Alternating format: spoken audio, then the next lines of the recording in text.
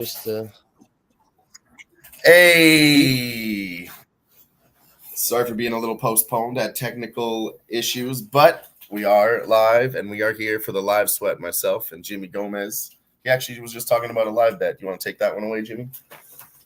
yeah, but before we do, let's go ahead and put this intro.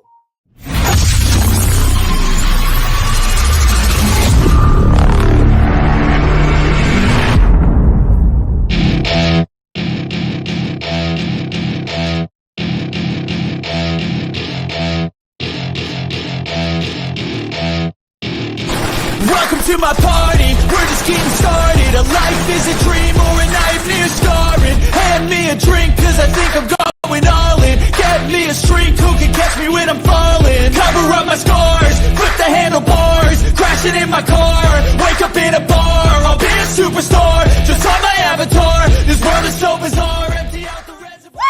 Woohoo! Yo, what up, what up, what up? Hey, real quick, we're a little late right now. I did take a live bet. My first live play is first period under 2.5 plus 105. That's my first official live bet to kick off the new motherfucking season. I know we're just jumping right into it. We did talk a little bit backstage. Kick me off. What the fuck is this? What's up?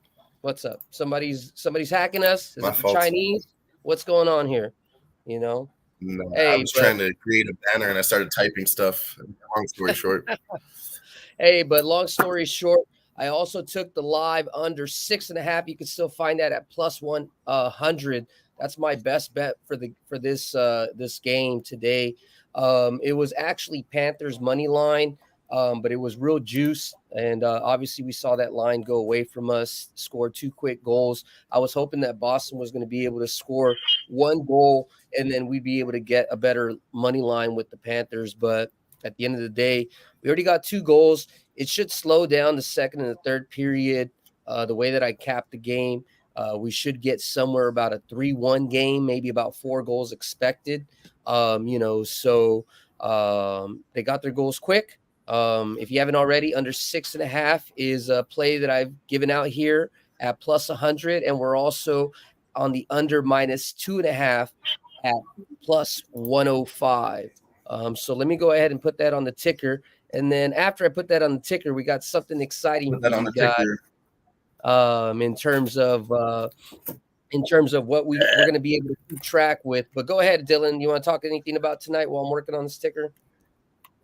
No, I did create a ticker already, and it is at the bottom of the screen for everybody, though. Man, you're on it. You're that we just gave out. You're on it. So check this out. Since you guys Trying are to here, focus here, but since you guys are here a little early, I think we got maybe like a couple seconds, little delay. Just so you know, Dylan, I'm gonna show you guys what we're gonna do new for 2024. It's called the live sweat standings. Let me know what you guys think. If there's anything you guys want to see a little bit differently. I know a couple of people have said, hey, why don't you guys do some tracking on the show, and maybe that'll be a little bit better just to have some more transparency. And guess what? We listen to you guys. So if you guys want to put some more feedback, anything you want to see, we always say if you want to hop on the show, you're more than welcome to come on board. But nonetheless, let me know what you guys think. Check out the scoreboard for the live sweat. Wait.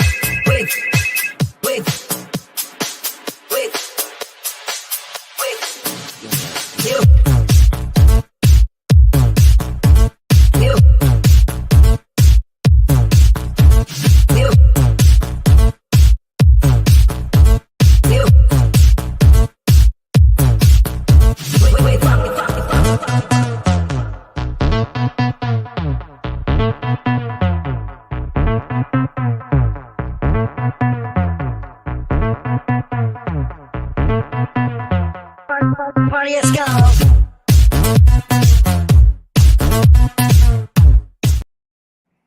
Yeah, man. So that's a little new thing that we have. If you didn't get a chance to look at it again, I'm sure we'll pop it up a little bit later. I definitely want to surprise our boy Ick and let him see that, see what he thinks about it. G, first one up in the chat. What's cracking, brother? Let me know if you got any soccer action coming in for tonight. We had already given out the under 6.5 plus 100 live, just down on the ticker below. Gerardo says he got the Gauchi Dulatov Steel. What's that for tonight? Woo! I like all those picks. Okay, so you're on that too? Yeah, I mean, those have to be the picks, in my opinion. Get into Nice. It's week 9, Jimmy. So it's kind of like, think of it like the co-main event for Dana White's Contender Series. After this is week 10. It's their big, fuck off finale. But they've been saving some of their best guys until the end to give them a chance, Hell yeah. Hey, a recap, early game, 1:00 game, Blues versus Kraken. The cap ended up being right, guys, but it doesn't matter. Personally, I was already on it. But goalie does play a big matchup. And then it was very significant. Decord had never beat the Blues, and then Grubauer, he was 4-1 against the Blues the last 5 starts. So it was a situation where I had already locked it in. However, this is the 4th season. And just keep in mind, tally that up for next year. The Kraken still have yet to win an opening day game 1 for their franchise. So just kind of keep that in mind. And then as well, there was another thing that was interesting to me, if you want to write this on your notepad as well, is Kraken, whenever they're lined up as a home favorite of -145 to -155, they're 0-3 to the money line. This goes back since franchise inception, guys. So I know it kind of sounds like a crazy stat, but remember, they've only been around for about 3-4 years. And then the Blues in this situation, as an away dog in the month of October, when they're a short dog -125 or less, not minus, but plus 125, they were at a 7-2 money line situation spot. Panthers today, the reason, initially me and Dylan, we were talking about, championship probably let down spot for the Panthers. Bruins are going to be able to come and take it in, and it should be kind of an easy spot for them. But then I did start looking at some games in the preseason. The Bruins don't seem like they were really pushing the pedal. Panthers, I think the last preseason game against the Rangers, they finished with like a 6-4 game. So they were coming out pretty hot. And then one thing that did stand out to me, this goes back to about 2005, is Florida in October as a home favorite in the first game of the season, guys, is 4-0 money line. So Florida as a home favorite in the first game of the season is 4-0 money line. So that's something you can also put that in maybe your basket of data there for a different day. And when it comes to this Coyotes, this Utah game, Utah is basically like a Coyotes team in a new uniform, and the reason why I say that is a lot of people look at the New Jersey and, they're kind of getting a little bit confused with like how the Kraken were and how the Vegas Golden Knights came, where they were essentially an expansion team and they were able to cherry pick from, the league and kind of, start a whole new team by themselves. Whereas all they really did do is just get a change of ownership. And then the team got reestablished in Utah. So they don't really fit that those rules in regards to this is an expansion team or a new team, and the team gets a complete makeover. So most of the team is pretty much the same. I'll give out some more information about that game a little bit later. But one thing that I do want to say is the strongest bet that I saw tonight between both of those teams is the under 6 at plus 100. We still got about 2 hours till this game starts, and we got here late to not be able to parlay anything. So just kind of stick around, and I'll be able to give you guys the actual play. What's up, Wine Time? I'll be able to give you the actual play here in a bit, but we're looking at the under 6. One thing that's notable too, like I said, this is the same exact team, just New Jersey's new ownership. Obviously they have the normal turnover that a normal hockey team would be. There's a couple guys that are missing, but Keller's still there. I can't even remember some of the names. Let me pull it up because they're kind of, they're a little bit harder. I haven't been That's all I saying remember is Clayton Keller too. That's the first guy that I thought of also. Clayton Keller. I can't remember too many European names off the bat. So, but give me 1 second. Yeah, you got any thoughts on this night game, or did you look at that this one? game? I mean, we talked about it on the phone already. I'm on the same things that you are. I like the under. I would take Utah on the puck line, but it's a little too early in the season for things like that. But I do want to start the fade of the Chicago Blackhawks. I really do. Last year, it wasn't even them losing; it was just their team total. So, see if we can remember I think I do remember they did start off shitty in October, and we were like, "Oh, why do we wait so late?" Like they were like on a 13-game losing streak. They did good middle of the season. They went on a tiny little run. Yeah. Let me. I can't even get a team total even still. So I guess the under. I see this like a 4-2 game. I don't think Chicago gets 3 goals in their first game. I mean, they're 4-1 in their last 5 already. Okay, so I'll tell you the names that stand out right now for Utah. Obviously, you got Clayton Keller, you got Barrett Hayton on the center line, you got Nick Schmaltz. The top line's pretty strong, right? This is the same Arizona top line. It's pretty strong.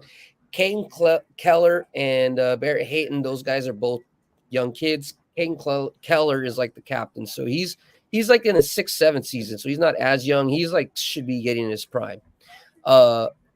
Cooley and Gunther, they're still young kids. The Maselli guy, remember the Maselli guy? He ended up going off at the end of the season. So Maselli should be a player to look at tonight. I would look at Maselli. Probably as like the best value, to be honest with you. So right. Probably Schmaltz is expected to get a point in Keller. We're going to keep looking at that. That was like the one game that I needed to kind of do a deep dive. Everything else I had capped like goalies and everything like that. Some player props that I was looking at for the previous game, but then for this one, I've looked at pretty much just the total and the side. And the total. Oh, go ahead. Just saying hello to Tone. Oh, what up, Tone? Megan's. Appreciate you coming through, man. Appreciate you guys all coming through, man. This is first live sweat. Hopefully you like Dylan's graphics back here. Changed up the lettering, spazzed up a little bit of ice in my request. So that shit looks dope. I like that. It was hard. I had to find each letter individually and put that up, Kate. Oh, really? It wasn't. Sometimes it looks easy, but it's just it wasn't in the background like you thought. Yeah. I was like, man, I couldn't just find a font. I downloaded each one of those letters and then put them together and made them the right size and shit. Yeah. Oh, and Hell then I'm glad to have you with us. Since it's pretty new, you guys already know in the bottom of the ticker, that's what we're sweating out live. So you guys can just jump in here and then already know what we're sweating on. We don't need to talk about it 5-6 times in a row. We can kind of look at a little bit other spots. I know there's some live basketball going on. What happened? Just as you said it, that fucking Boston hit a goal in the first. These sons of bitches. Oh my God. Pavel Zacha. Well, that's not good for the first period, but should be fine for the first quarter. So anyways, so we're going to put up this little recording of our standings here, kind of just to put up or shut up, what we're doing here. We're going to separate it in terms of like who's been the hot capper of the week, right? So whoever's the best capper of the week between us three, that'll be on there. I did leave 2 open spots. So if anybody that's a regular that contributes to the show that wants to put their information as there, Gerardo, Tone, anybody else, I can go ahead and put that in the chat as well. But here's a little quick peek of what it would look like here. Let me know if there's anything I need to change. The first couple of slides, it's the win-loss push. And then the last couple of slides is like the average line, how many weeks you're on a streak for winning, and capper of the week.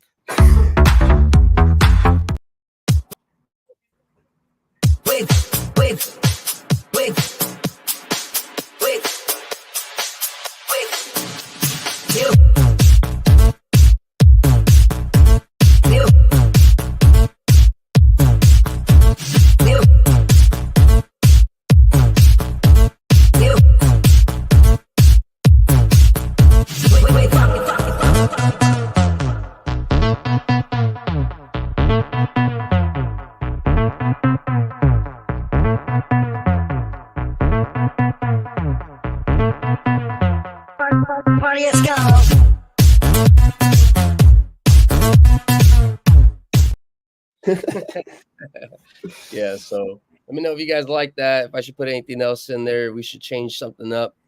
You know, we put that in. Hey, David. Yeah, David is a rave guy, but I built that. I put that for him. You know, I knew he'd like it. So give you guys a quick update. Trying to figure out what he said there. He's like, Dylan is 100% race guy. And I was like, wait, what?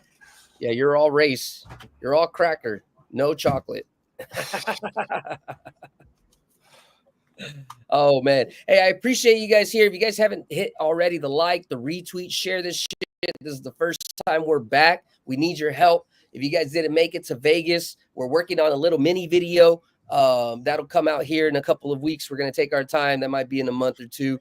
That way you guys can see all the fun, all the action. We cashed a lot of checks, snapped a lot of necks. UNLV game was dope as fuck.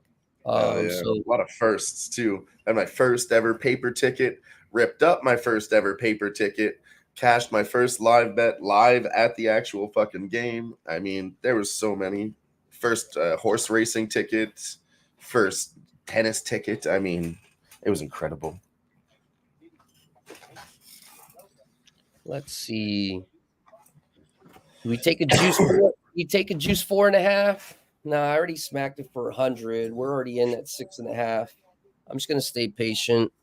I think. Yeah, I noticed they moved that 7.5 really fast too. It was minus 130, and it's all the way up to minus 165 already. So yeah, they don't really want to give out a 7.5 without the juice, obviously. But I mean, if you're coming in right now and you haven't touched that game, that's a great spot.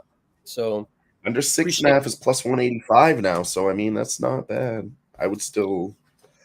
Just got a little crazy. It's not getting drunk yet, Jimmy. It's only 3 goals. I know it looks bad, but that's 2 goals in the second, maybe 1 in the third, maybe. I don't see any goals in the second. I might take a second period under. We like our second period overs, but with 3 goals scored, it does go against the trend. Right. And then, I was looking at these teams yesterday. They don't do well in the second period. Neither one of them. That's why I can't Panthers take in the second period.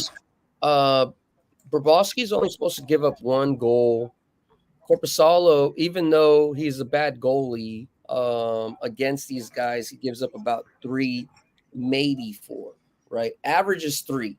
Last game against the Bruins, he only gave up 1. Game before that, I think he gave up 3, 4, 2, so it's average about 3. So even at a 6.5, as long as Bobrovsky does his portion, my books have limited me a little bit. If you were able to take a team total Bruins under 2.5, if that's available, what's the line on that? I don't think I even have team totals yet. Yeah, maybe not, right? Maybe they're not. They have enough information on them. They don't, at least on my book, they don't want to give that shit out yet. No, and I mean, if they're not giving it out to you, they're not giving it out to me. It's probably not being given out, So. Yeah. Let me, Dylan, if you mind just taking over for maybe about 5 minutes. I'm just going to look at some more details in this Chicago, Utah game in terms of the goalies and see if anything else. Break down some of this Dana White's contender series as it pops off in just 2 minutes. Yes, definitely. The first one of the night is Sean Gauchi. I just really think that Gauchi gets it done here. I don't see what Anthony really brings to the table that's going to cause him any problems. He looks like a good all-around fighter from Australia. He does have a fight, I think, against Steve Urseg, if this is the correct guy that I'm thinking about. Yeah, back in the day, Steve Urseg, and you know what he did? He got right to the top in the UFC. So I really think you got to go Gauchi here. He's got 4 decisions, no sub losses and 5 KOs, and then Anthony Drillick. He's 8-1, 4 KOs, 2 subs. But like I said, I think this guy deals with the grappling. I don't think he can knock him out to win. That really is his only path to victory. But I mean, he's fighting in Eternal MMA. I just don't really trust that league at all, to be honest with you. So yeah, it's got to be Gauchi in that first fight. Maybe inside the distance, but I think minus 225 is parlayable. Fuck! Florida got a 3rd goal. They're lighting these motherfuckers up. This is not good. I do not like 4 goals in the first. I mean, fuck, I should have known Florida would come out here hot after winning the cup last year. No, it doesn't.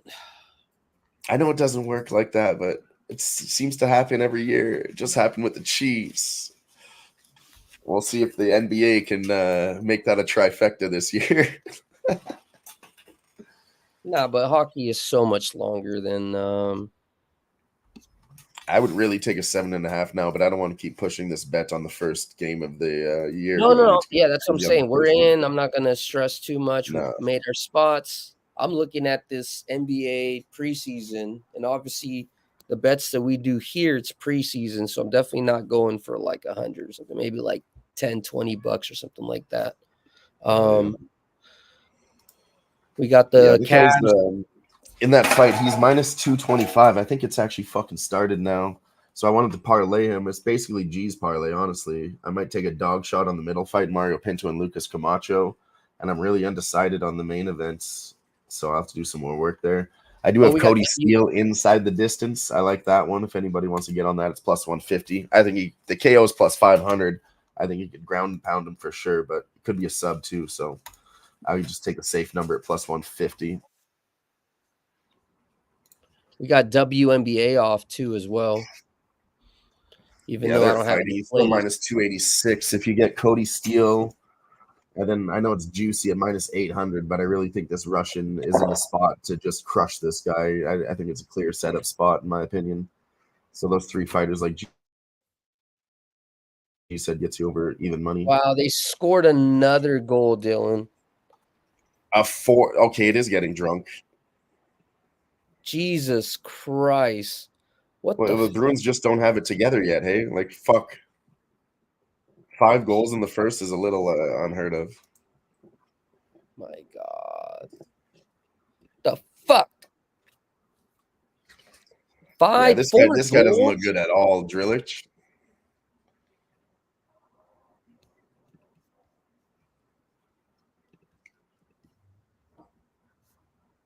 Yeah. It looks like sloppy boxing you would see out back of a high school, you know? Real tight. It's clean. It's good boxing, but it's just like too tight. It's like he just learned it. He's all tight, not loose, you know? He's not flowing with it. He's really trying, in my opinion. All right, I got to figure out how to make some bread back. This is embarrassing. Let's see. Pacers, Hawks, 39-35. Heat, 62-58. Suns, 53-46. 35. Hawks.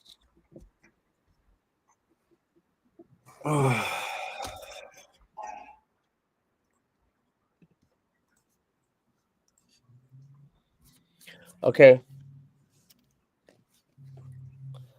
I think I'm going to take a Hawks plus 6. Hawks plus 6.5.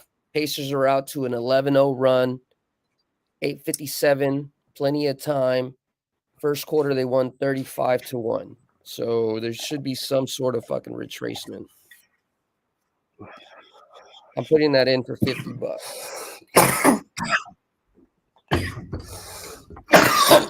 Excuse me. Can you add that to the ticker? Hawks plus 6.5 first half. Yep. Minus 115, or now it's plus 7. Minus 110. Let me see if I get it.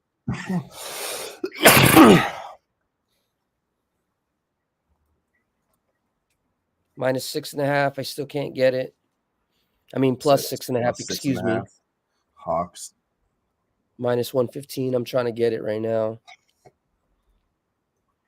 All right, I'm in. All right.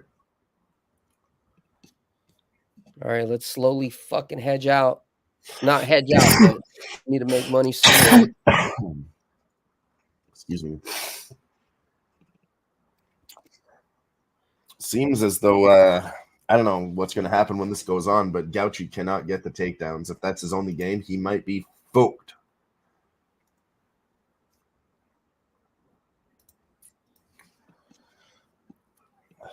Maybe I spoke too soon about this guy's boxing.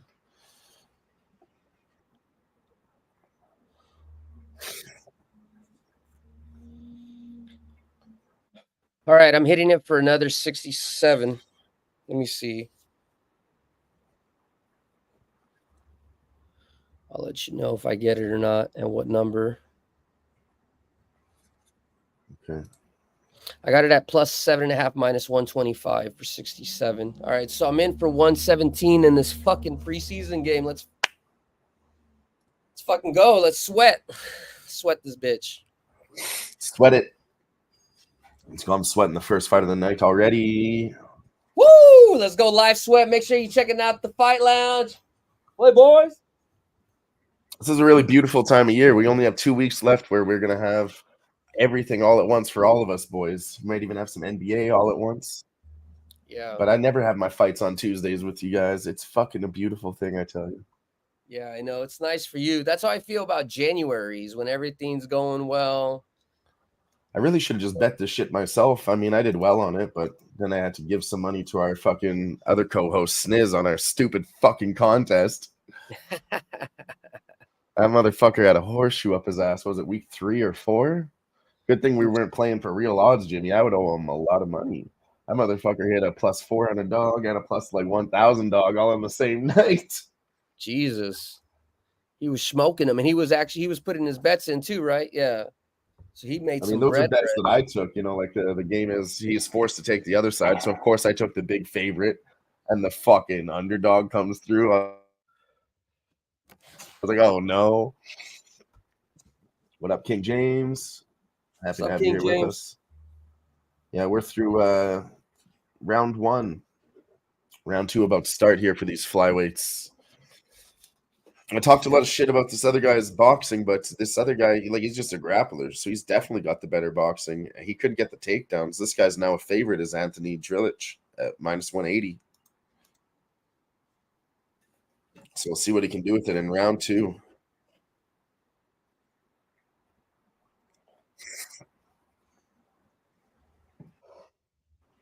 If you're just stepping in, my nuts is getting stomped right now by these Panthers putting up 4 fucking goals in the first. Yeah, we're sweating this 6.5. We'll see if the faucet can close. And we took that's gonna be that under 6.5 if we get there. I'm not even gonna sweat it. I'm not gonna sit here and freak out and pray for it. But if it happens, it'll be a goddamn miracle. Goals, that shit's good as fucking smoke, you know. I actually do expect it to slow down. Like the actual cap there's, I do think take the under in the second period. I don't think we see 3 goals. You know, coach is gonna give the goalie a little pee-pee smack. Goalie beats himself up a little bit. They moved it to 3? I don't know. I'd have to go check. Oh no, I was like there. It was at 2 minus 160 something, 159 or something like that. Last time I checked. I'm sweating this first half right here with this fucking Hawks game, and then they got the under at 8.5 now. Yeah, I wouldn't touch that. No, I do want 2.5. Fuck, it's 1.5 minus 180. I don't even think we see 2 goals, but it's a little early to start judging based off last year's stats. Right, I wouldn't touch anything. I mean, we made our decision. It's too early. Yeah, it's too early to be losing money. Fuck already. Protect the record. We still got another game to go, and I believe in these Hawks. These Hawks are going to hedge me out of that bet, and then we're going to figure this shit out. So we'll see. I tell you, I don't believe in Gauchi anymore. He's not doing shit. He's not doing anything. The other guy's only minus 180 still. I guess nothing's really happened yet in round 2. It's been very slow. I just don't understand, guys. It's like you get their shot at a professional debut, and they did nothing. Again, it's easier said than done, but there it goes. All right, now he's working to the body a little bit.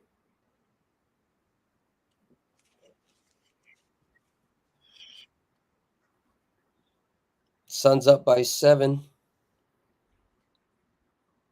Oh, come on. Oh my God, I hate this. I can't hear this stuff right now. Judging was horrendous last weekend on UFC pay-per-view. And now the Laura Sanko's like, takedowns are worth literally nothing if you don't advance your position or do damage with it. A takedown is almost worthless, she said. They're basically that's saying what the like, rules say, but judges don't even follow the rules.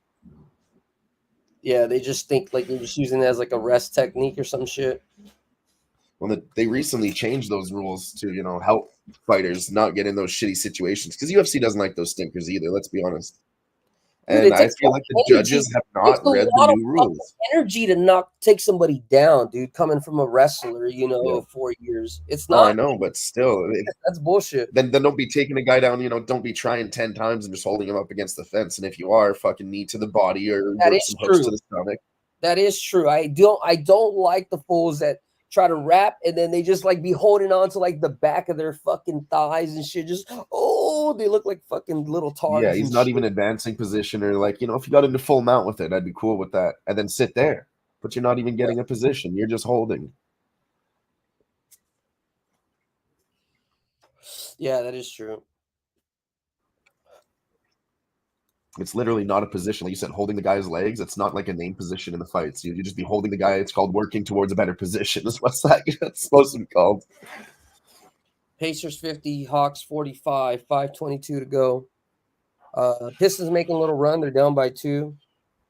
Heat up by 4. And Cavs are only up by 3. They were beating them. I actually was thinking about taking the Cavs today, but I did want to get a better number. No, there's one thing. No. Listen, there's one thing that you need to know before you do any sort of NBA preseason betting, okay? I screwed myself early and I forgot. That's my fault. It's if you're thinking about betting an NBA game based off of whatever the roster is, you just need to bet it to the first half. That's it. Just the first half. Because right now, trust me, it was $150 fucking mistake in my fucking head that I fucking did, that I remembered that happened. But also, you get a lot of real live dog opportunities for coming back. If a team's down by 16 at the half, that could be a good live. That's why you only see money line probably at plus 350 or so, when that situation is going on. But yeah, only first half. If you're thinking about betting live, it's like you're really like how McAfee would say, you're really gambling. You're really gambling. You're not making informed decision and shit. Quick update on round 2. Our guy did get a takedown. Started working a little bit of striking. He is back to the original number of minus 225 favorites. Looks like it's 1-1 going into round 3.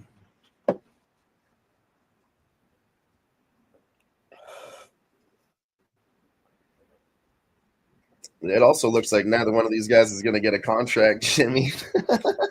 Why? I mean, decisions are not going to get you there. It wasn't a very exciting fight either.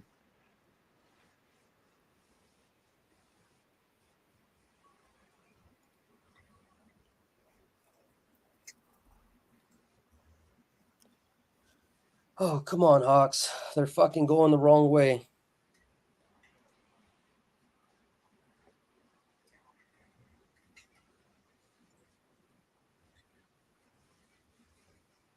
Need a little love from these Hawks. Tied up in the Heat Hornets game.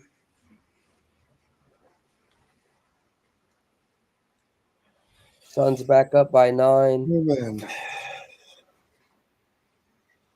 Yeah, so Gauchi definitely looks like the more damaged fighter to me.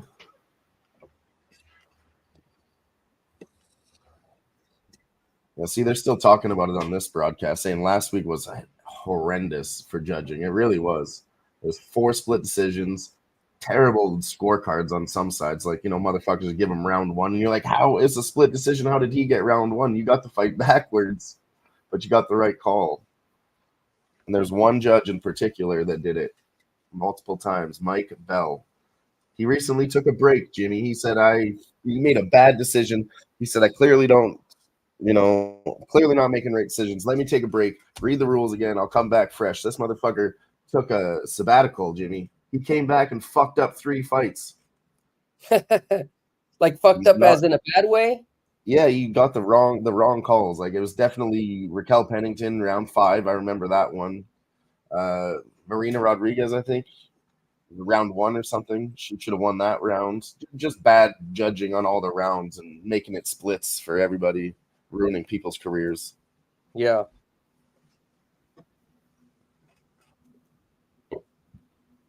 Come on, Hawks. Gauchi goes for a takedown and gets it with 3 minutes left.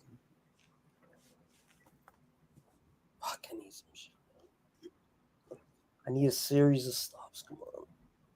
It's fucking hot out here in Cali, man. How's the weather over there? Just turned really shitty, honestly. Like as in thunderstorm shitty or? Yeah, it looks like it'll thunderstorm tonight, and it got really cold. Like, Vegas was so nice, and I got back, I was like, fuck this. It was nice when I left, and I came back, we're in fall immediately, transition season, summer's gone here. Dude, it was so crazy coming back from Vegas and I got here. And usually here's warm, I got here like at 7 or 8 and I was like fucking cold. I was like, yeah, he took him down and now he's boxing him up. He's got him on the outside. He's a minus 600 live last I saw. Should win us this fight. How we looking in the Panthers-Bruins game? How many minutes till it starts? I'm not sure until it starts. I can look at it. 2 minutes. We got 2 minutes and a half until. Oh, yeah, he's working on it. 2 minutes left. Gauchi's coming on hard in round 3. You could definitely. I'm definitely thinking about maybe taking this under second period. We'll see how this Hawks play ends up working or not working for me. I hope it does. And then we can go ahead and move forward to level 2. Level 2.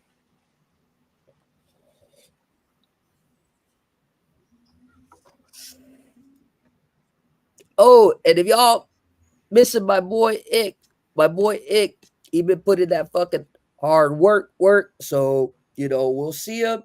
If we don't see him, got a quick shout out to the troops. I know my boy always shouts me out, so I appreciate that. Ick, I got us. Appreciate every single member, whether you're American or Canadian in the armed forces, family members, or you're actually doing the fighting. Appreciate y'all, man. Love y'all.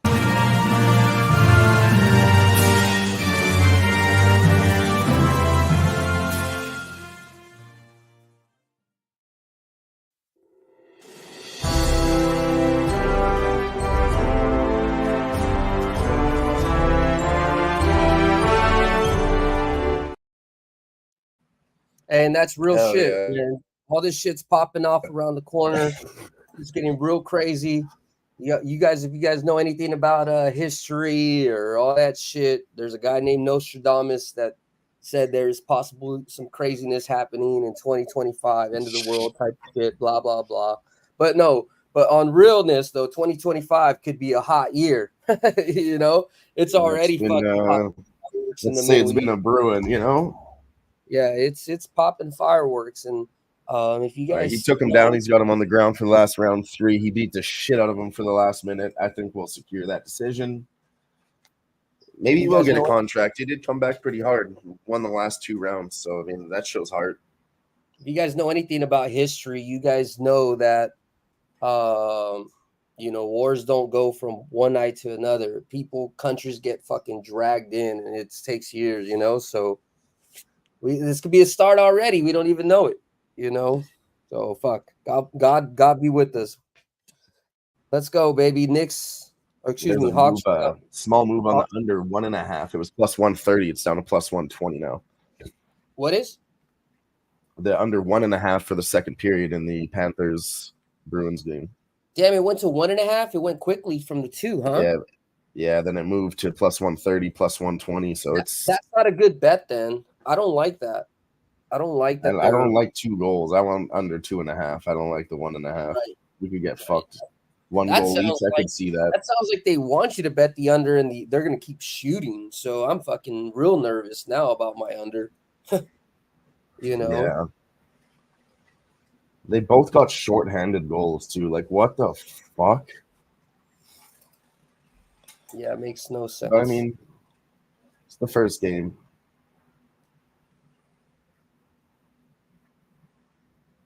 Don't put your hands up. You know you didn't win that fight. Don't be doing that. I love when you see guys do that. They're like, "Come on, come on." You know, you're just like you're doing like the pray fist. So put your hands down. Put him up. Put him up. Put him up. Put him Yeah, up. Sean Gauchi wins by decision.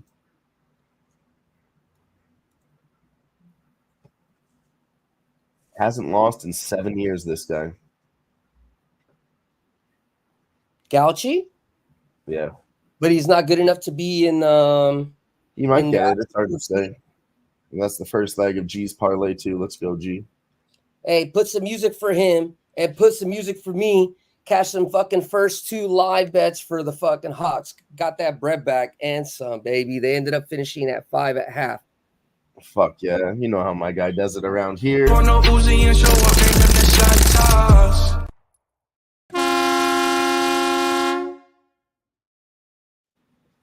Let's go, baby. Fuck it. You know what I'm saying? So no matter what, we free rolling that under 6.5. So if you guys got on the Jimmy Gomez train, we trying to Uzi this bitch back. So far we're 2-1. And really the fucking first period under wasn't for more than $20. So really, if I'm being perfectly honest with you, I just put like 111, whatever it was total, was a hedge out of my fucking. He said 50 plus 67.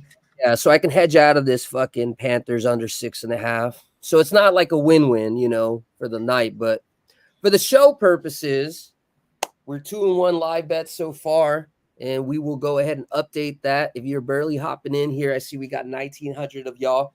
Make sure you guys go ahead and hit that like, hit that retweet, let the homies know. We just cashed some live preseason. We just gave out some tips about how you should bet it about 5 minutes ago. But we are going to be updating our standings here.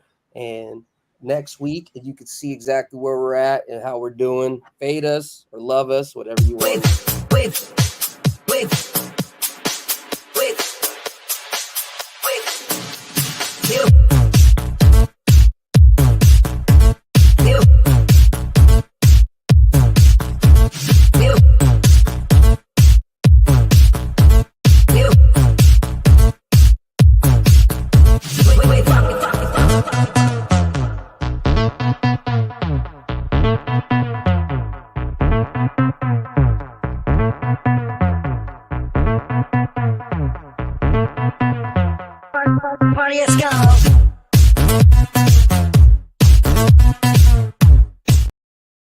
Hey, and one time for the one time, because you know why? Because fuck them Padres. That's why. And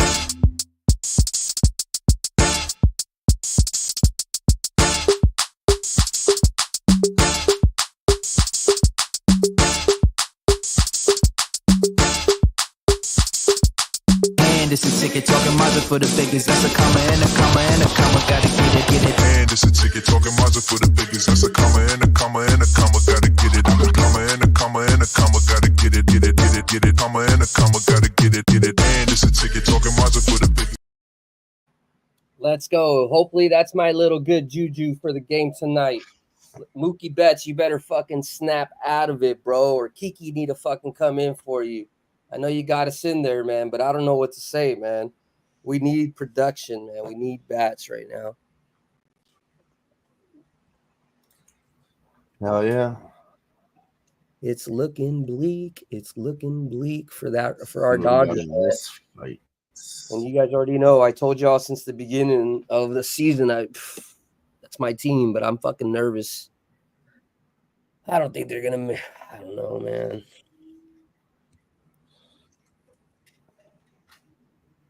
I said it himself in his interview. He said this guy knocked a lot of people out, so I did what I had to do to win. But he did strike with them though too. He took some beatings. Wasn't as bad as I gave him shit for in round one. Lynx is dominating right now. Is this elimination game or what? I think this is it for the Sun. Lynx are the real deal. No, it's tied 2-2. Yeah, they're just really fucking them How up right tall now. is this motherfucker? It doesn't say. We'll have to wait and see. This guy should be a lot taller and have a huge reach advantage in the next fights. He's from Germany. I don't think the UFC has a lot of German fighters, but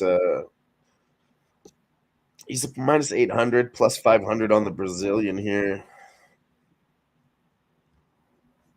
I want to take round two, maybe bet on the Brazilian to survive, and fight ends in round two is plus 335. Round three is plus 500. Just for the Brazilian to survive one round. He might be tough.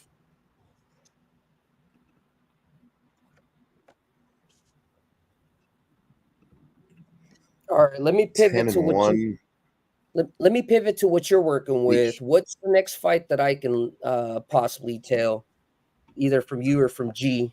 Because I didn't get into his 3-teamer, to be honest with you. Well, like I said, this Islam guy's minus 800, but Cody Steele's minus 350, if you like that. I can't get in anything live also, by the way, just so you know. Yeah, none of these fights have started, so we have to take it now. Okay. Yeah, the lowest price is Cody Steele. There's a bunch of heavy favorites tonight. What's the best long shot? The best long shot? Okay, so which three did he give out? He gave out Dulatulov, Cody Steele, and then the one that's finished already. So then you have Lucas Camacho, he's a plus 500 dog, and Islam Masraf, plus 350 dog. I think I'm in the wrong fight area. Hold on. You know what? I can't even take it. I think they took it away from me. Let me see. I don't see DWCS. Let me see. Oh, here it is. Might be under Contender Series. I found it. Okay. So Steele and Dulatulov is what G likes. And you said the favorite dog is which one? I don't know about a favorite dog, but they're big dogs. One of them might get it done. It's hard to say. But What Lucas Camacho's plus 500. What about Islam Maraf? Yeah, he's the other one at plus 350. I don't know, man. He's at that's plus one, like I said, I don't have a read on, so maybe it is a dog shot. Something's telling me Islam. I'm not a better of fighting, and for the people in the chat, this is he not should be the bigger guy. He was at heavyweight in Europe, and this is at light heavyweight. This is not a tail or anything like that. I'm just talking fights. I mean, it's number 34 versus number 36 from Asia, from Europe. Those are two different things. This guy's Russian. He's 2-1. This other guy's 3-0. Hey, Dylan. Hey, can you hold it down real quick? I'm going to use the restroom. Yeah. So let's break this one down. See who they fought, where they train. Like I said, this one is going to be at 205. Islam did fight at heavyweight, but might have been a lighter heavyweight, 225 or so. It's hard to say. Fought at Aries FC, Dynamite MMA, and PFL Europe. Got a head kick in 10 seconds. And then Artem Vakhitov. Looks like he's mostly Muay Thai from the Soviet Union, Russia, 6'1". Looks like he'll be the taller guy here. Oh, this is the guy. That's right. This is the guy that fought Alex Pereira back in the day. All these guys that fought Alex Pereira in Glory Kickboxing, they all want to come to Dana White's Contender Series now after they've seen his success. So Artem Vakhitov, yes. had a split decision with Alex Pereira, and then he won a majority decision against Alex Pereira. This is back in 2021. So maybe the fate of him isn't live. I don't know. I can't really say. We could get into some props, though. Let's see the over. They're saying this one gets finished. I don't know. Heavyweight fights. Could go over 1.5 at plus 160. Could go the distance at plus 600. Yeah, basically they're just screaming for a knockout here. I mean, Artem does have 3 first-round knockouts in his last 3 fights. 1 minute, minute and a half, 20 seconds. And then on the other side, Islam Nasraf, about the same. Yeah, all round 1, and then a round 2 guillotine finish. After that, it was a bunch of round 1 knockouts and amateurs, so I can see why they're saying under. But, you know, these 2 tough guys, this one could easily go sloppy heavyweight over. I could see it. Okay, Who nice. has a chance to win by a sub? Misleading has a chance. Oh, let me refresh. I got frozen here.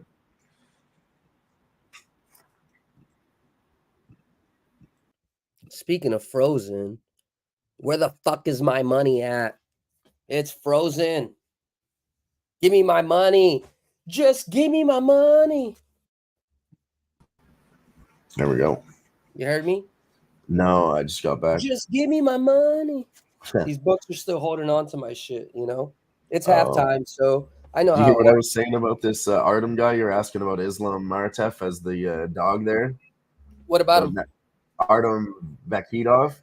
He's the one I remember. He's fought Alex Pereira twice in Glory Kickboxing. He's trying to come to the UFC. All these guys that saw Alex with his success, they're all trying to be like, oh, I could do that too, you know? So this guy, I don't know how much that means, but How there's do you been do 2 guys against that Pierre? fought him already. That's why he's the big favorite, because he fought Alex Pereira. But how did he do? Did he get knocked the fuck out in like the first round? Like he had basically no fight? He at least last a round? Lost a split decision, and then he won a majority decision. Really? Okay, that's impressive to me.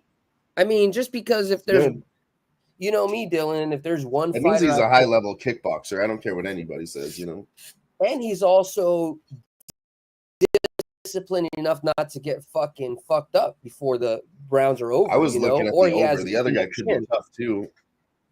I hit that over in the last Alex Pereira fight, you know, light heavyweights. This one's at light heavyweight. So, yeah, I mean, it could go over. I was looking at the over 1.5 is plus 165. I might take a little shot at that. Okay, everything's tight real quick in the Heat Hornets third quarter and in the Bulls Cavs third quarter. We're going to try to see if one of these teams open up to like a 10-0 run, 11-0 run, and then take the other side. The third quarter for the Pistons game, I don't believe in the Pistons bullpen to be better than the Suns, so I think I may just stay off. Not at all. And then the Pacers Hawks, that could really go for the Hawks. That could really go, but you know, just because they have, I feel like just follow your own advice. Plus, you already cashed a bet on that game. It's going to go into the second half. Just fucking stay off. It's going to get greasy. Basketball always gets greasy in the second half, anyways. Well, yeah, but this is going to get real greasy because it's a bunch of known. Real greasy. Yeah. So you guys know how I do. This is not an advocate to do what I do, but if you're going to follow my shit, this is what we need to do. This is how you get to the end of the train, you know? So you keep the train rolling. Shit. Uh, I don't know what you're saying, G. Misleading has a chance to win by KO. I'm sure it's a typo, but Dulatulov is putting it on him. He's got him down. What do you think about taking the under 1 in the second period of the Bruins game? Because even if they score 1 goal, we'll get a push. We never capitalized on that. Under 0 goals. There's I don't know. I can honestly say I've never played something like that before.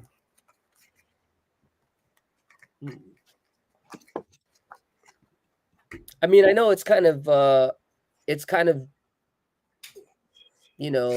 scary because at the end again, you can just get a 1 and just push. But we really don't think there's going to be 2 goals in this game, in this period. I really didn't think there was going to be any, to be honest with you. The third period is up to the air, right? It could go back, it could retrace back to scoring goals, or it can stay low. I don't know. Really, these are 2 championship coaching pedigree teams. If it opened up that much, you're in the locker room dictating puck possession, time of puck possession, defense. All that shit is more isolated hockey. It's not open space hockey, So Man, this second period is going to go under. that's what I'm thinking. But I haven't even gotten my money from this Hawks game that I used to hedge. Let's see what's going on here. 7.5 is on the board early at plus 130. So maybe even the books. Yeah, the books are already saying it's going to slow down, in my opinion. But I've already touched it. I'm not going to do it again. If you haven't already, I wouldn't say no to under 7.5 plus 125 live if you haven't already taken it. And the Panthers are just scored. Still at that number? Panthers just scored. Oh, God. See, so... Oh! And Dulatulov gets the knockout in round 1. That's why we're staying off of it. And double, triple up. I almost bet round 2 and 3 on that guy, thinking this guy was tough enough to survive, but he only lasted 3 minutes. Oh, he's fucking wrecked, Jimmy. He's looking up in stars. I tell you, this one was a clear setup spot. I mean, a 10-1 guy versus 16-6. You don't want a guy that's 16-6 on the Contender Series. You don't want him in the UFC. What is he doing here?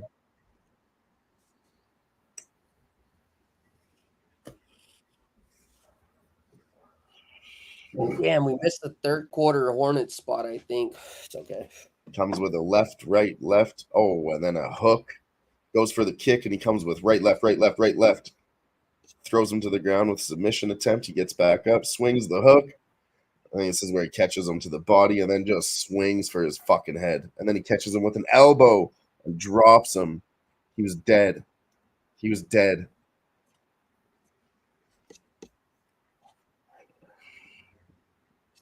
Fucking dead. All right, what's the second period under at now? Under 1.5 plus 150? Nah, I'm not. No, we're staying off. No, I'm not gonna do nothing. I've already talked about it 3 fucking times, and I still was just like, hey. It's like walking around that bitch that you see at the it's a trap. Like I said, I wanted 2.5. Like the fact they're offering 1.5 at plus 150. Give me that under 2.5 at minus 110. Why are you putting it at plus money for just 1.5? Give me 2.5, you fucking pricks. They won't. Because they know. That's what I'm saying. That's why we needed to take. If we were going to do anything, we needed to take it right when I said it, like right after the period was over, when they were still taking in money, and then they adjusted it to 1.5. Yeah. Okay, I got my money back from this Heat Hornets. I mean, not the Heat Hornets game. This Pacers Hawks game. Let's see what we're going to attack next. We got to keep fucking executing somehow.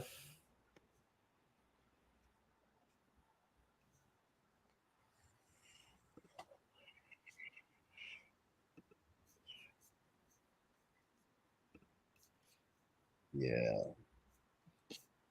I'll tell you some more information about tonight's game. The Chicago goaltender has actually been pretty good against. He's the only thing that held them down. Yeah, so the last 9 games against the Coyotes, and I keep referencing because it's the same team. He was 5-1-1, and he only averaged 2.24 goals against. And then Connor Ingram on the other side, he's actually been bad against Chicago, believe it or not. We know Connor Ingram to at sometimes pick up the pace. To be honest with you, I didn't get to see a lot of tape on Mrazek or Ingram in the preseason, so I don't know how these players played or how the coaching staff decided to play or not play their star players and goalies.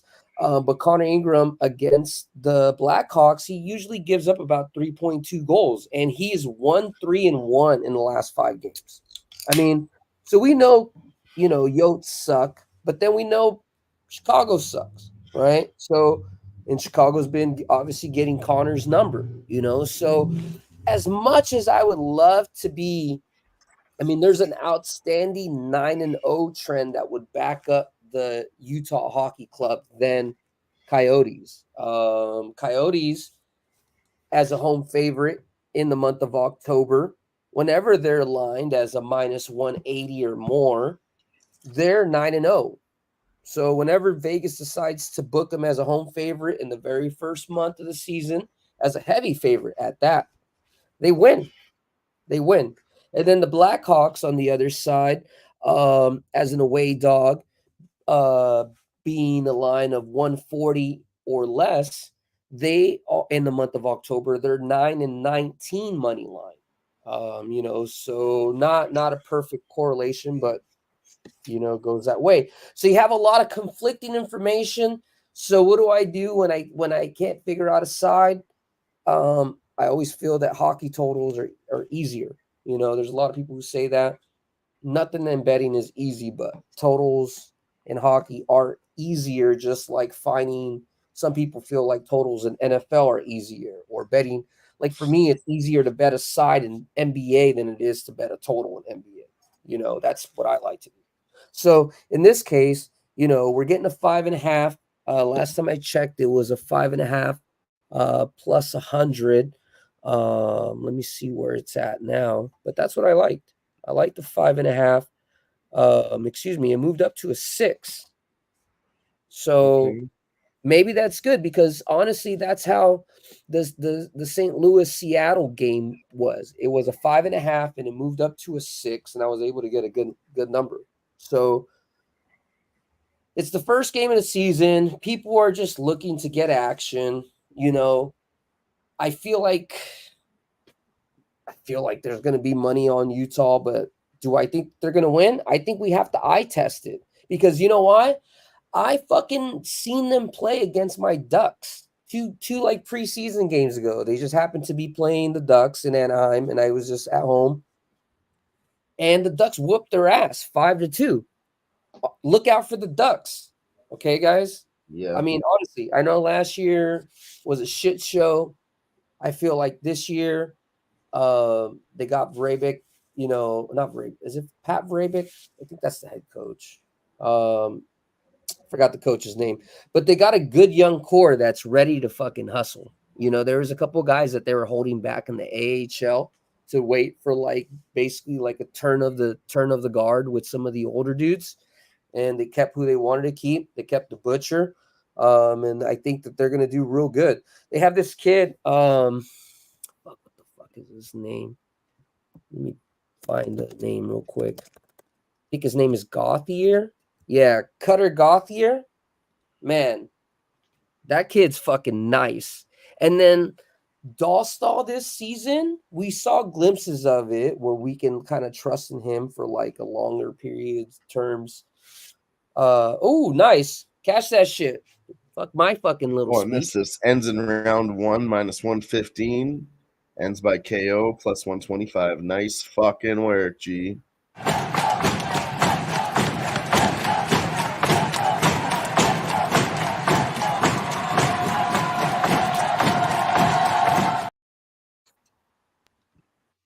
Cash that shit. Let go.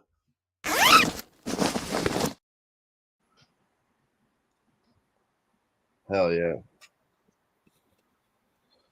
I was looking at round 2 and round 3. They wouldn't even offer me round 1 in that fight once it almost started. So that was kind of a tell to stay off the round 2 and 3. I didn't even read this from Jeter. I would have fucking jumped in on that KO for plus 125. That was nice.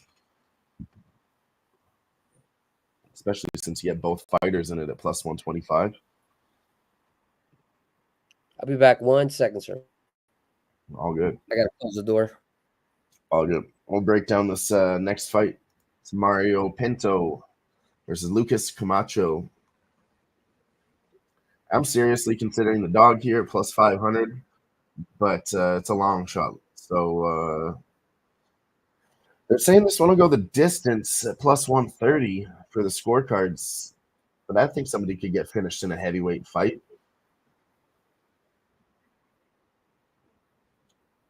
Pinto decisions plus 175. KO is plus 100, so that's already kind of a little bit sus. I'm going the fight ends in round 2 or 3 on this one at plus 350 and plus 500.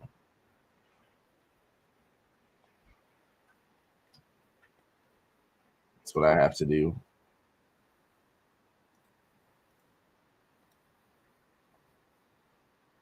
Round 2 is plus 350. Round 3 is plus 500. That's what I'm going with, Jimmy. That's what I'm going with. Lock me in. G's going with Pinto round 3 plus 600 sprinkle. I like that.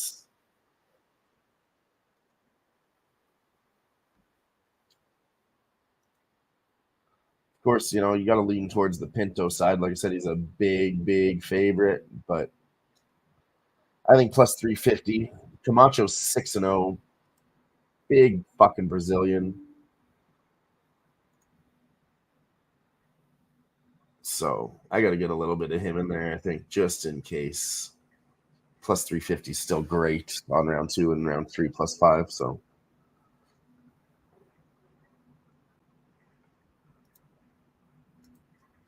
we'll see. I'm going to go get my charger. I got to plug in this computer.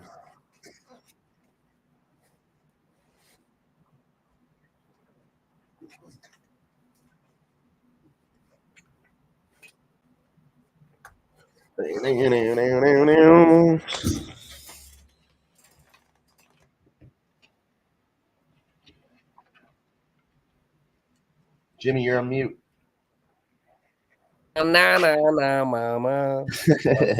No, I'm trying to look at the box scores, and sorry guys, I'm not looking at the chat screen. Hawks are out to a 14-11 lead. Maybe they are going to win the money line.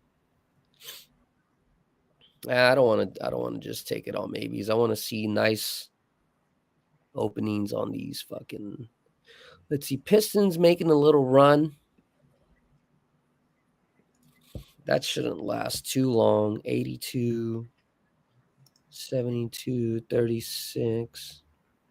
I'm going to update this ticker, and I'll throw that at the bottom for everybody. You got a few Dana White's Contender Series bets in there. Cody Steele inside the distance plus 150, and then Camacho Pinto ends in round 2 plus 350, round 3 plus 500. Also some action in the chat from our guy G, sprinkling Pinto in round 3 at plus 600. Okay, add Suns minus 9.5, minus 115 for me live. Suns minus 9.5, minus 115. They're up by 13, 6:46 remaining. Pistons are up on a 16-11 run. I don't think that the Pistons are going to continue. They don't have the depth to be able to keep pushing. And the Suns, I just feel like they have better, younger ball players with the coaching is better as well. So we're inside the number by 3 points. I like it. It's a good shot. So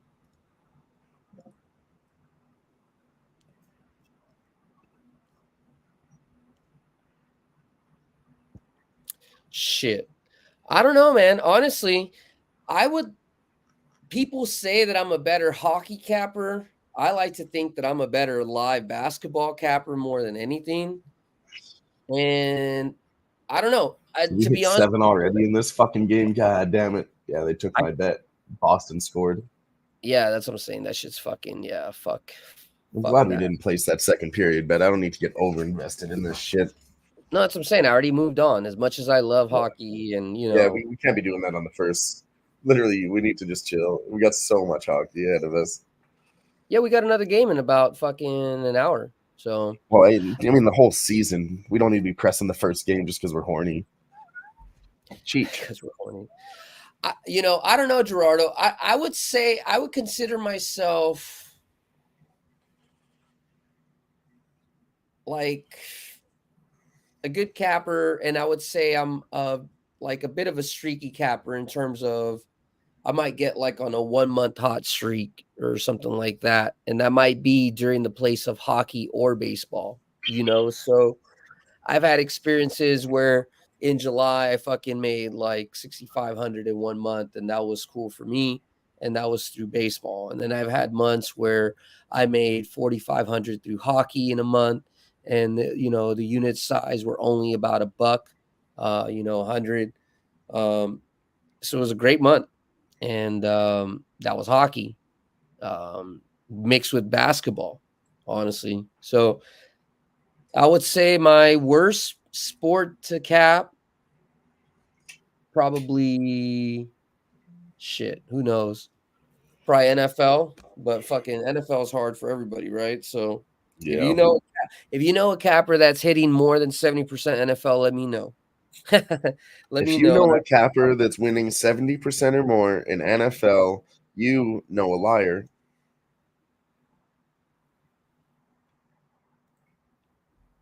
Now, I'm sure there's one out there, but rare unicorn that hits 70% No. of their NFL Oh yeah, I'm bets. sure there's people out there. That's what I'm saying. If you know, let me know. Hook a brother up, There's nothing wrong with They are it. really swinging in the first round. Nothing major landing, though.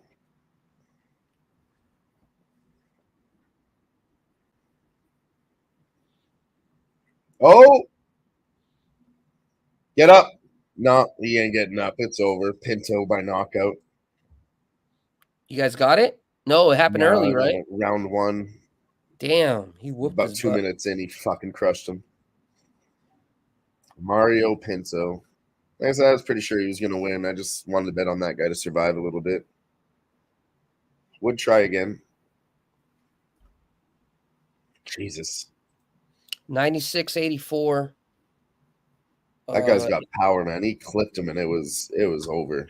In the Suns game, Hawks are down by 3. Hornets are up by 3. Bulls are up by 6. Bulls are up by 7 now. We need a little push from these Suns.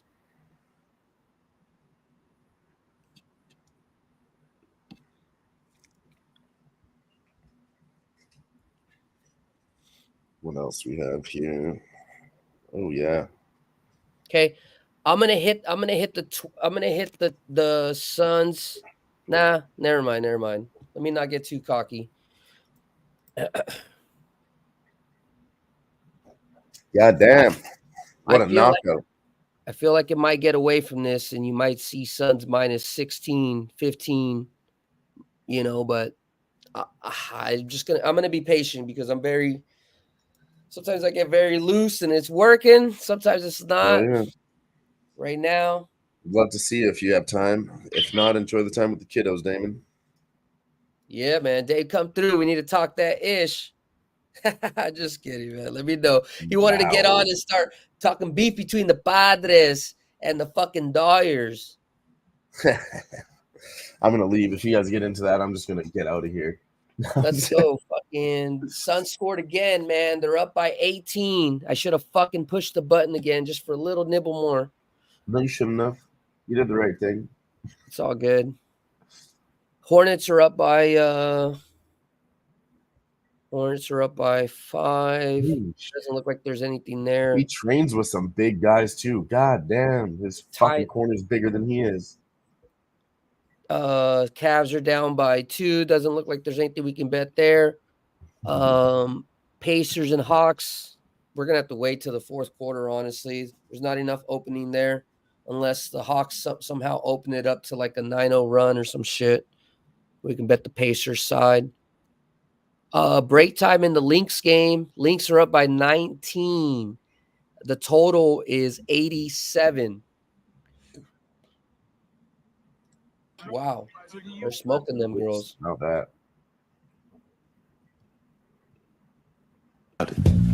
Dylan. Dylan, Dylan, and Dylan. Because I spit hot fire. That was hot fire, but that was backroom hot fire. No, I think it'll be okay if you just show it for 2 seconds. My fault. Hey, in case you're new to the show, new to Who-Bangin, check out the list of our shows that we got here throughout the week.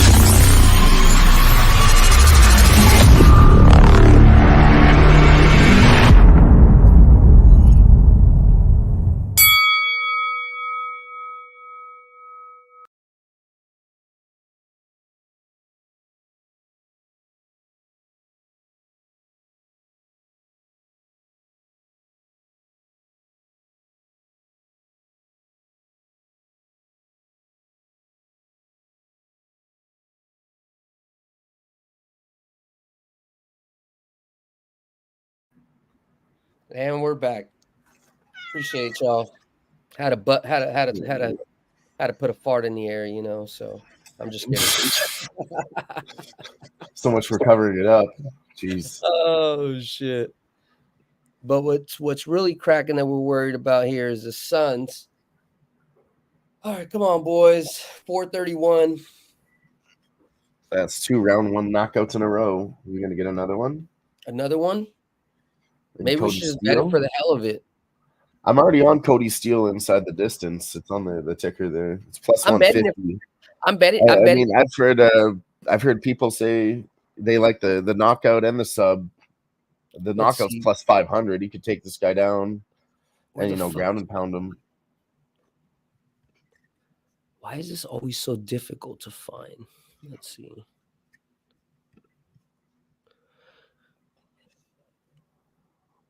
Cody Steele by knockout inside the distance. Cody Steele. Okay, I'm gonna just rainbow bet him $10. Cody Steele, round 1, round 2, round 3. I don't need to worry about knockout, but because it doesn't let me combine it. Oh yeah, no, you can't combine those because you have to lose one. There's no way for it to parlay. He could only finish in 1, 2, or 3 I can do like 3 2-teamers, you know, with the KO in it or the sub. or I'll just do Cody Steele by knockout. How I about don't know. that? I like both, honestly. I don't know what he's gonna do when he gets him down there, but he will get him down. I just want to be able to sweat with you, so that's what I want to do. A little extra. I'll just do the plus 150. That's why I'm on the safe one because the sub is what fucking plus 275, plus 500 on the knockout. So yeah, I just took the inside the distance at plus 150. Fuck it. I'm sweating this. And then I doubled down on that. If you want to lose the money, take less risk, put up a little more money, then you get both in there. Dylan, I mean, if you're gonna put 10 on each, just put $30 on the plus 150. I'm here to fuck and party, so I'm fucking taking that knockout to enjoy the fighting with you, and I'm sweating. Yeah, I hope he gets that fucking knockout. I really do. And I'm sweating this Suns game. As soon as I hit that, I put it G in. likes it too. Steal round 2, round 3. Let's go. Yeah. And as soon as the Suns game is over and I can get that, then we're cooking with a little bit more oil. We'll see if there's any. Let me check real quick if there's any actual NBA late night coming up. Yep. Oh, we're beautiful. We still got fucking Brooklyn Clippers coming up at 7:30. So we'll still have that game. Nets Clippers. The Nets Clippers playing outside of Damon's house up in San Diego in Oceanside, California. They're not playing in their usual area. They're playing in Oceanside, northern San Diego, Ramon's neck of the woods. Shout out Ramon. Let's see what we got here. That under 6.5 is dead. We're gonna take that off the banner. Yep. So far we're 2-2 on live bets given for myself. Camacho Pinto, he's dead. We need to open that up. So the Suns live at minus 9.5. And Cody Steele inside the distance. And Cody Steele round 2, round 3. That's a live. Don't count my knockout whatever as an actual live bet for the show because that's just for popcorn money. That's not something I want to be able to say I took it for the show or whatever, you know. That's just me. That wasn't even your guys' cap, you know. I just took the knockout and him to win and just put it together.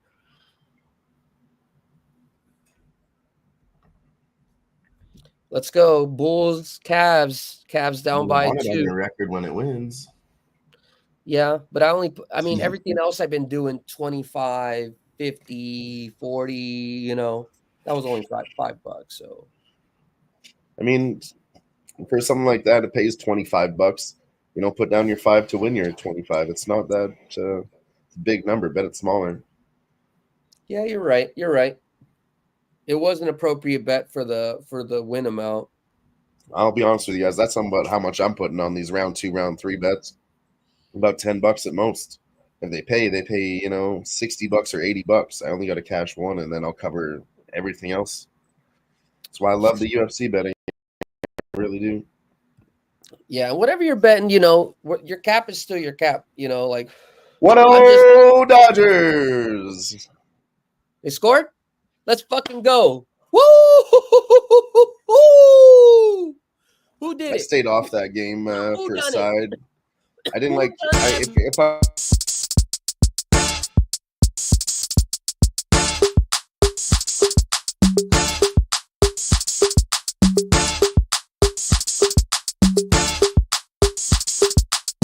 And it's a ticket talking Mazda for the biggest. That's a comma and a comma and a comma. Gotta get it. And it's a ticket talking Mazda for the biggest. That's a comma and a comma and a comma. Gotta get it. I'm a comma and a comma and a comma. Gotta get it.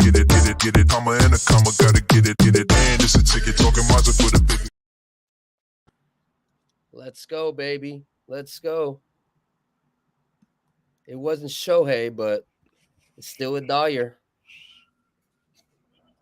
I would have taken an over in that game if anything, but I stayed off. Did cash the Mets today though, so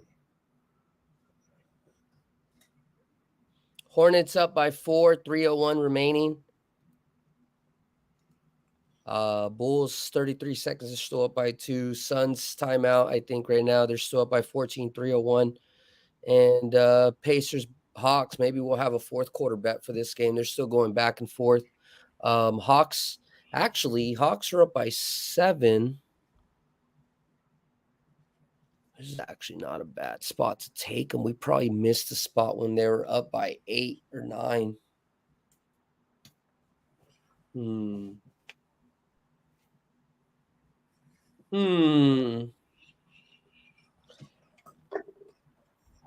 right, we ran through these fights really fast. We're already on to the co-main event of the evening.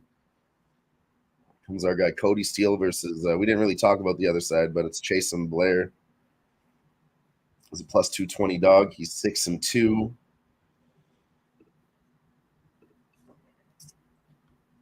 What's up, chat? You guys been a little quiet today. Let us know what you guys sweating on. I know a couple of us just throw that shit on TV and there ain't no choice, so that's all cool too. But if you up in here, let us know what you guys are sweating on, whether it's for today, for tomorrow, things you're looking at, futures bets, our future bet that we're going to talk about hockey. I'm going to do something special probably about a week or 2 in where, you know, Dylan or Ick or somebody interviews me on just what we think, you know. Hasn't worked every single year, but I feel like the past couple of years that I've been trying to focus more on seeing like the line movement and just seeing how the squads are looking, what they expect out of them in general. I feel like I've been getting a little better. You already know I've hit a couple of ones, so just one fat one really. And other ones I was kind of right.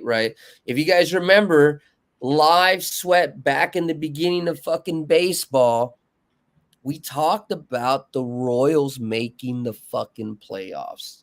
I don't fucking talk a lot about shit like that, you know, but I remember somebody had asked me, who do I think we should be worried about? And I was like, oh, fucking, I know it sounds crazy. Maybe Detroit, maybe Kansas City. They're fucking both in there. And I'm just saying, I swear, go look at the fucking tapes from the back. It's not really something that we to be honest with you, it's not a good job that we do. We should probably record some of our stuff like that and bring it up to, you know, to future to now, so you guys could see some of our stuff, and we're gonna work on that. Here moving on forward. So definitely want to make an own segment for it, so it's just there, and let us know what you guys are sweating. G said Dodgers 1-0. Let's fucking go. Y said cash that bitch. Let's fucking go. I'm sweating this Suns game. 49 seconds left to go. They're still up by 9. Excuse me, they're up by 12.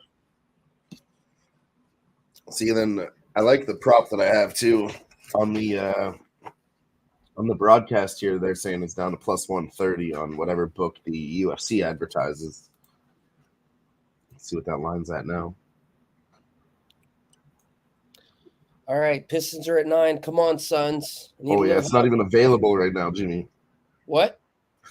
Cody Steele inside the distance. It's not even available on my book. No? I could bet anything else, but that one is gone. And then the last fight, like I said, the round 1 was gone for Pinto. Or sorry, not Pinto, Dulatula. It was gone. They said we have too much money on that at plus 150. That's crazy. The live sweat already cleaned us out. The fight already started too? It's about to start right now.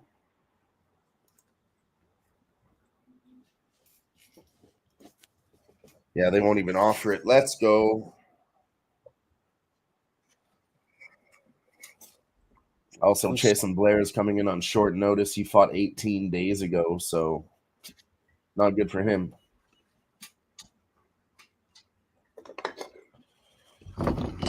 Oh, come on, God. I'm sweating this game. 4th fight of the night. Get it on.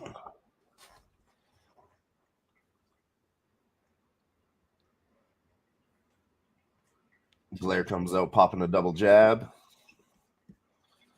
They're still just going to feel each other out for a minute here.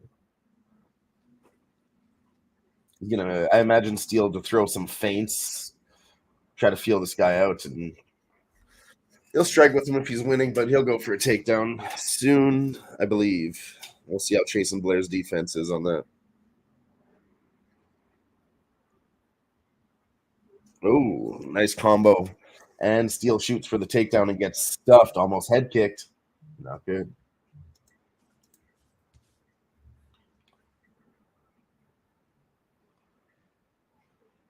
Oh, that's a dirty move. He put up his glove to go for the glove touch and then fucking threw a punch instead. What a dickhead. It's dishonorable, Jimmy. Fuck, I lost that bet. Oh, my God. 9.5? Yeah, they finished at 8. Oh, you fucking sons of bitches. Fuck. Fucking. Come on now. I'm supposed to be doing good. Fuck. All right. Come on, Steele. I do think Steele is winning right now.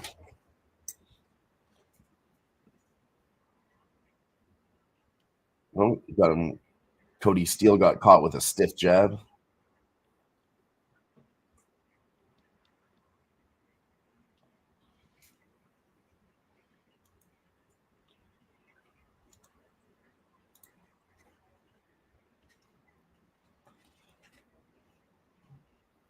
Oh, nice kick to the body from Cody Steele. Blair responds with a thigh kick.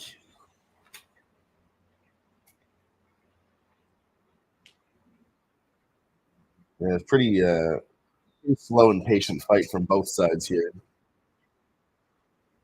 He swings. Cody goes for a single leg. He's in on the single leg. He's going to try to take him down, and he can't.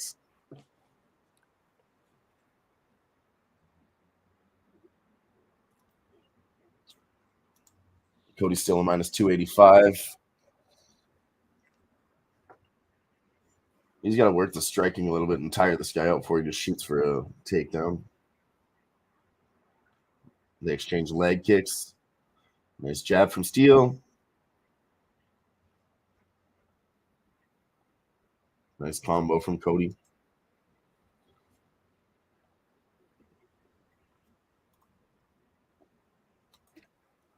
Oh, that one hurt.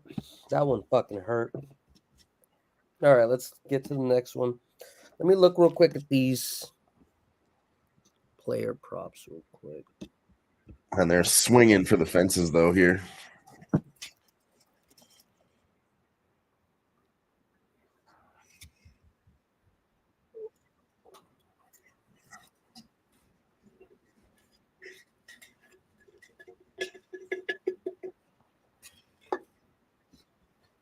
Let me look at what these lines were earlier and what they are now with these props.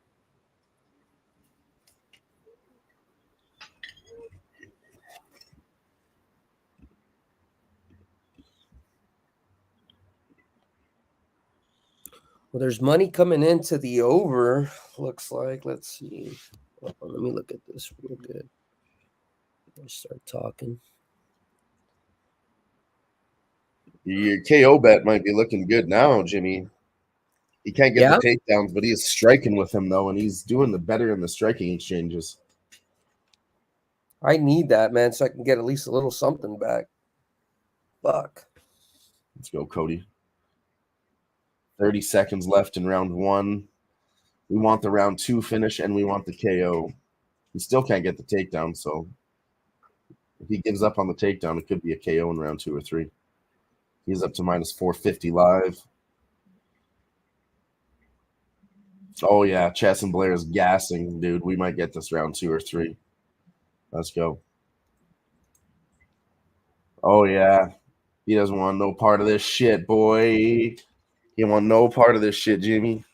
Nice. What up, Hell Gary? Yeah. Panthers and Blues, winners for Gary. Nice work on the NHL, Gary. Let's go, Gary. Yeah. Hell yeah, I'm glad the Blues worked out after the switch still. I already had my fucking money on it, so I was stressing too. This one's for you, Gary. Let's go, G. Oh, yeah. No, this guy's looking tired. Like I said, he just fought 18 days ago. How much of a training camp could he get in? How much rest did he have? All of that's going to matter a lot. And Cody Steele looks fresh. He ain't gassing. I think we should take Clayton Keller to score a goal. What do you think about that? He was a plus 135. He's now a plus 120. He's like the most significant line movement that I've seen so far. What's Connor Bedard at? No, Bedard only moved 5 cents in. Yeah. Keller moved in 15 cents. Gunther moved in 5. Smoltz moved in 10 cents. Yeah, see, I'd like to say the all-stars show up and score, and Clayton Keller's good, but I mean, Connor Bedard's obviously he's great and all those good things, but if he doesn't have any support, he can't do it by himself. He's not there yet. I think, yeah, I'm gonna put Keller for a goal and Maselli probably as a point, and that's just as a fan bet. But if you guys are betting anything, fucking, I like it, but so far I'm 1-1 tonight on my fucking hockey pick. So it's not like we've been clean all the way through. But the under 5.5 was what I liked, and it moved to 6. Let me see where the money flow is at. Hold on. Give me 1 second.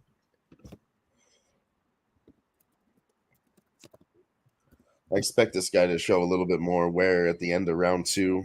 He got his 1 minute of stool time. He might look a little fresh here, but late in round 2, he's going to start to slow down. I think that's when Cody Steele will pick it up. Should be able to sense it.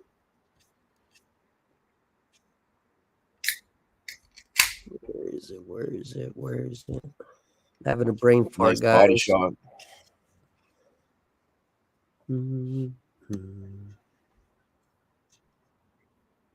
Earlier today.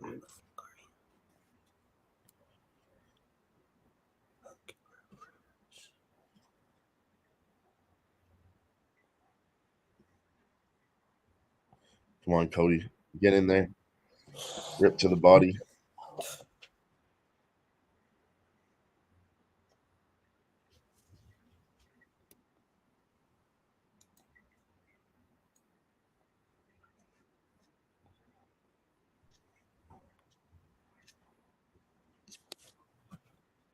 I know a different way.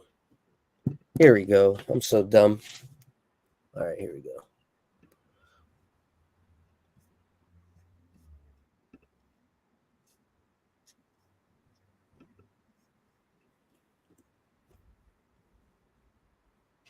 So 85% of the money is on Utah, 75%, 85% of the tickets, 75% of the money is on the money line.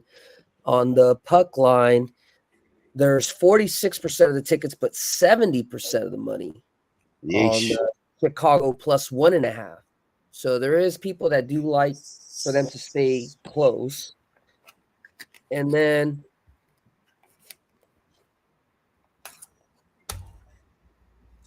I don't know if this game started as a 6 and it moved up to a 6.5, but there's about 70%, 80% of the tickets, 81% of the money on the over. So, but that doesn't necessarily always mean that the total is going to hit. You know, that could be that the under is the contrarian.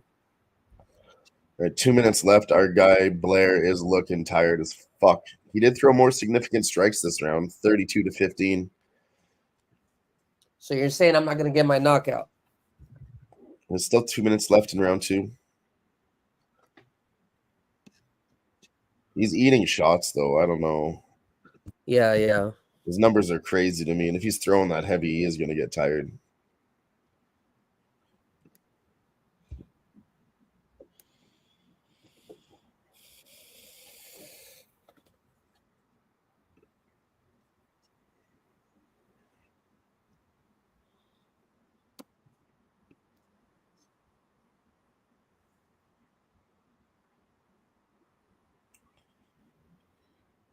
Maybe try for a takedown now if he's tired. Nice combo from Cody Steele, a little 4-piece. But Blair responds with a left hook and a right hook. Oh! Oh! KO! Round 2.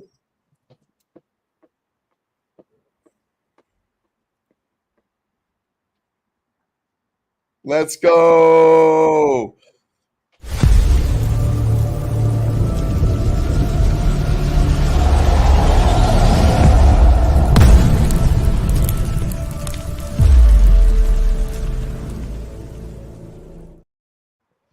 That's a plus 400 on the round 2 for me, and a plus 500 for my guy Jimmy on the KO.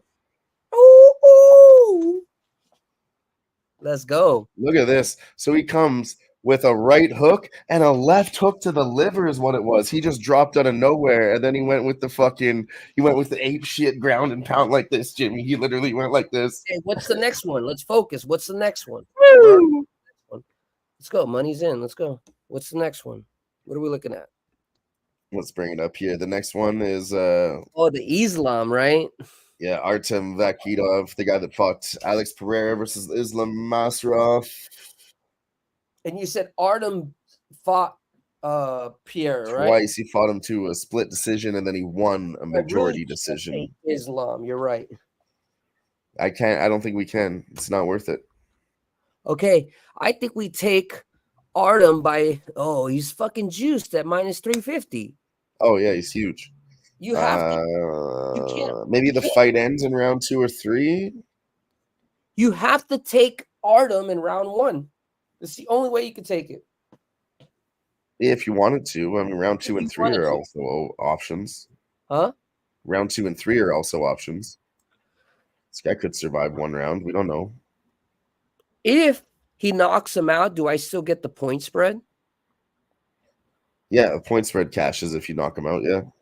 Okay, so I can get an Artem minus 3.5 points at minus 350. Is that the safest way to play? 350? Yeah. G gets that one too. We're on a quick video for my guy G at plus 500. He had the round 2 also. We got that. We all hit a fucking big number there. I got a plus 400. Jimmy got a 500. G got a plus 500. I mean, let's go, boys. What more do you want than that?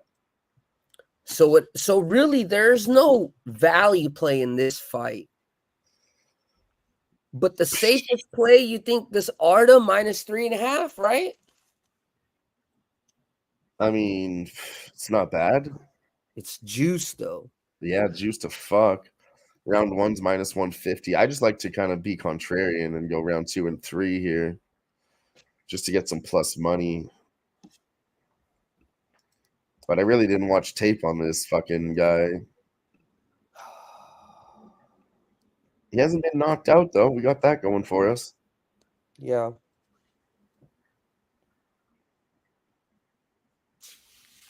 Or should I just move over and take some? This guy had fucking... Oh, this one, too. That first bet he gave out, the parlay cashes for G2. Fuck yeah. Nice.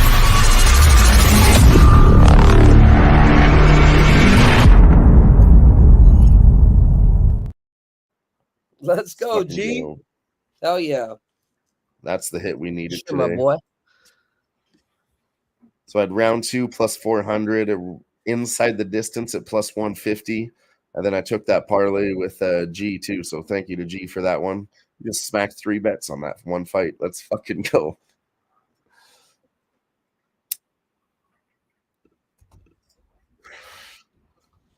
I really liked all those picks when we started the show. I was like, yep, that's exactly what I'm on. And I fucking slapped in that parlay with G. It's a nice parlay.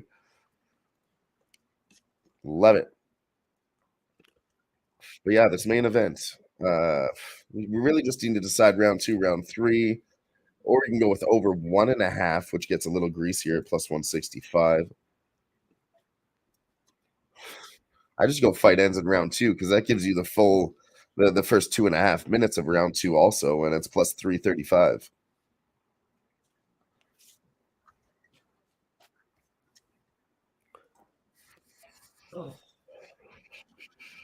I'm going to look at the money flow. That's the only thing I'm going to wait. I'm just going to wait. It starts at 7:10, right? The last fight? Or when is it? It should start pretty soon. I mean, there's a bunch of round 1 finishes and now round 2 later. On my book, I have it at 7:10, and then now there's money coming in. That's when it was booked for sure, but there was a lot of round 1 knockouts, so now the whole scheduling is getting pushed forward, right? Masarov. It was at plus 350. Now he's at plus 290. You know what? Fuck it. I'm going to go over 1.5 rounds. I'm going to go with your advice in the sense that you're saying not go with the public, but I'm not necessarily picking them. Do you have fight ends in round 2 or 3? Let me look. I have to pick a winner. Oh, really? You can't just take the fight ends. Not the way it's set up for this one. I've seen some fights where it does give me more options, but not for this one. Yeah, like I said, I like basically the same if you bet both, because then you're losing, that 1 unit. It's about the same payout as the over 1.5, but you just don't get the time in there. The risk is a little different. I'm just thinking in my mind, that was a 30-point swing for him last second, right? So I'm just thinking if someone's betting some money enough to make it move that way, at the very least, they're thinking that this guy is going to last, right? Because we don't think this guy's going to knock Artem out, right? Probably not. So I'm thinking fucking 1.5 would be like a way where you're taking this sharp line movement with the value of this guy typically fucking fools up. And this is just me just fucking capping, right? It's still, in my book, it says it doesn't go off till 7:10. So yeah, well, it was supposed to be scheduled for that time, but like I said, there was a bunch of round 1 knockouts and then a round 2 early, so. Does it tell you like 5 minutes till next fight or 10? They'll probably still have to fill the time slot until 8 o'clock, so I imagine they'll stall for 10 minutes here. Okay, so I'll look back at this. The over 1.5 just moved to plus 165, and the under's taking some money. Interesting, though, right? 30-cent swing for this fighter. Yeah. That doesn't catch, like, in the fighting world, that doesn't mean anything, you don't think? Or 30 cents on a line this big? 50 cents on a line this big. 25 minutes left to go. Yeah, it just dropped for me too, plus 300. if it It has drops, been all favorites all night. There hasn't been one dog tonight. that's what I'm saying. There needs to be one, right? Where everyone just keeps piling their money and then the dog just takes it all away. I don't know. I'm gonna watch. We'll have a little preview of these guys.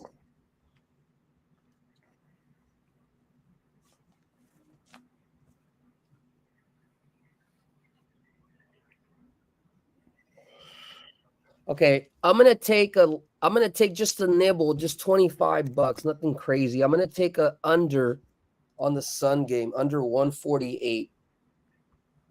The original line for this game was under 151.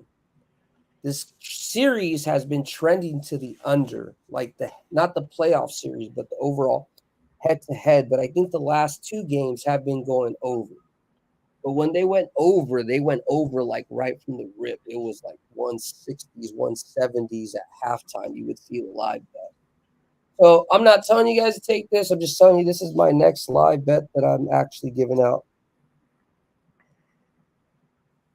148.5 live. Oh man.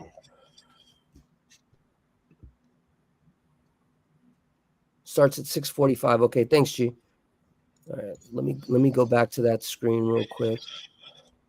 This guy's tough, man. He looks like he could have been a great fighter. I'm not saying he's not, but he said he was mostly into soccer when he was younger until he was 18 because of his dad. He respects his dad. And then he went to boxing when he was 18 and shit. But this guy's been striking since he was little. I mean, he could get knocked the fuck out, right? I'm just curious. Now they're big guys. I mean, anything can happen. Now it's at plus 290. Okay, so it's money still coming. I gotta take it for like 20 bucks. He said this Islam guy, he was a heavyweight, and this is a light heavyweight fight. So I gotta take it for 25. Just my gut is telling me, like, I hope I'm right. I mean, he himself is on a 5-fight win streak. PFL Europe, all of you guys, right? So I don't know. It could be a bunch of dumb fucking people like me saying, "Oh, the line's moving. I'm betting," right? And we're all moving it on noise. But Padres are up 3-1. Damn.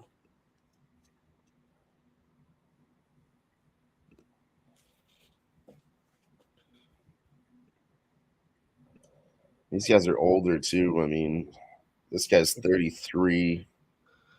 So that means I got to double down on my fucking under so I can make sure I win some money in case that one doesn't. He didn't say how old this guy is. It's just.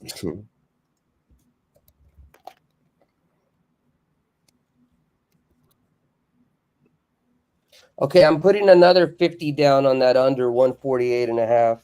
Hopefully I don't get fucking cooked. Right now it's at 113 points.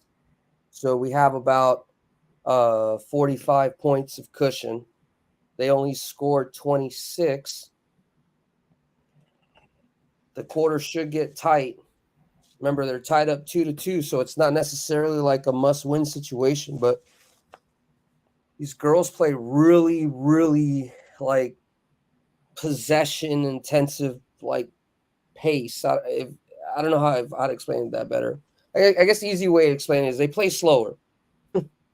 It's more methodical each possession and shit, and unless the fucking Sun just completely give up. I mean, they are down by fucking 18. But the books expect for them to retrace a little bit. They got a 15.5 showing.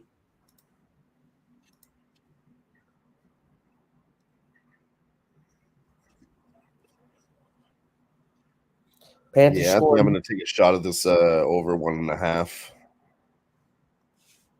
You take a shot with the Panthers score. I probably should take it just to double up, huh? Just to double up that 25 with the guy. Fucking Panthers, god damn. I knew the Panthers was a play, man. Fucking, I'm just mad. Honestly, Boston hasn't looked good in the preseason. I should have seen that too. I was looking at their record, and they're just not good off the rip. 295, but there's not money coming in there. Yeah, see, this is the guy, last man to defeat Alex Pereira in kickboxing. But I'd like to go back and watch that fight because it was a majority decision, and there could have been some judges' fuckery. Alex could have won that fight, but he won the majority decision, so it's probably a close fight on Is points. Islam a striker or sub guy? He's mostly a striker too. He's got a little bit of judo and jiu-jitsu in his back pocket. Okay, I'm gonna sprinkle $10 on the plus 600 for knockout. It just dropped to 550. It just dropped to plus 550 For Islam? for Islam. Yeah. Shit, I don't know if he gets a KO. I'd go with the money line if anything. Well, I'm just letting you know I'm on both.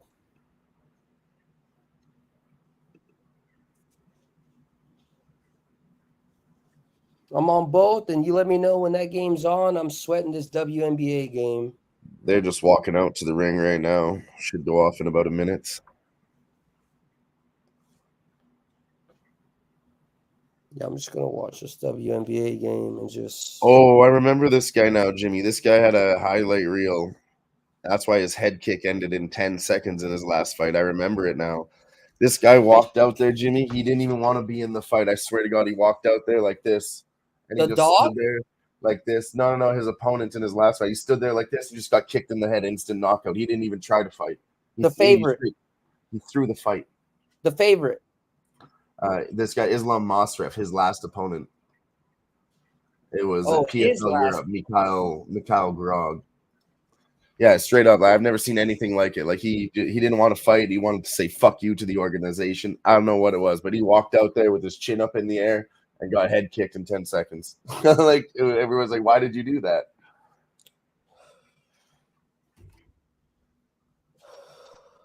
Yeah, I don't like this guy at all. If he's here off of a fucking 10-second head kick knockout and the guy let him do it, I think Artem's the side. Yeah.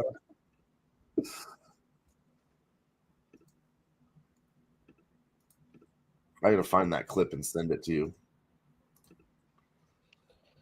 Oh man, I'm sweating this fucking game right now.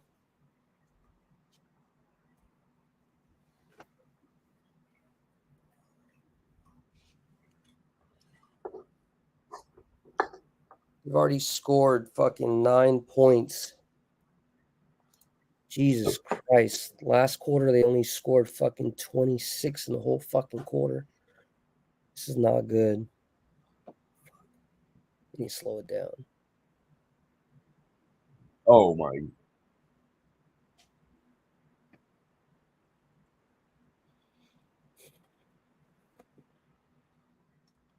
I'll see if I can put this in the private chat for you, Jimmy. All right. I guess I could put it in the regular chat too if anybody else wants to check it out. Little TikTok video for you there if you want to click on the link or copy and paste it. That's the head kick knockout. I swear this guy walked out there with his hands down. He just said, knock me out. I got nothing left to live for. It was weird. It was weird.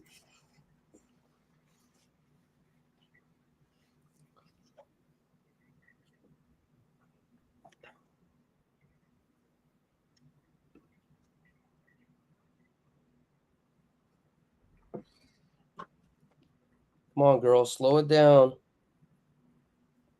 Fuck, we need to slow it down. Stop scoring.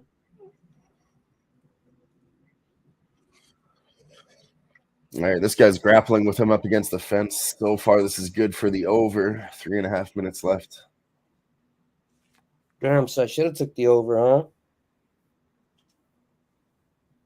I thought this guy was a kickboxer. Now he's grappling this motherfucker. Maybe he's got more grappling chops than Pereira there.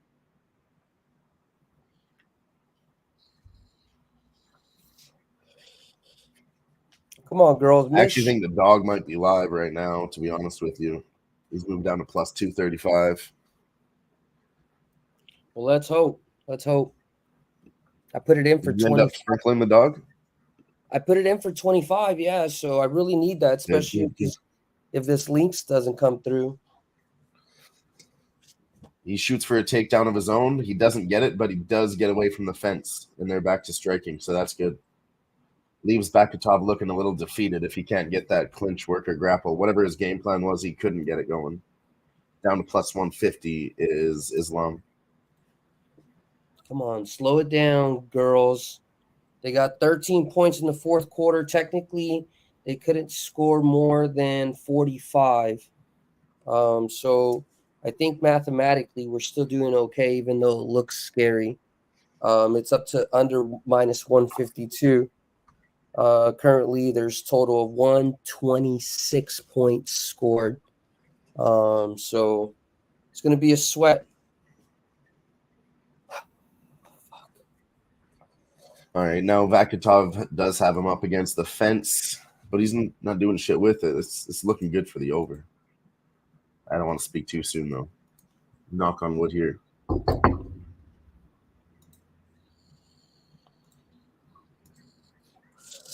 So I should have just took the over, huh? I mean, there's still a minute and a half left here.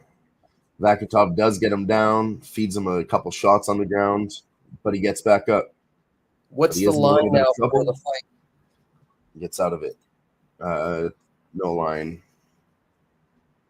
We'll have to wait a minute.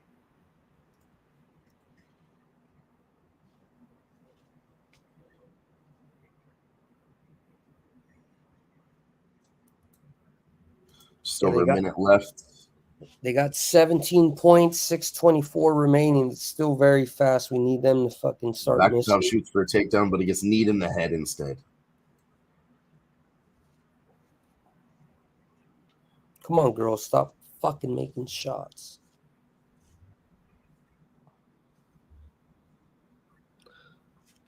They're at 131 right now. Oh, no. Not round one. Yep, it's round one. What happened? Artem Vakitov, round one. He won? Yeah, round one. So that was the best angle. Fuck, dude, I just wasted. Yeah, it was juicy as fuck, though. No, I could have took it at minus 130. For round one? That's what I said initially. Shit. And you're like, no, I like to go contrarian round 2, 3. I mean, it looked like he was going to survive. There's 30 seconds left. Damn it. I mean, it's not your fault. I'm just saying. It's all good. Yeah, I guess he's more powerful than he looks. This guy just folded.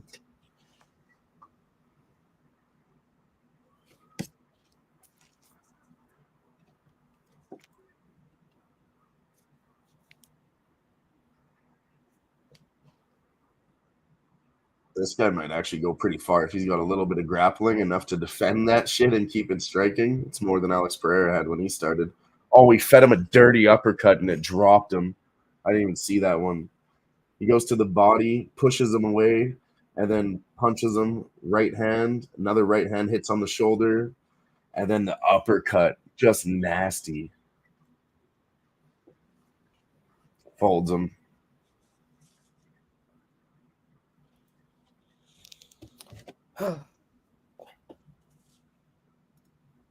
Wow. I got to sit tight until this WNBA game is. That's all they keep saying on the broadcast. The last man to beat Alex Pereira. They're really just trying to get this guy to the top so they can have more rematches with Alex Pereira. I'm fucking about 7 points away, man. I need these fucking girls to slow down. This is crucial. Let's go. Damn, that second fight hurt.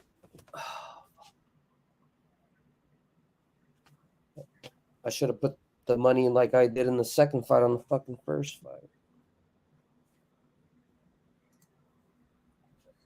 Alex Pereira was there watching with Dana White. Yeah, he's there watching this fight with Dana White. He's there in Vegas, chilling. They're about to go out afterwards. Under 1.5. Cash that plus 250. G is on fire again. This is like weeks on weeks in a row. This guy's been killing every single fucking bet he put in the chat. Let's go, G.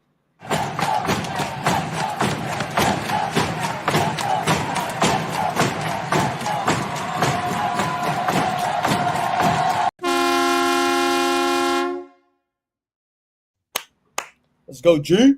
Let us know, man. Let us know if you want to be one of the ones that we include in this fucking standing shit. Yeah, if you want to be on the leaderboard, you might have taken the top spot. Just let us know. Yeah. Ain't nothing wrong with that shit. Fuck yeah.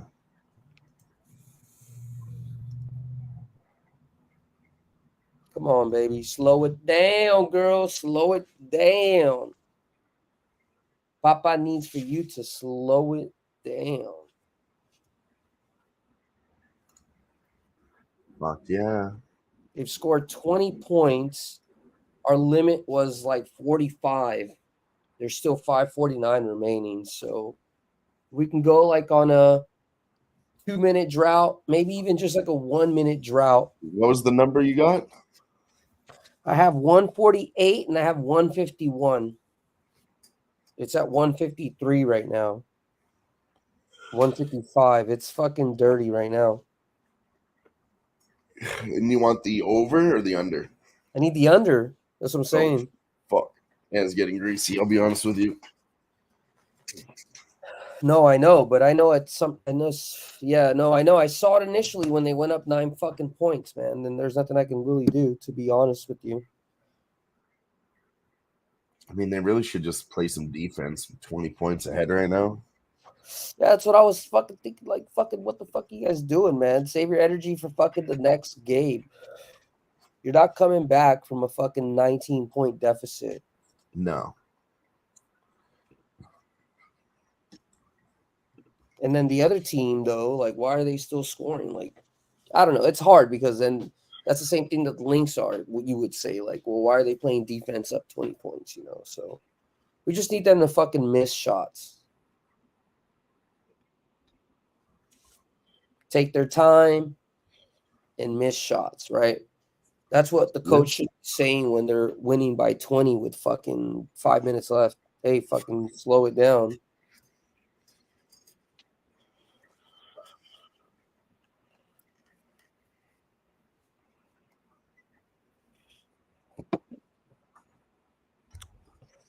Fuck yeah. They're at 137 right now. Excuse me. So I'm sweating it, honestly, now that I think about it. I love how we like switch t-shirts. You got my Fight Lounge t-shirt on and I got the Live Sweat one on. Fucking Hell yeah. sick. All swagged out from DJ Big Boss out there. Gave us all the swag. Woo! We also got some Live Sweat sunglasses. Damn, those Check shits that are shit the out.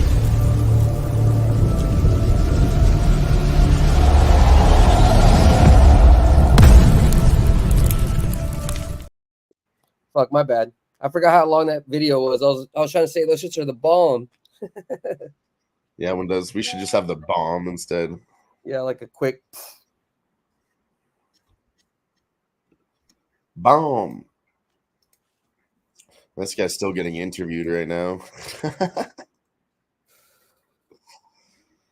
Just want to get to the contracts, give you those updates, and then we can focus purely on sports. Really hone in on this Chicago-Utah game.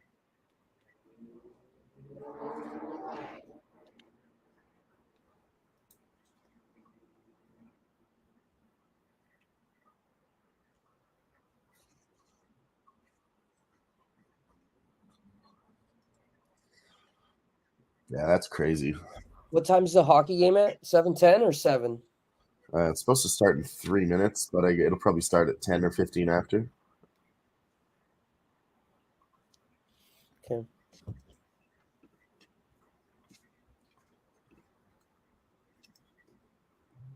This is a crazy situation the UFC has themselves in because they got Cesar Almeida, who just won a fight, also a guy that fought Alex Pereira. Now they got this guy who fought Alex Pereira. What are you going to put them up against each other and then have them fight Alex? Like, what are you doing with this? Well, yeah, they have to. They have to line dudes up because eventually he's going to run out of dudes to fight, and he's only going to be such a good fighter for so long, you know? No. He's not going to be good. He's really on fire right now. His star power is crazy. That's what I'm saying, and we called it. But, you know, I want to give a shout-out to Khalil Roundtree because he actually gained a lot of star power by fucking stepping up and, you know, proving himself against Alex Pereira. He showed fucking heart. He was winning. You watched that fight, Jimmy? Khalil Roundtree was winning round 1. Round 2, he was beating his ass in round 1 and 2. He was getting the better shots off, and the line started going towards Khalil until round 3 or 4. He did a really good job. And that's what I mean about these fucking... Oh, we got a live bet from G. Hold on. Let's go, baby. Home run. Teoscar Two-row. Hernandez grand slam, motherfuckers. Woo! Oh, for the Chicago Blackhawks, he's taken Tuvo, Terry Vanen, 1 assist or more at plus 175. Dodgers slam 6-5, says Gary. Yeah, I knew I wanted the over in that fucking game, Jimmy. I knew it sniffed like an over. I'm glad they're coming back. They're coming back. All right, we got some Dana White's contracts. This guy might have injured his arm in the first fight.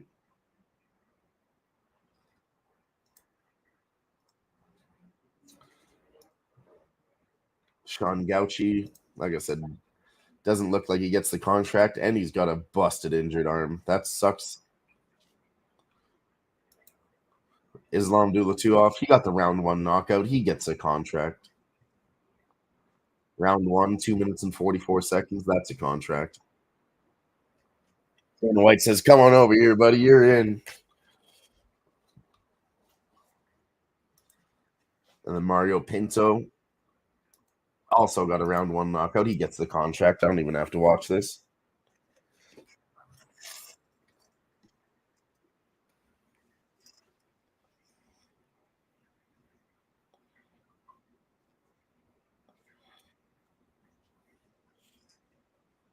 Couldn't have looked any better. Come on over to the UFC, he says.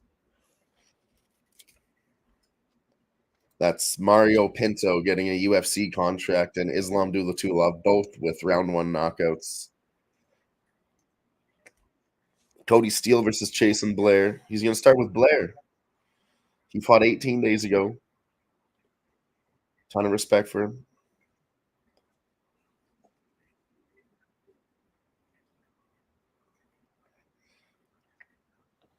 Well, yeah. Cody was supposed to fight a couple of weeks ago, and his opponent showed up and said, I want to fight that guy.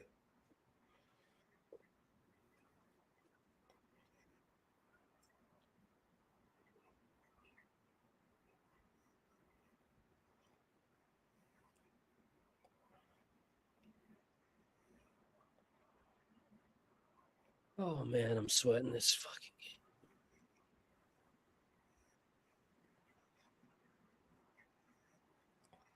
Cody Steele gets one. He looks great.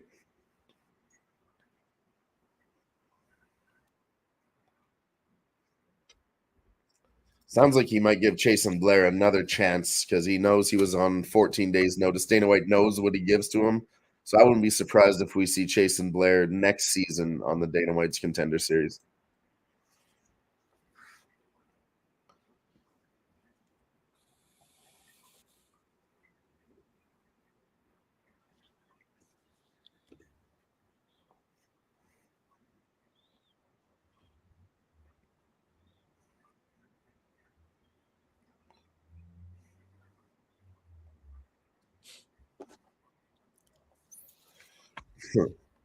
Dana White says I want to go talk to Alex, and Alex Pereira said, you deserve a shot in the UFC. I want to fight that guy. So Alex says, welcome to the UFC, Artem. You're the next guy. Yeah. The price is right. They all got knockouts, so that's 4 guys out of 5, and that's how it goes. You got 1 decision, maybe you had a good performance, but you got 4 other guys that got first round, second round knockouts. Yeah, you're not getting the contract. Sorry.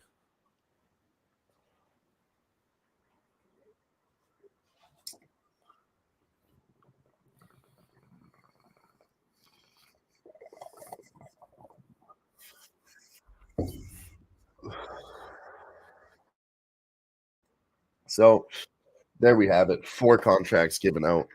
Good night of fights. I told you they were saving the best fighters for their fucking week 9, week 10.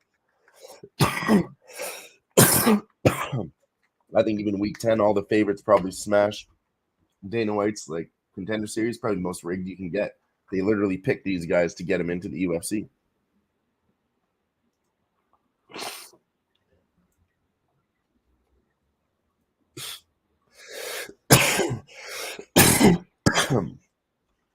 Can't take Bisbing seriously with glasses. He looks like Bubbles from Trailer Park Boys.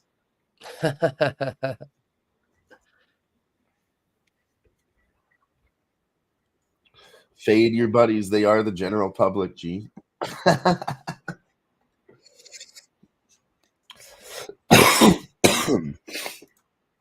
Excuse me. Let's go. Well, yeah, you're right. The over, they're gonna win. It's gonna be bats. What is happening now, though? Holy fuck! 5-6 for the Padres in the third inning. I thought we were a lot later in that game. Holy fuck! I should have taken the over. I'd be laughing right now. Yeah, I know. Me too. Just by the score, I thought we were in the 5th or the 6th inning, something like that. That's crazy to me. 6 in the 2nd and 4 in the 3rd. Yeesh.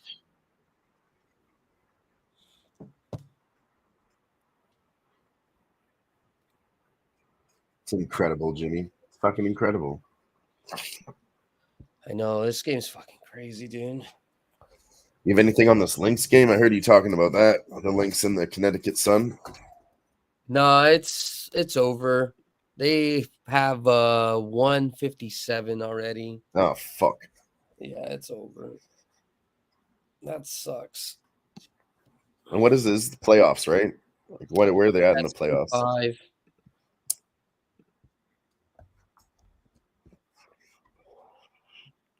It's what, sorry? It's game 5. Game 5, okay. But They only play 5 games, eh? I'm an idiot. I should have just left that off. Fucking talking to people. Talking to like you guys. I'm just saying like I should just be my own personal shit.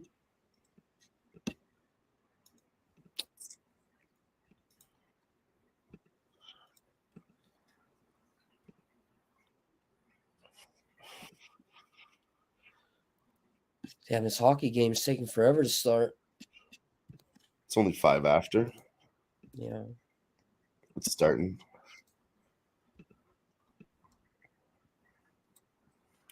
Yeah, Man, I'm right. excited to see some of those guys in the UFC. They actually look good tonight. This is a really good contender series.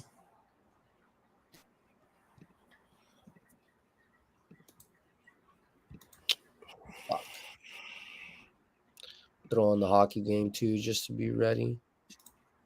That's what I'm loading up right now.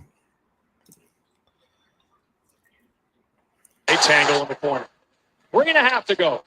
Neither team scores Oh, a your power audio's on.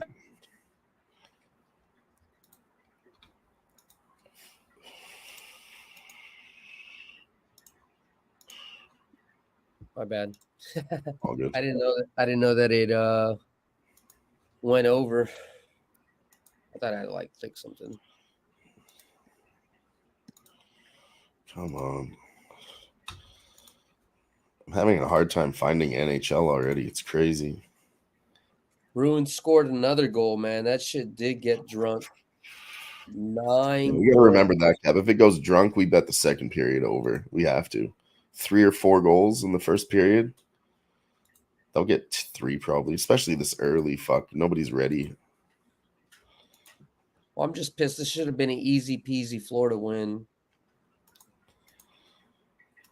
Period. Even if it was juice. I know. I started following stats from last year, and I took Boston first period, and that was when I was done with this game. I try to get greedy, and I just try to wait to see if I was going to be able to get Bruins up 1, you know? Yeah. I mean, the goal scorers are out here, though. Same guys that we saw in the playoffs. Charlie McAvoy, Trent Frederick, Pavel Zacha, fucking Sam Bennett, Sam Reinhart. It's the same usual suspects out here. Yeah, fuck my life with that fucking bet. Fucking Florida under. Yeah, got to 9 goals. I'm glad we didn't keep pressing it because I was about to hit an 8.5 and shit. No, for real. Yeah, I like that, Gary. I like that under 6.5. I like that for this one too. I see like a 4-2, maybe.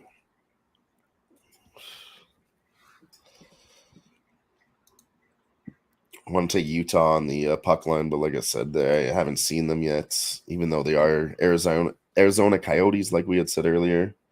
Still just can't trust a puck line bet off the first game for them of the season. But I do think they will beat the Blackhawks. And there was, what did you say, Jimmy? 70% of the money on Chicago Blackhawks plus 1.5, minus 180 now. Get the fuck out of here. Yeah.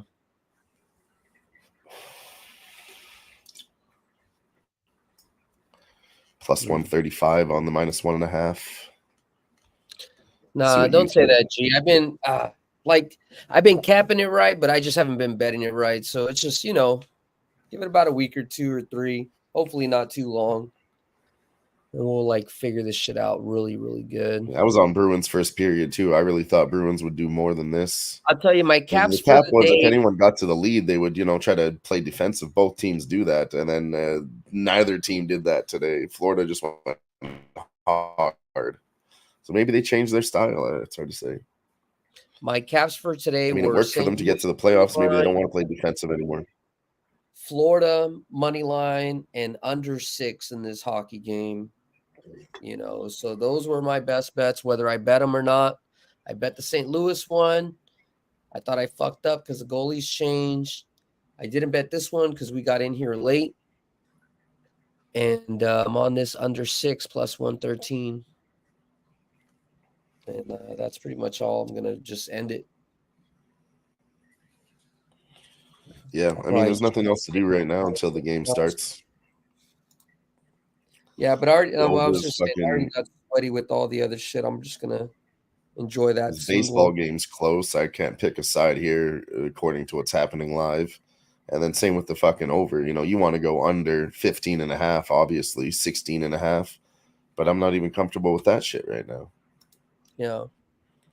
It really should hit 16.5. I mean, that's 17 runs. You think it gets there? It could. It could easily go 9-9. I mean, this is early too, right? So I mean, we're gonna get some bullpens in here later. The bullpens aren't good. What's up, SB Patrick? What's cracking, man? Appreciate you coming through. Got some little booty for you, first time member.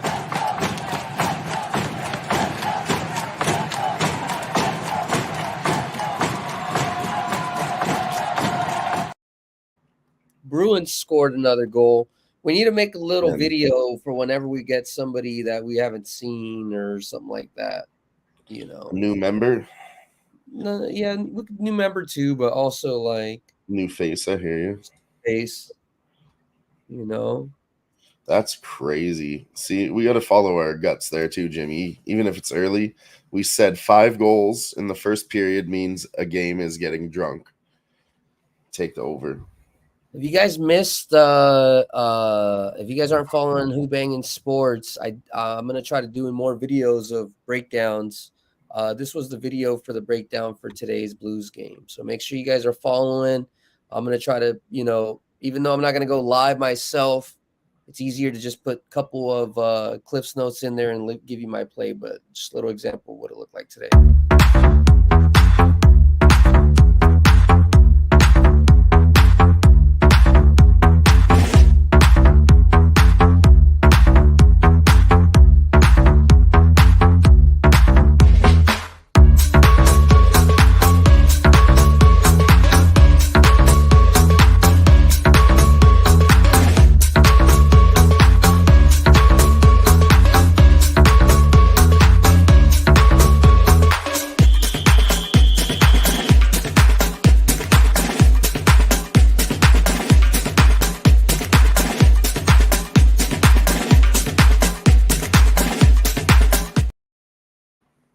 So let me know what you guys. Let me know what you guys think about that. Is it too short, too sweet? I'll tell you what I think about it. From a producer standpoint, I think it's some of your best work yet, Jimmy. What the hell do you think, Dylan? I think it's some of your best work yet. It's really nice. It's a nice new way to present the plays. It's a nice short video. You don't have to listen to us, ramble. There's some good-ass music on it, good stats on it. It's really nice work.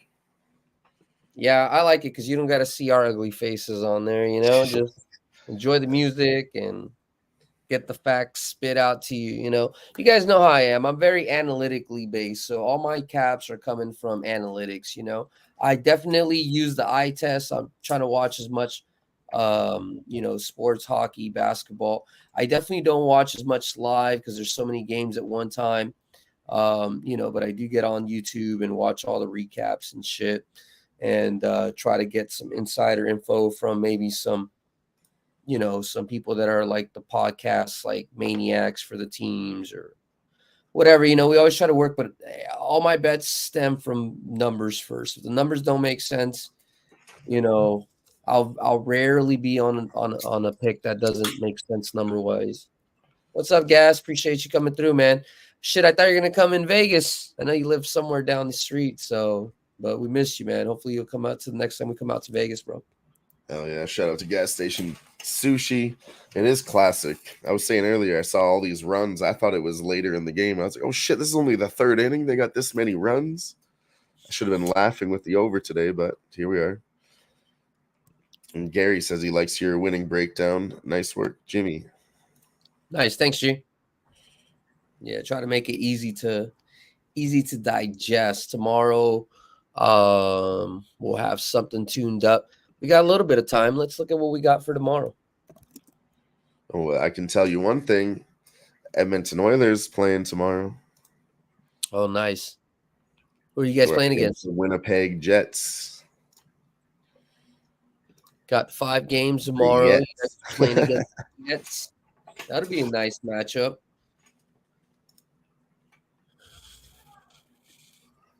Interesting matchups. They're all pretty good matchups. Maple Leafs should probably crush the Canadians. I'll tell you that right now. Yeah, I do have a few trends on all these games, but I'll get to that after. Yeah, Maple Leafs. I mean, this is just first glance, just looking at the name, right? So Maple Leafs should smack fucking the Canadians, barring some weird ass shit that I don't know. It's actually pronounced Canadien. Edmonton Jets, Oilers, that shit should go over. I think fucking Rangers, because they're playing in Pittsburgh, I think there is like some discrepancy between when they play at Pittsburgh and when they play in New York. So I have to check back on that. I feel like Vancouver should be the better team. Calgary is, Yeah, I mean, come on, Calgary. They're in a bad spot, yeah, but I just want to check on the goalies once again. But yeah, I definitely would lean Vancouver. And then Vegas, Colorado, I feel like those are always tough games. So I that's the toughest game on the board for sure. Yeah, I couldn't give you an exact detail. Whoever's gonna win should win by 2, though. Yeah, and then Gary says the Oilers, baby, think they can raise that cup. I mean, you look at the odds again. I kind of laughed at it last year because Oilers were number 1. I wanted to bet some of the other ones at plus money. But Toronto Maple Leafs, they're in second place at the top there too. And Nasty Nate, what's good? What's cracking, sir? Nasty Nate up in the building. But yeah, Toronto Maple Leafs, they're number 2 favored, and everybody, would laugh at that. But I looked into their stats. Toronto Maple Leafs actually hit their team total away and at home. So, I mean, they're high scoring. Right. It's something I'm going to be betting on all year. Team. They play fast and, they're great in the regular season. New York Rangers, I think it was away. I'd have to double check. But money line and puck line, they were good on that, covering it. Vancouver was the best for covering their puck line at home. Edmonton in the second period at home was a pretty good trend. And then, like I said, that Colorado-Vegas Knights game, I got nothing there. That's a tough game. I could look into something.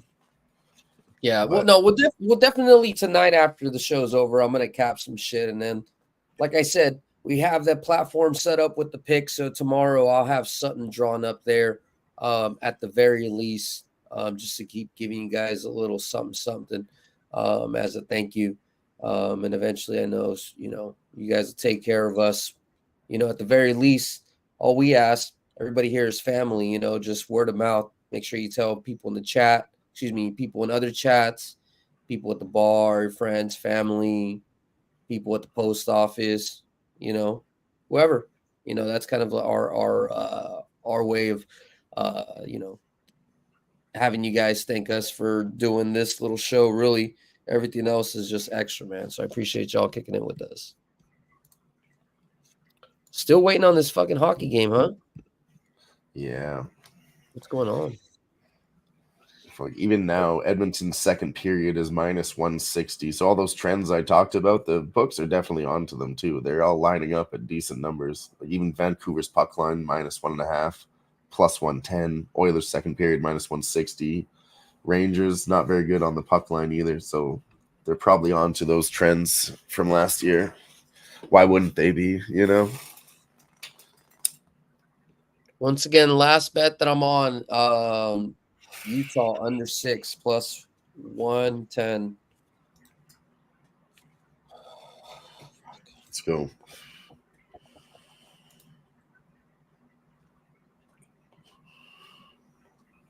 I think the Blackhawks are going to come lethargic. I think Utah, they're weird. When I've been seeing them in the preseason, they either start slow or they can start fast, but they don't really keep it up. They're not really like a pace team. I mean, they're still the Coyotes team, guys. So I know sometimes I'm referring to them as their brand new team, but I don't think they're going to be pushing pace tonight. We had what questions you got, gas station sushi? Preseason mostly meaningless, yeah. I mean, it doesn't apply for points or nothing, but you can get some good looks. I mean, I got a couple guys I was looking at, like all the media would tell you about Samuel Honzik on the Flames. He looked good, but I was looking at a guy named Matvei Michkov that the media wasn't talking about. He had the same amount of points. He actually had one power play goal, and he played one less game than Samuel Honzik. So he got the same amount of points in one less game in preseason. Yeah. So that's one guy you can look out for. Same with Kirill Kaprizov. Can't remember. Kirill Kaprizov. Minnesota Wild. Kirill Kaprizov. Kaprizov. You're the Canadian. I mean, he's more European. I'm gonna work on all these names. What can I say? I'm just busting your balls. Gas. Listen. I will tell you one thing. For me, I will say preseason is completely meaningless in terms of the record, but you do kind of get a good, you get a good idea of maybe people that are supposed to be up and coming, whether it makes sense, whether they're going to even use them. I feel like just like the coaching ideology is kind of what I look at more, like, hey, this team, if they're still playing the same. Yeah, because the coach for the most part, he's still going to coach the same way, even if he has shittier like players. The today, they used to play defensive, but the coach told them today go out and fucking whoop them. Well, they did that change since last year. Remember in January when we were taking the team total over. I think they might be a little bit cocky since winning the cup last year and say we can win. Why not fucking do that every game? Maybe they'll change. Gas says second most of value for sharp bettors in the early season, like NCAA, hoops, and MLB. Yeah, I believe that every single sport is like that, But I don't think that it makes sense to cap a sport and then make the bet 2 months early or 1 month early, Right.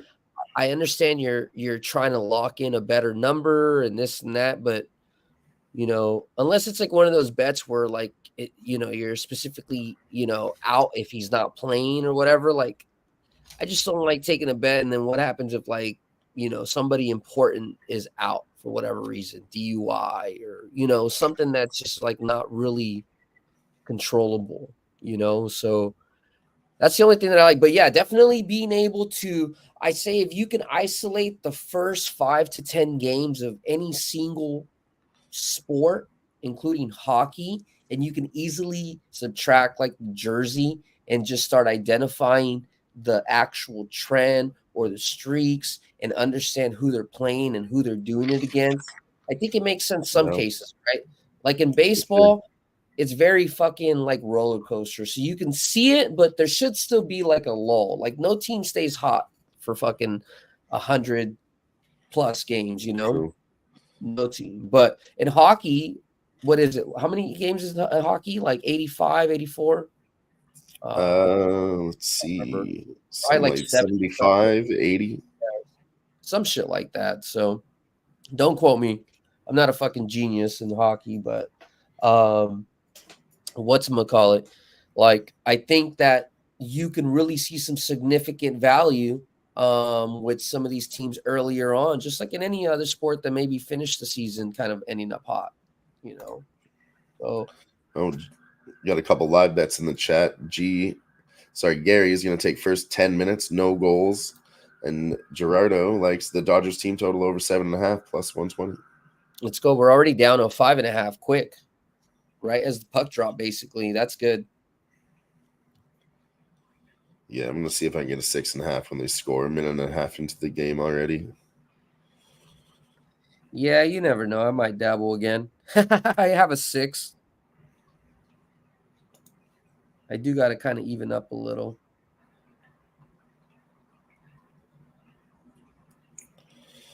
I got it under 6.5 at minus 125. So if I can get something better than that, I'll hit it again. Put that up.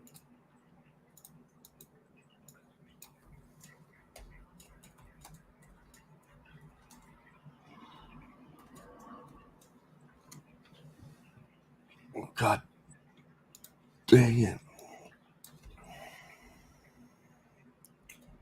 Under 6.5. What's it at right now? It's at under 5.5 minus 105.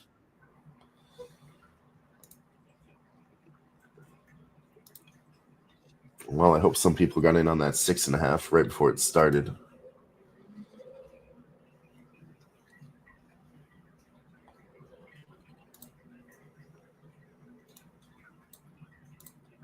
Let's see. Here we go. Pretty slow game. We only got one shot. 3 minutes I in. mean, that's what we wanted. Oh, I know. I'm just saying. I'm just reading the stats. You know how it is. Nothing gets exciting until we're actually like a period or two in, you know? I'm not going to be like, oh, shit, one shot only, 3 minutes. We're going to fucking win this. Yeah, you don't want to get too excited there. You know, okay. Small lean to the Avs tomorrow, minus 106. Nice. Let me see who's in net. Let me see if they already have that for me, my sites that I look at. Well, you got Igor in net expected. Now, remember this. I fucking had expected for the first game of the season, and then they switched it up on me last 2 hours. So definitely always double check at the before puck drop. You got Georgiev versus Aiden Hill supposed to be expected. For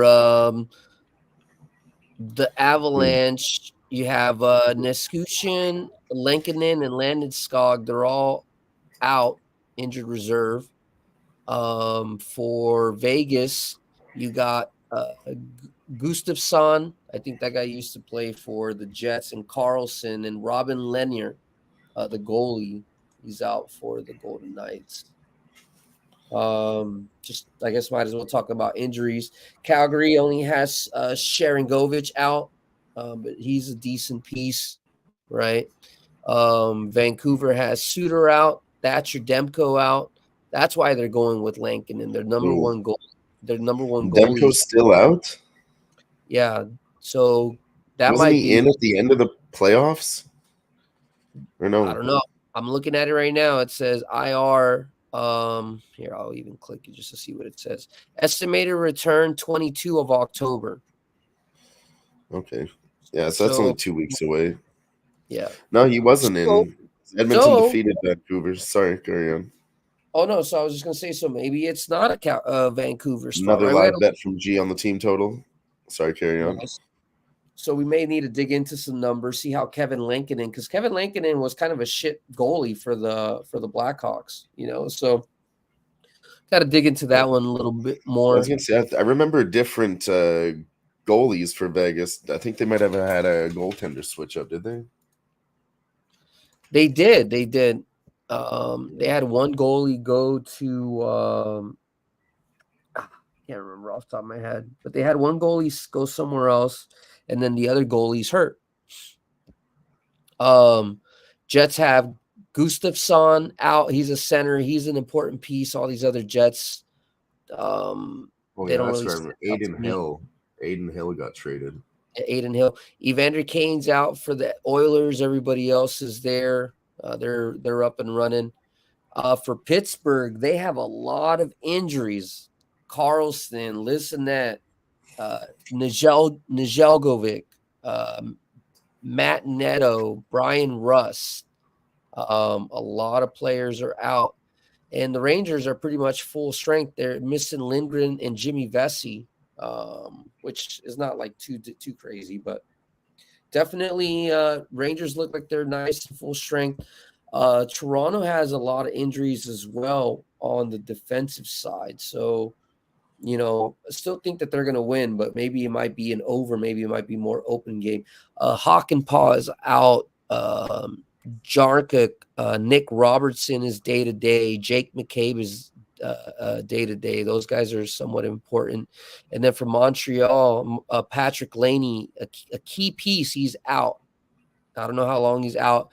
And Carey Price, he's out too, injured reserve. So that's usually their number one goaltender. Yeah, he's getting old, though. I don't know how much he's got left in him. Yeah, but look what they're dealing with. They got fucking Sam Montembeault, I mean, he's not fucking that great. So Joseph Wall is a decent fucking goaltender. So, and they have enough firepower. So, yeah, maybe even after looking at the injuries, Toronto puck line, Rangers probably puck line. I'm thinking maybe the over with this Edmonton play. We have to look into this Vancouver play, and then we have to dig into this Colorado. But this is just first. He said, "Are we all day to day?" Yeah, you can say that shit again. Yeah, the stats I had on the Rangers, it was the money line was 65-33 last year for 18 units, but their away spread was 30-19 for 17 units. They're away tomorrow, so I'm going to take the Rangers spread. Utah scored a goal already. Dylan Gunther, we talked about him. Yeah, that's all right. Well, we'll get some goal scoring props going later in the NHL season. Let's see who else is. It's the usual suspects, man. It really is. Dylan Gunther. We talked about him on the show here tonight. All right, what's the under at? Under 6.5 is now minus 105. I still think this could be a 4-2, We'll see. Still have to depend on Chicago to defend, so that might be. I mean, I'm in already at 6, so either way, I'm in. Let's see. I mean, that was only 2 shots on goal, though. I know. It's not good. And the goalie, the goalie can't do all the work. If the defense doesn't fucking help him, that goalie's, he's going to look bad. But even though he's a good goalie, he can't do it all. Well, nice. Gas saying games are free on Dish Network first week NHL. That's dope. They must have a package or something. Is Dish still connected with DirecTV? Did they buy him out, Gas? I remember that those guys used to fucking be neck and neck. You would have like a DirecTV guy come to the house, and then like a couple hours later, you'd have a Dish Network guy come to your house, like try to sell you like their package and shit. You'd be like, did the DirecTV guy come?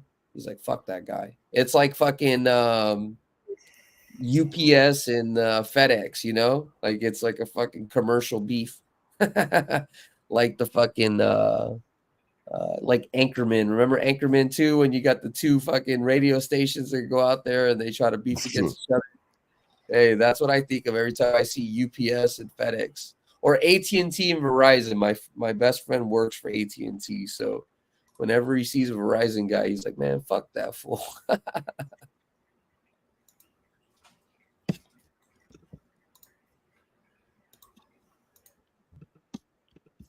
But yeah, we did take the under 6 pregame Utah. You can get it under 6.5 minus 115 if you haven't tailed that with us already. That's the last bet that we're giving out as of now for the pregame bets that we had.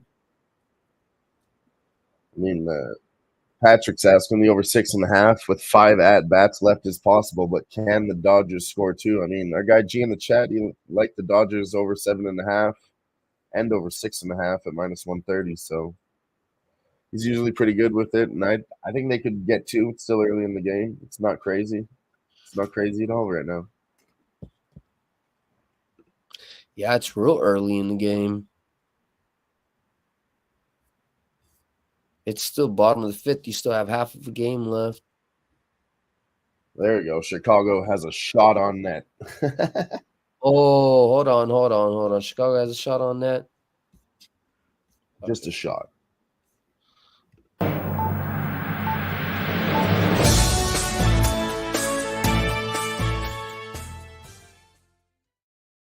Let's not do all that yet. It's still early for the. News. I'm not saying. I think they're going to win. Chicago has one my shot. gut, but it's too early to shit on the Chicago Blackhawks. We got lots of time for that. I know, but let's not get cocky on the first one. That's the point of our show. That's what we need to do. We need to do some more gimmicky, fucking fun shit. It's true, though. I mean, this is a trend. We'll be on all year. We're not geniuses. It's an easy cap, but. Another one is, on a serious note, take their team total under. They're not even offering the team totals yet until there probably gets more statistics on this first few games. As soon as you can get team totals, start betting Chicago team total under 2.5. And then take the puck line on the other side. Yeah, I just feel like Utah doesn't play with a sense of urgency, you know? They're going to take their shots when they can, but they don't. And then Blackhawks, they're a good offensive. I mean, they're a young team, and they're not like good enough offensively, so they really focus a lot of their energy on the defensive side. They try to do more like counter, you know, the offensive rebounds and open up and try to get attempts that way with Bedard and stuff like that. Very hard to do. Yeah, I mean they do it sometimes. Game to play, yeah.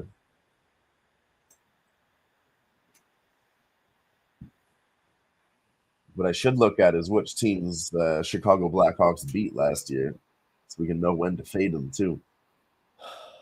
Well, they beat the Coyotes before. I mean, they beat them. Who else did they beat? I'm sure they probably beat the Sharks, the Ducks. Who else was at the bottom?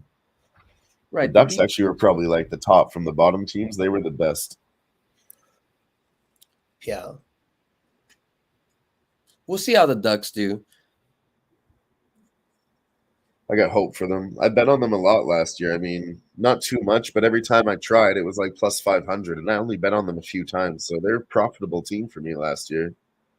Yeah. You got to know when to stay away most of the time, but they do have spots that are a little bit suspect. When they're on a losing streak and they go to face a team like the Chicago Blackhawks or the Sharks or the Flames,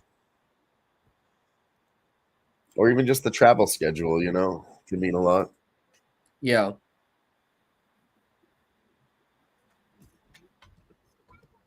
Yeah. Used to be the Phoenix Coyotes and the Arizona Coyotes. They sold to Utah. Now it's the Utah Hockey Club. I expect them to change their name, but that's the name right now. The Utah Hockey Club. Did we talk about Gunther as a goalie prop or no? I mean, we mentioned top guys on the team at the beginning of the show, but we didn't really talk about betting on it. No, I know. That's what I'm just wondering if it was something that I cap right or not. I know we didn't bet it, but. No, I mean, basically you said that these are the top guys on the team. We're just having a glance at who Utah is, who they've got. We said, Clayton Keller, Dylan Gunther, and then there was another guy on the board. Yeah, Keller, Dylan Gunther, and then I like Maselli. Maselli, that was it. But Maselli is streaky. Like he'll go on like a 15-game point streak, but he's young. He's like year 2, year 3. Off the post. And they get the rebound too. You heard that ting. I love it. Hockey's back, Jimmy. I love that ting off the fucking goalie post. Fuck yeah. Hockey's back, baby. Here we go. I got too many icons. Oh shit. Yeah, I just seen it right now. Oh, that sound just warms my fucking heart. Let me see if I put it at the lowest sound. Does it make too much noise for the video? Is that too much? I can't hear it. You're good. Okay. Maybe somehow the audio picked up from one side of my computer and then it gave it to the other side, right? Well, we can do this too. Hold on. We can feed the ducks.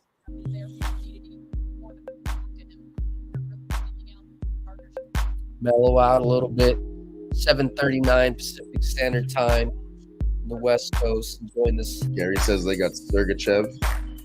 last scoop. Let's go with that a little bit, though. There we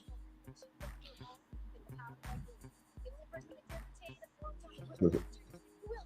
This guy on the hockey broadcast I'm watching, Jimmy, he just said a boot. He said a boot. It's a boat time.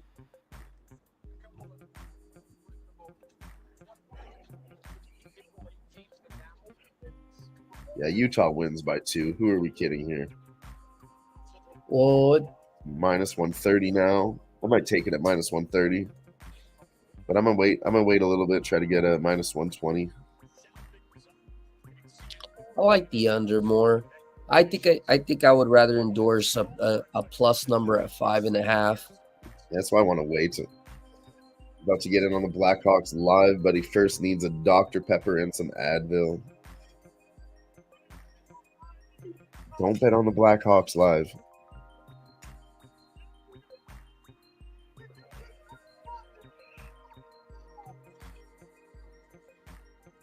Let's see where the total has moved. Oh, yeah.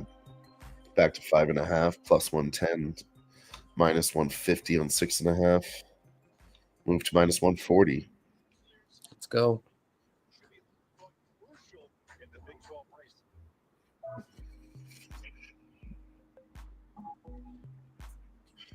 Appreciate y'all fucking being here with us on our 2024 opening edition here of Live Sweat in the fall time. Well, this is when we really get down here.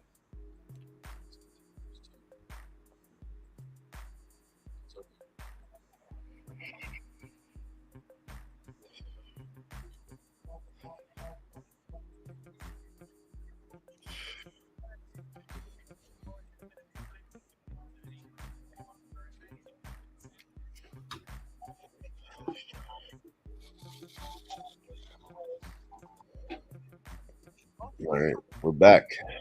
We're back. The inaugural game in Salt Lake City. Yep. How are they gonna lose their inaugural game, Jimmy? Yeah, there's so much money there. The TNT people are there. I told you there's a 9-0 stat. You don't want all the fans from the city to come out for the first night. What up, Nicholas Handy? He's actually on the over, and he likes the puck line, though. I like the puck line, too, as we talk about this more. But I'm going to wait to get a better price. Good luck, sir. We're on the under. Or I'm on the under, at least. I got under 6.5, so you can cash your over 5.5. Oh, you took it? Yeah. You can cash yours. Oh, that puts Jimmy in the middle, though. God damn it. I would push mine, yeah. Exactly. All right, sorry, Nick. We can't cheer for your bet anymore. Nice to have you with us, though. I was kidding. Always appreciate you for stopping by. We'll just say this, Nick. You hit your bet, you send me a little Venmo, we'll call it even. If not, we just got to go and get you. I'm just kidding. No, I think so, man. I think it's going to slow down. First game of the season was slow. I think last game of the season is going to be slow. We'll see. We will see, my friend. I don't know if they'll give me a better line than this 1.5 at -130. It's not budging.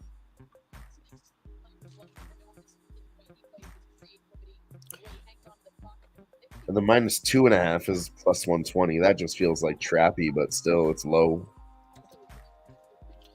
They're saying the same shit. Got some Halloween emojis in the chat. It's right around the corner.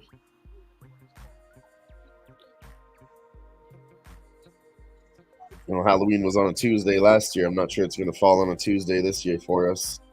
But whatever we do close to Halloween, you bet your boy will have a costume on for it.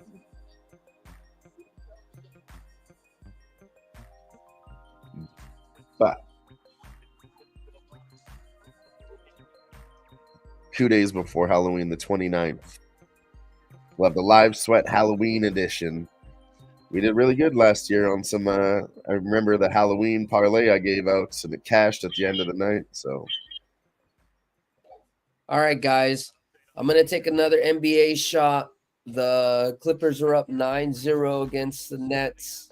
I'm taking the Nets +9 -120 for $25. Something Full game? No, for the first quarter. For the first quarter, okay.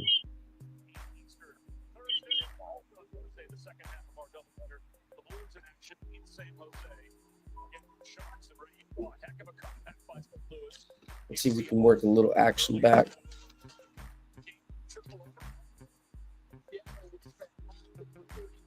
Nice. Patrick said he's about to prank a bunch of fucking kids this year for Halloween. I've never done that, but I would like to do that sometime,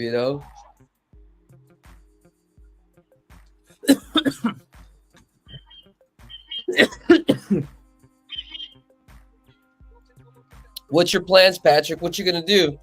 You gonna wait till they ding dong ditch you, and you're gonna get them with some eggs, or you gonna do like a haunted house at your house? They almost got to pass Mrazek again, dude. I'm taking the puck line now.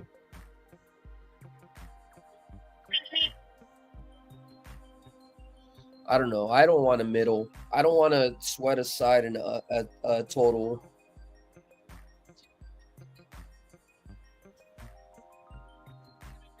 I respect it and I understand it, and they could definitely be there, right? But I capped this game at 3-2 Seattle. Seattle? I mean, not Seattle. I'm thinking the green color because of Utah's new green colors. Fucking Utah. See, I'm taking into consideration that they're not going to get 3 goals, Chicago. So 2. And if they keep pushing like this, they can get 3 or 4 probably. I was predicting a 4-2. That's why I went with the under 6.5.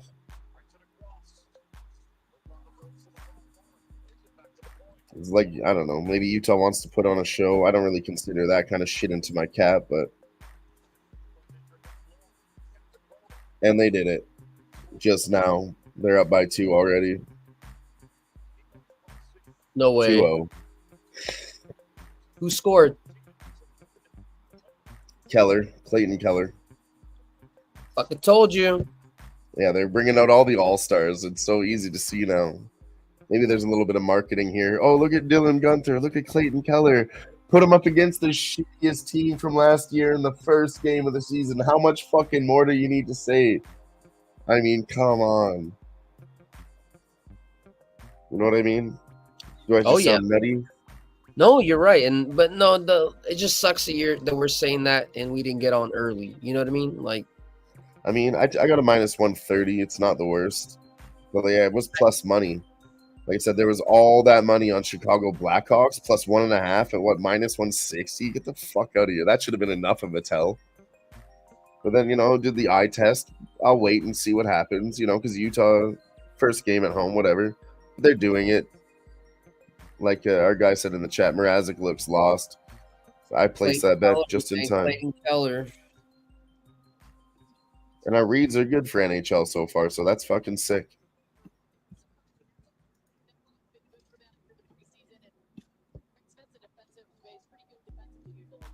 Come on, Nets.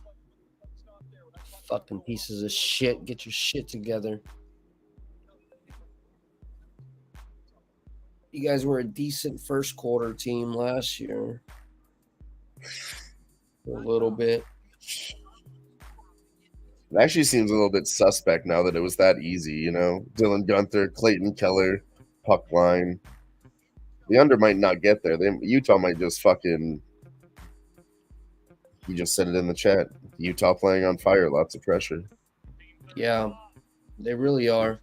2 easy goals, yeah. Shake my head, says fucking Gary. He was on no score in the first 10 minutes. And that's not a bad bet. You know, Chicago Blackhawks, they should have been able to survive 10 fucking minutes, but...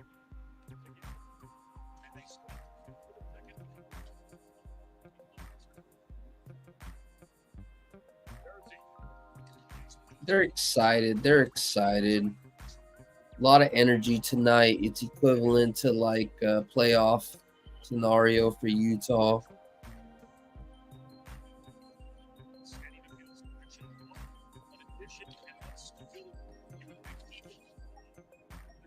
Utah probably, I wouldn't be surprised if they make the playoffs, not just based off of this game. Just I was looking at, you know, who they are and where they're coming in. I don't think that the NHL would schedule these guys to go over there and not make the playoffs. I think it makes sense. Oh, it's funny. They just put it on screen. Odds to make playoffs plus 130. Plus 130. I should take that shit. I mean... I should really take that shit. That should be my first futures. I'm going to write that down.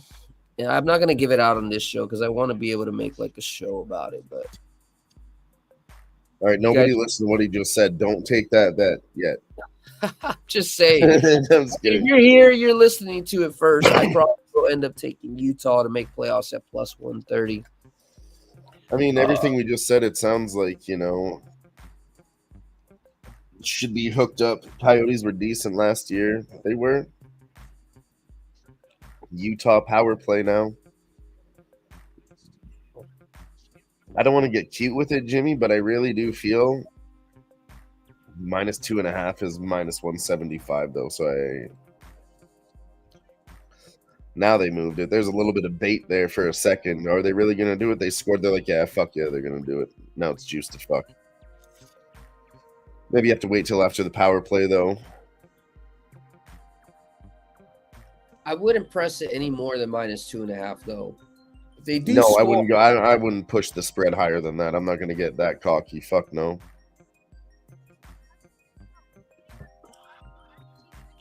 I kind of do want them to hold, so I don't want to press that. You know, I do want the under 6.5. Like I said, maybe we'll see what Utah does. Are they going to keep pressuring to put on a performance in their first game? Probably. Or are they just going to like? But what reason do they have to play defensively against the Chicago Blackhawks? They're not scared of nothing. Well, it's not that. It's just that they're not one of those teams to fucking rip people's assholes, I feel like, you know? I don't know. We'll see. Maybe the season's different, obviously. This is why we're watching. I mean, realistically, they should save their energy. It's the first game. Get up by 2. And then literally just play an easy game, conserve your energy, skate around, poke the puck. Just kind of play around in the center line. Don't let it get into your zone. Just play that game. I mean, but people still are fighting for their contracts, their lives, you know. People, even the coach says, hey, you know, keep it low. That's what I'm saying. It's like, it's hard. That's true. Connor Bedard or somebody like that might not listen. He'd be like, fuck that. I'm going to go get one for my team. He does that a lot. I do expect that motherfucker to try and score tonight. I don't think he's going to score. You know why? Because probably they got so much money, Vegas, for him to score tonight. Oh, for sure. And just from like a sports, like just, you know, from watching him play, he attracts so much attention right now. You know, he gets so much attention. It's so hard for him to score. until Yeah, like he's kind of small too. The coach could put 2 players on him and cover him easy. well, the whole team usually needs to be in rhythm, and then it makes it easier for him. And then he's good enough to do some shit like that, but he really just needs more than just Oh my himself. God, Keller to Gunther, and he almost had another one. Oh fuck. They're a good line together. Keller and Gunther, they're a really good line together. Oh yeah. They play well.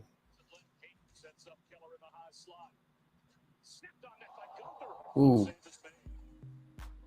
I like Logan that. Cooley, I forgot about him. Maselli, who we were talking about earlier. I like that they're vibing.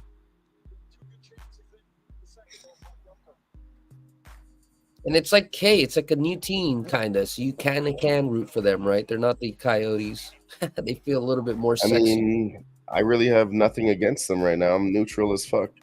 I would like to see them go far. It'd be cool to get some, kind of new contest in there, really. Shake things up a little bit, you know what I mean? Yeah.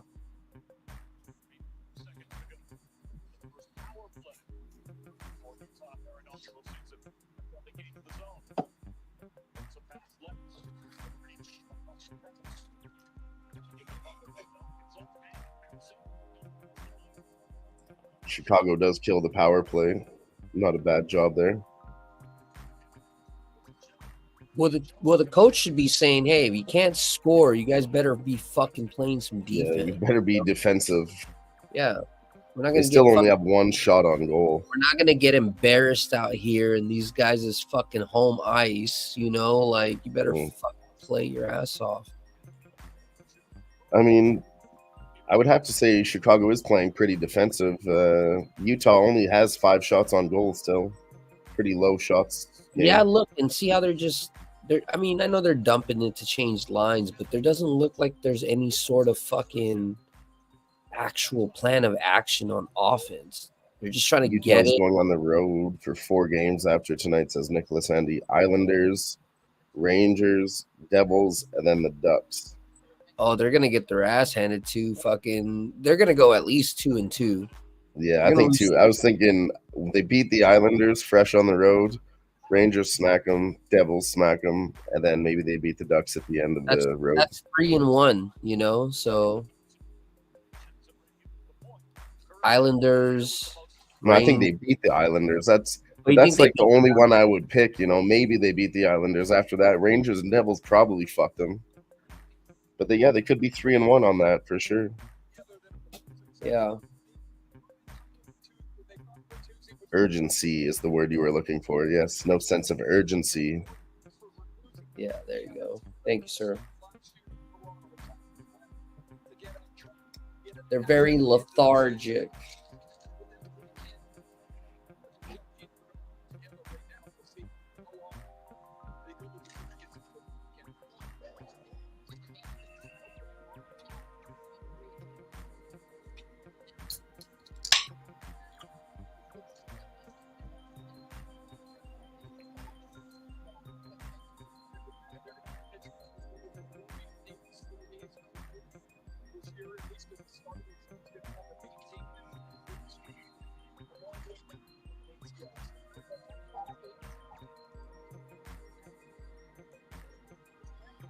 See, they are playing defense. This is all center ice right now.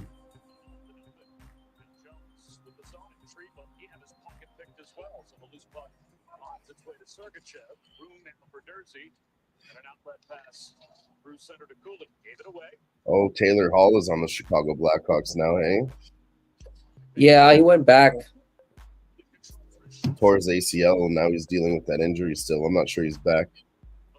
He's not. He is. No, but I'm saying he used to be with the Blackhawks before. You know who he was with before that? With your guys, no? Yeah, with Edmonton. He was supposed to be like the next Connor McDavid. There was billboards all around town. Well, who should we pick? Is it Taylor Hall? And everybody's like, yeah, let's go Taylor Hall. And he turned out to be nothing for us.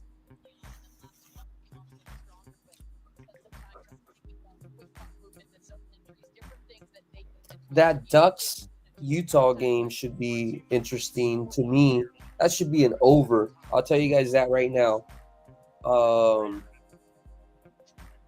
Dostal will either have a good game and the Ducks will score a lot, or Utah will have a good game and score a lot, and Ducks will put up 1 or 2 themselves. I like an over in a Ducks game. We'll see. It's supposed to be I think it's supposed to be their home opener. I think Ducks have like a super late home opener.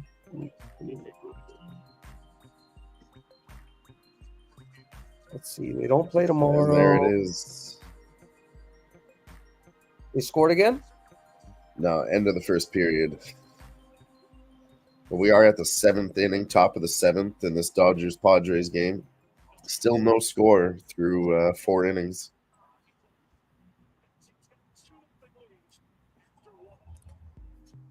Yeah, so we got the games today.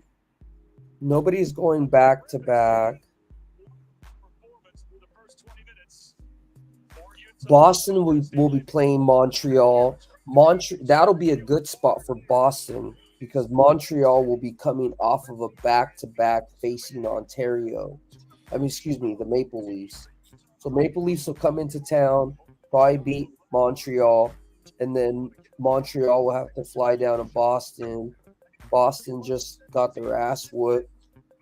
They'll probably be actual home favorite here. That's probably a good spot for Boston on Thursday.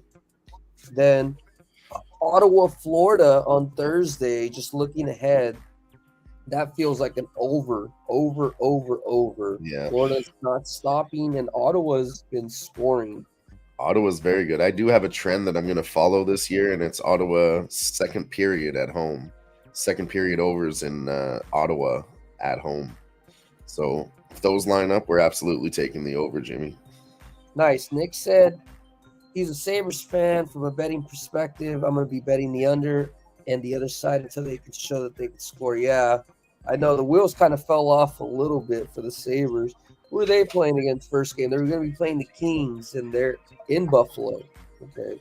Yeah, Kings are tough dice. The Kings were bad on the road last year. Yeah, but their kids that are coming up, they're starting to get could change for sure. Like Quentin Byfield really should have like a very. He should have a standout year. He's already scoring this year in preseason. He's looking good. Quentin Byfield he showed up in playoffs like a motherfucker. If there's like a category for like younger players that's most improved or something like that, sorry, I dropped something.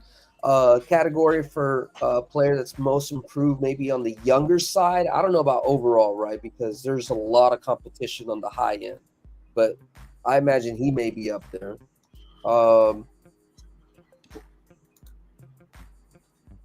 And I'm just looking at a couple of these things. Minnesota should smack Columbus, I feel like. That's on Thursday. St. Louis going into San Jose. San Jose is broken up. St. Louis, but I'll probably be a St. Louis spot. Maybe an under on the Dallas-Nashville games. Just talking these fucking bets. Let me see where this basketball game is at. Am I sweating it? Yeah, we're down 13. I got a 9.5. Dodgers still down. Come on, boys. Dodgers still down by 1, bottom of the 7th.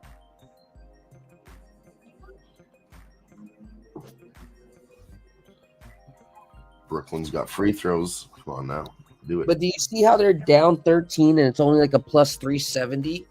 It's because it's like preseason. They know like second half it can get very like wonky. Oh, for sure. I might even just hit that just for shit. They're all over the place. Shit can get figure some shit out, man.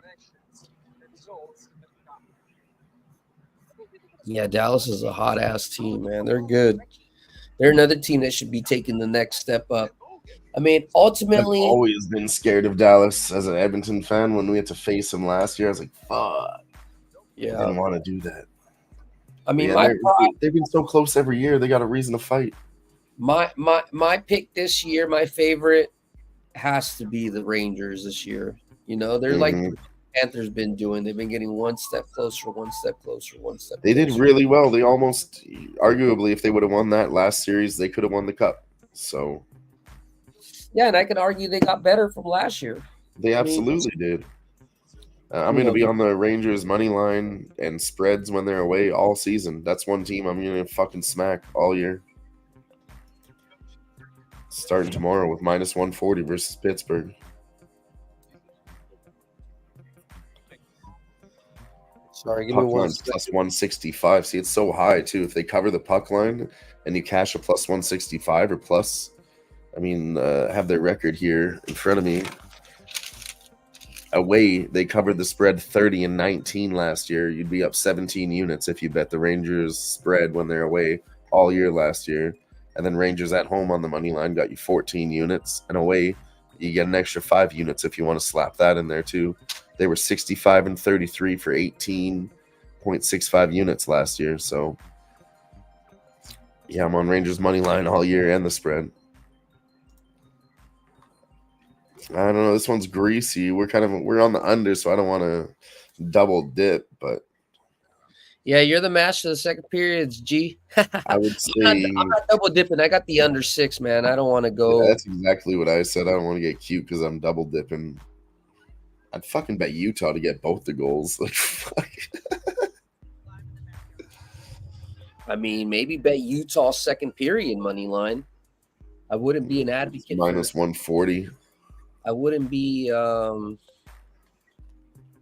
necessarily against that.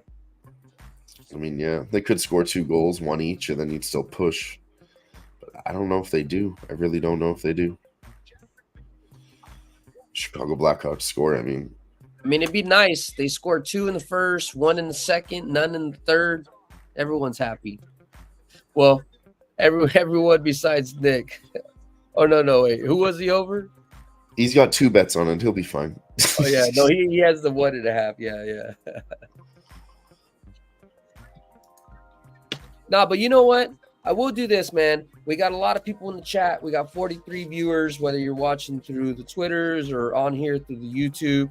I appreciate y'all fucking stopping by, hanging out with us. I'm going to go ahead and start capping some of the card for tomorrow right now, so we can get ahead of the game. It's a little bit slower. We don't got to worry about pressing it too much.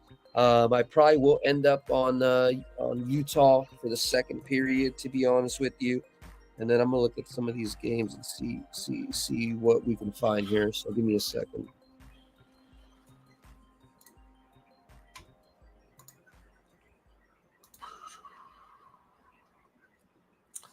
First goal in the Utah Hockey Club history, Dylan Guenther. That's a nice award for him.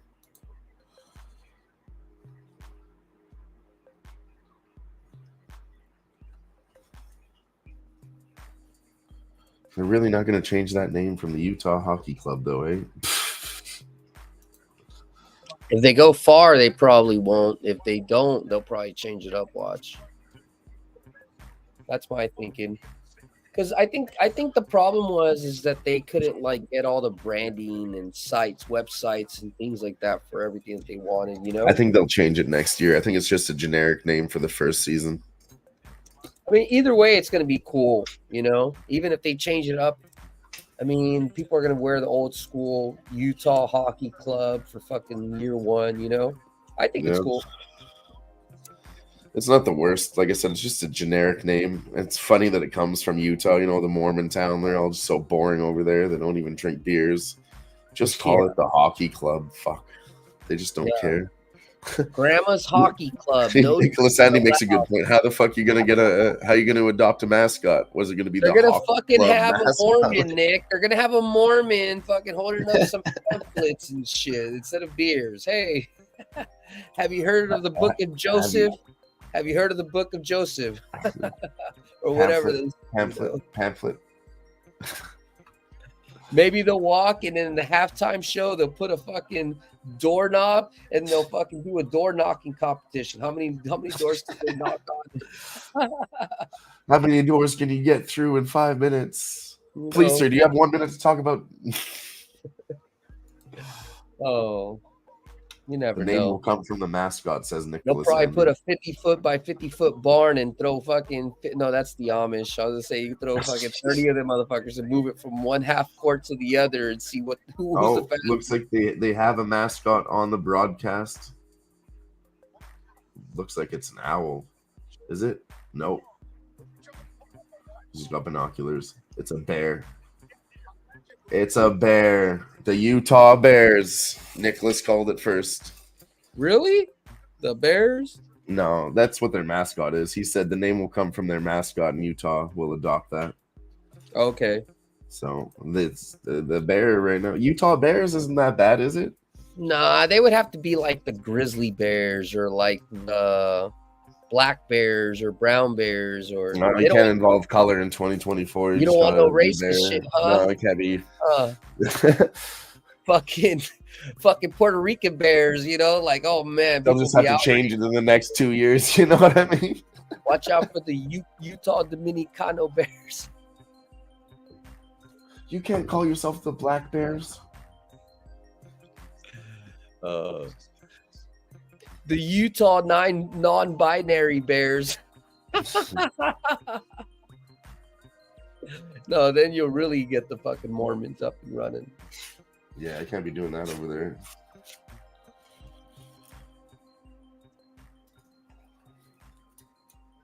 Patrick said the Utah Naked Bears. Oh, they don't allow nudity either in Utah.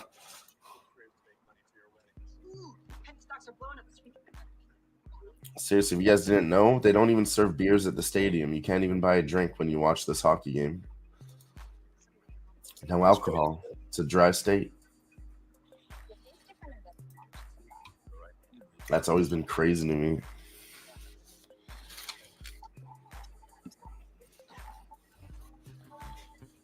Are you able to do live player props for hockey on your book? Let's see. I'm just wondering. I know it lets me for NFL, but yeah, I can take an anytime goal scorer. Okay, but not the guys that have scored already. Anybody else? What is Maselli to score, or to get a point at least? Maselli, I can't get a point, but plus 350 for a goal. Yeah.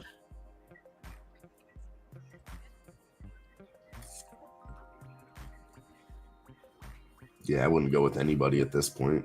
Could be somebody really anybody, and they're all at plus 300, so you'd have to really just choose a couple.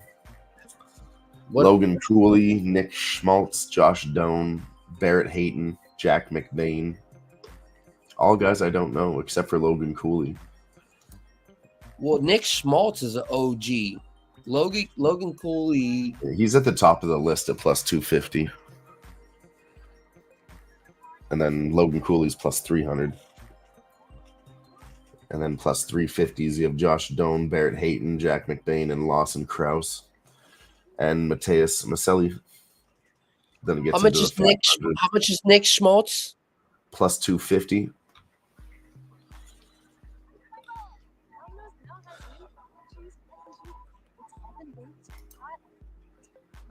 And how much is Cooley? Cooley's plus 300. G says Bedard for the third goal at plus 850. I think Cooley for the third goal. Can you do with Cooley for the third goal? Like what G said? No, I can't do that one. Just anytime. I could do next goal scorer, but I can only get Utah at minus 140 or Blackhawks at minus 110. So that's not really attractive. Yeah.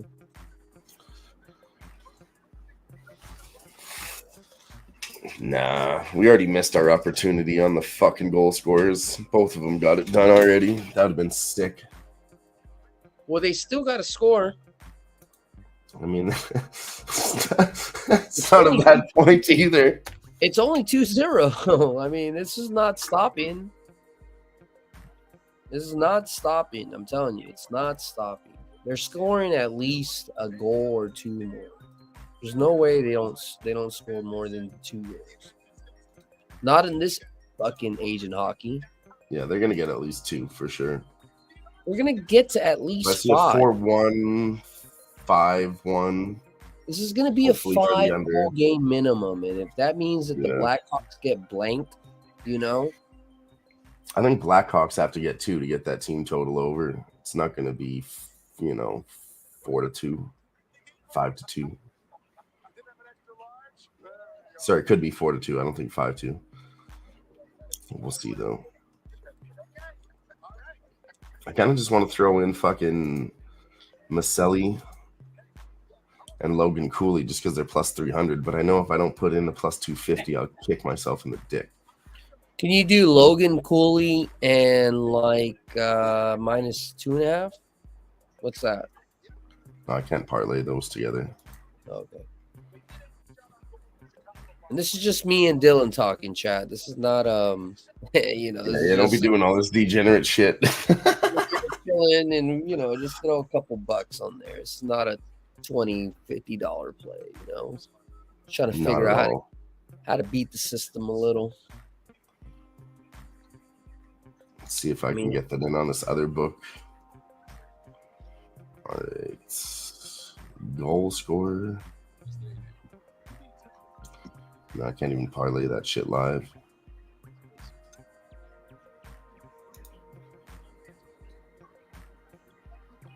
See, this one doesn't offer me players. But anything else? The Rocky Mountain elk is a state animal of Utah and voted as such in 1971. That would have been a good choice. The elks. And just fucking put like, don't they got big ass horns and shit? That'd have been cool. Just like how like the elks? Yeah. Don't they have fucking... No, not horns. They got fucking thorns or whatever, right? Yeah. Because I've been to an Elks club and they got fucking big ass fucking antlers. Yeah, elks That's are cool. That's antlers, yeah. That's what I we met- just named our football team out here. We used to be the Edmonton Eskimos, but that was racist. So now we're the Edmonton Elks. So now we're the Edmonton Black folks. It's honestly, it's getting bad. Our guy Sniz got hit with it. The Cleveland Indians, they got to be the Guardians now. Imagine that sounds like a Family Guy episode. Blackhawks is really the only one left. They still have that fucking. They still have that native logo that everybody fucking hates. But it's like the Blackhawks are already doing shitty enough. Don't be taking their shit away from them. Can only shit on them so much. You know what I mean?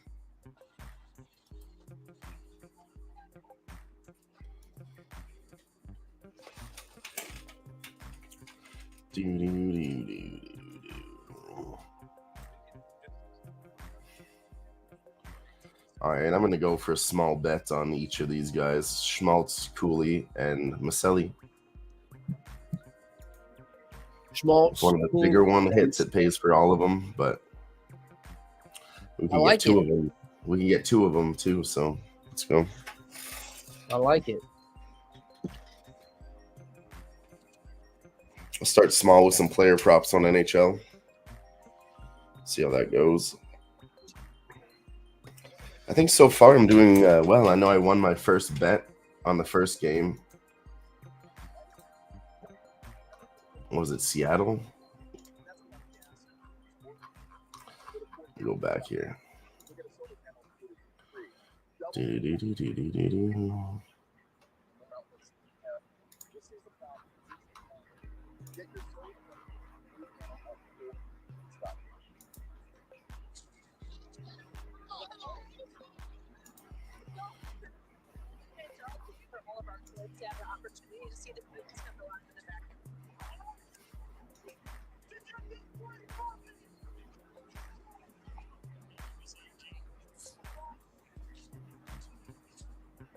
Oh, it was the New Jersey Devils versus the Buffalo Sabres.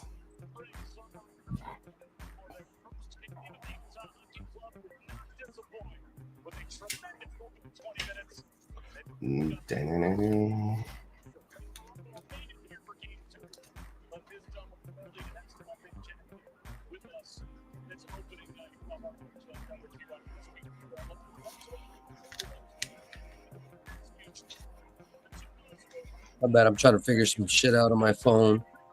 Oh, you're good, homie.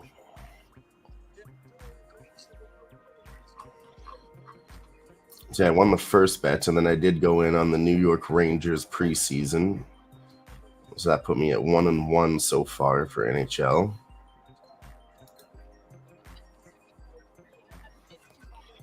And then I lost the Bruins today. And the under.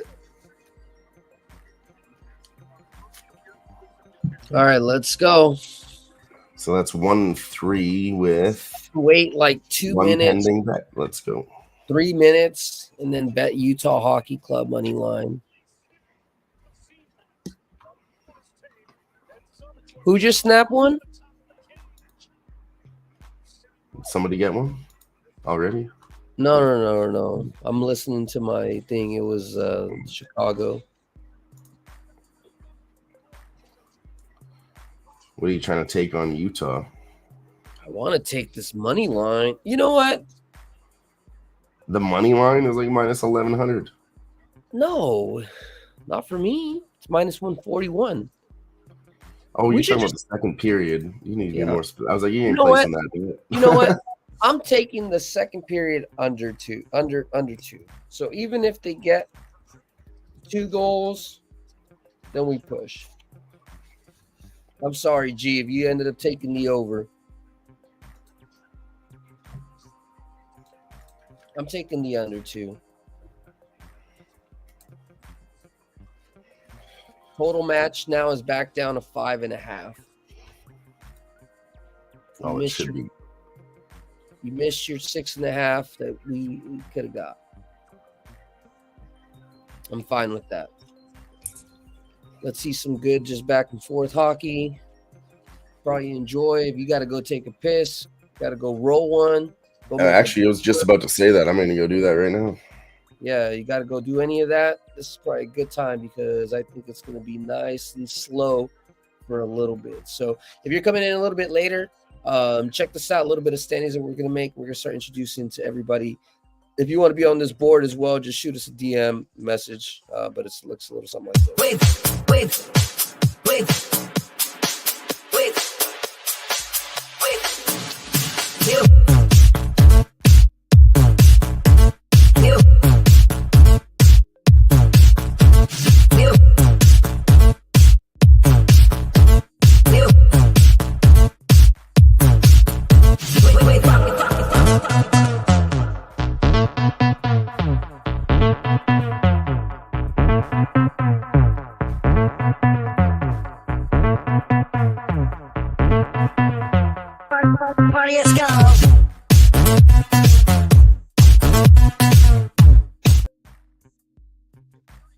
Yes, sir. So take a look at that. We'll get that updated here after this week. We'll keep going at it week after week. Keep the fucking bets in front. Keep everything public. You know, not everything is up and down and rainbows and unicorns. We'll see how it goes.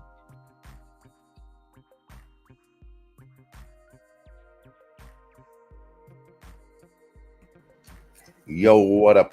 All right, second period total dropped down to 1.5 plus 100 fairly quickly. It's only been 3 minutes.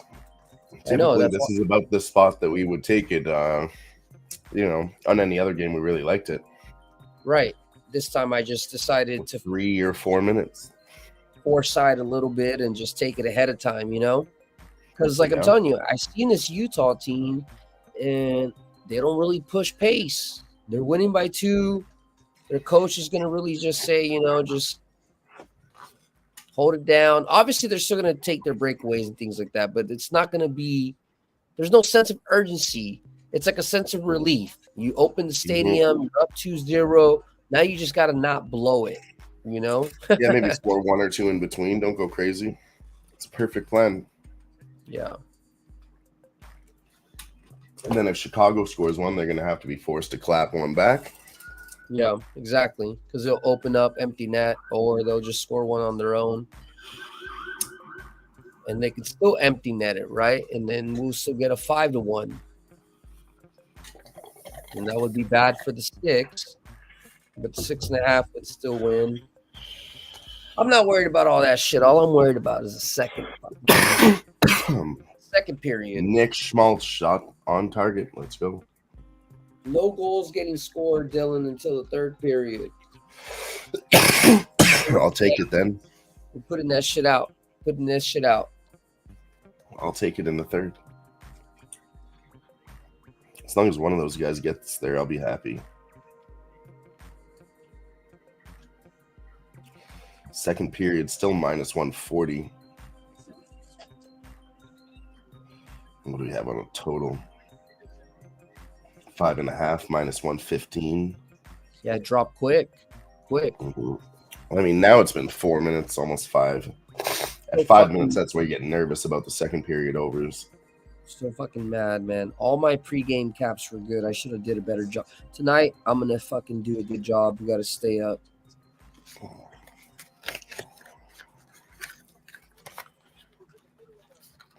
Try to put more than 1 or 2 videos out there.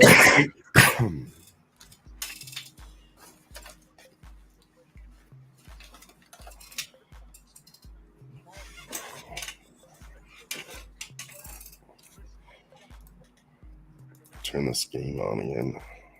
They're getting tight. Shots are still pretty low, right? Let's see. Yeah, shots are still low. 10 shots for Utah. Chicago's actually picking it up with 7. They had 5 and 2 in the first, so there's only been 10 shots so far. Definitely a lot more pressure in the second period, though. Nick Schmaltz did get the point, and so did Cooley. Damn. Could have took him in that way, shape or form. Barrett Hayton. Yeah, everybody we talked about. If we would have just pointed them up. I mean, that's the top line, you know.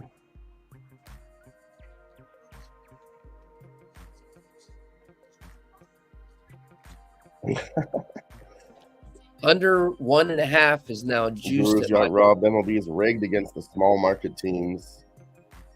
Hey, you never know. All sports are rigged. What's up, Barry? I haven't seen you in a long time, man. Hopefully everything's good. I haven't seen your face and that name in a while. I just have to shout you out. Hell yeah. I think that's our guy, if I'm correct. It's like 1 every 10 years, right? Maybe a small team market will do it. I don't know. But you are right. Baseball, so much more fucking money going in there. I mean, I really bet it that way. I watched the first game go, and I bet all those teams to tie up because they at least want this shit to go to game 3, if not game 5. I bet that fucking every other side to come back and win, and it's happening right now.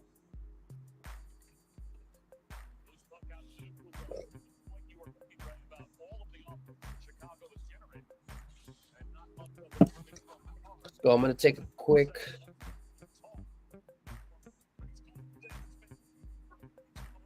photographic memory. Actually, not photographic memory. I'm going to take a quick picture.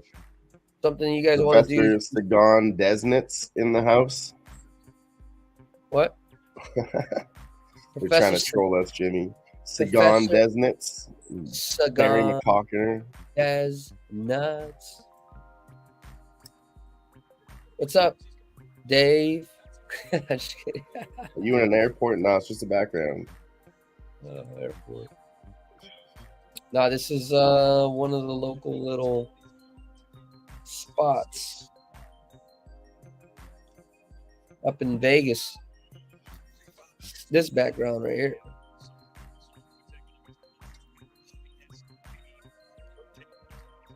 Me, I'm not in the airport, but I'm high as a kite, so we're up there. No, just kidding.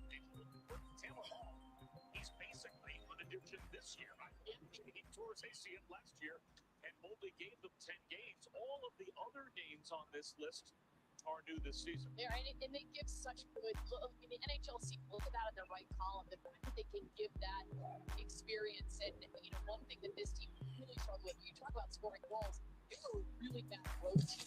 You got to hope that maybe eventually some sort of semblance of score or routine, whatever it is, when they're on the road. And now Temptation's trying to get me, Jimmy. Said go for it said go for Utah -2.5. No, you shouldn't. If you do, you a fool. Nah, just kidding. If anything, do under 5.5. Mike Hoochie says, please tell me you weren't smoking fentanyl. Nope, Nope. not around here. I don't Listen, even there's know. no, if you find a winning capper that's smoking fentanyl, he must be a god, you know? Yeah, let me know so I can follow.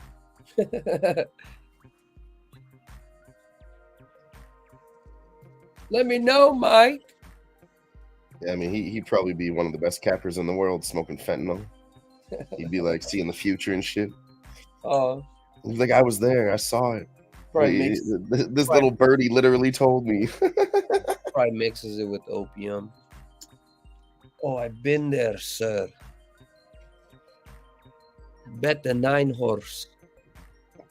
See, I lived a life of 30 years in 5 minutes by smoking peyote. I saw all the sports games.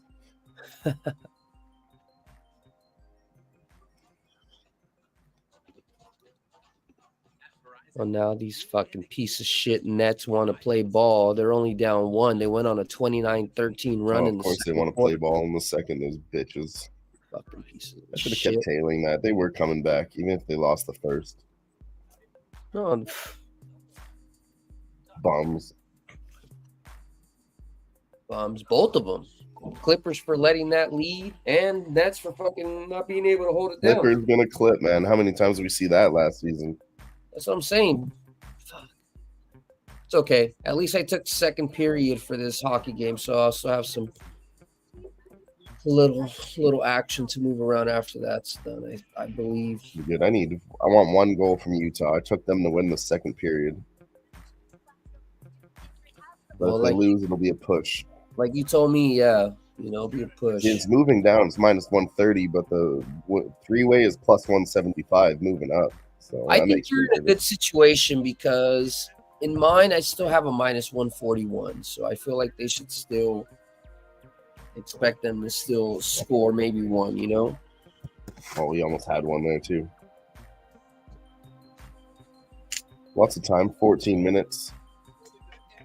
Another wrist shot. But for my sake, I hope you push. Just kidding. Schmaltz. They're all on the ice right now. Let's go. Let's go. That's a good line to take too. Like, even though, the first line had already scored, you take, like you said, Maselli, Cooley, and Schmaltz. It's the second line. So at least all 3 of those guys are on a line together. You have a chance for all of them to score. Still money line, still staying tight. Unders now at -200. Still playing very conservative hockey right now, I feel like. Haven't really heard too much of Bedard's name. Now you can get an under 1 for +140. I wouldn't advocate it, but I'm just letting you guys know what it is. If you guys are still looking for action in this hockey game, I would advocate a under 5.5, 135.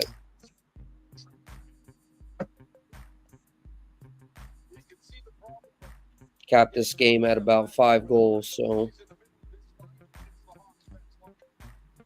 Chicago digs for a goal, but they cannot get it. Wow, that was close. But it looked very slow. It was sloppy, yeah. It was there, definitely, and they still did it slow. All they can do is get lucky goals like that. They just have to grind and smash them in like that. It's crazy. Like, when do you ever see them making fucking one-timing plays like that? They don't. And then do you see how Seattle's doing? Do you see how they only have 1 guy pressuring up top, even though they have puck possession and they have 2 people down, dude? They're not even trying to pressure. See, then they try to dig for it. They're not even trying to put pressure this period right now.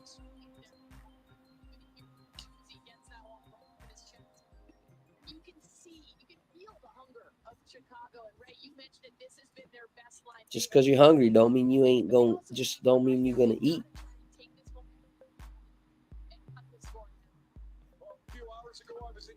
See, like, fucking what a play again. Hopefully, Clippers go back to the commentators just said it. It's the third time they use that same setup of a play. Blackhawks need to figure that out. Yep.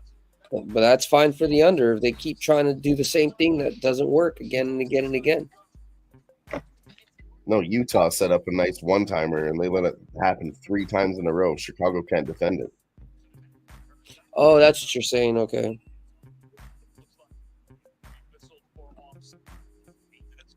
Dunker again had a sick attempt.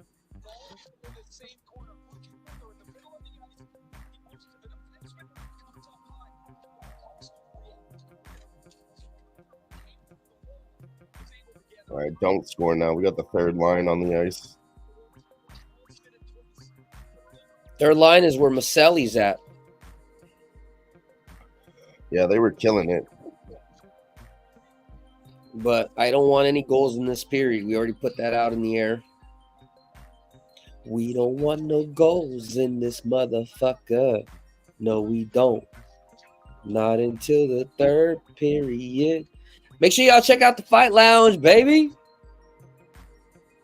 Y'all see this fancy ass gear? Y'all want some? Y'all make sure y'all check out fucking our shop. There's a little QR code. We got.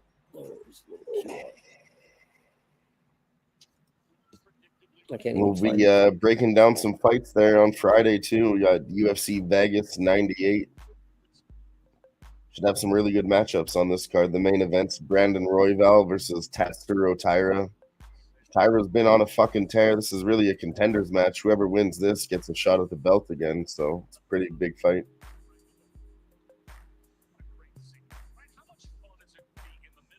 There it is, y'all. Check it out. If y'all interested in trying to get some Who-Bangin merch, that's the QR code. You guys can go check that out.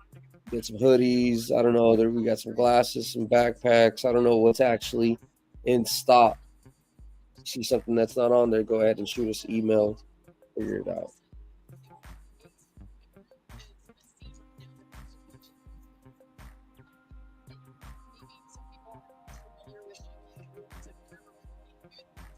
Utah just scored a goal. Hell yeah. Who was it? Let's see.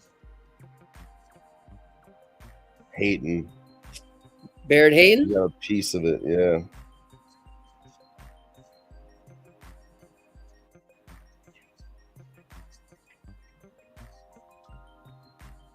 Barrett got 2 points now.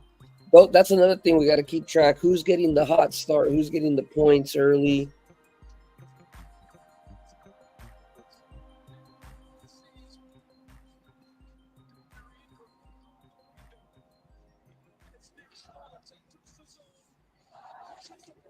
That's fine. Everybody wins if this happens. If we just leave it at this.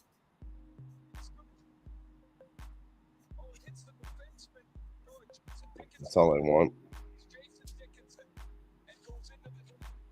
Sam Bennett had 2 points today. Everybody else, it was pretty much by committee. Nobody else, I mean, just typical Panthers hockey, right? Lusserainen scoring, Reinhardt scoring, Bennett scoring. Yep. Rodriguez assisting, Lundell with an assist. Remember we used to do those Lundell like over assists and it was like very juice. That's Anton Lundell for a point, yeah. I just thought about that. So we need to look at that for next game. I think he's still one of those guys that are still developing. Maybe this year might be the year he might bust or break. For sure he is. We'll see. So looking at this Blues game, Seattle wins, Kyrou scores a goal or a point, really. So I feel like, honestly, and this is going to be something that I remember from my caps, is I feel like anytime I'm taking St. Louis money line in a spot, I got to include Kyrou for a point. So Kyrou had 1 goal. He had 2 goals. 2 goals, and then Justin Falk had 2 points. Dylan Holloway, Dylan's old buddy from the Oilers, is now He's good. He's sad to see him go. He's actually in the top line, Dylan. So he's really He's good. They made a good trade for him. They used him as fucking ammunition to get 2 players, I think. No, I know, to make that push. I think everybody won. And I think he won ultimately because we had a lot of forwards. We needed some defense, so it was a good trade. He started with the Leafs, then, which was a high caliber team. He got to learn a lot. Then he went to the playoff push with the Oilers and got to get that experience.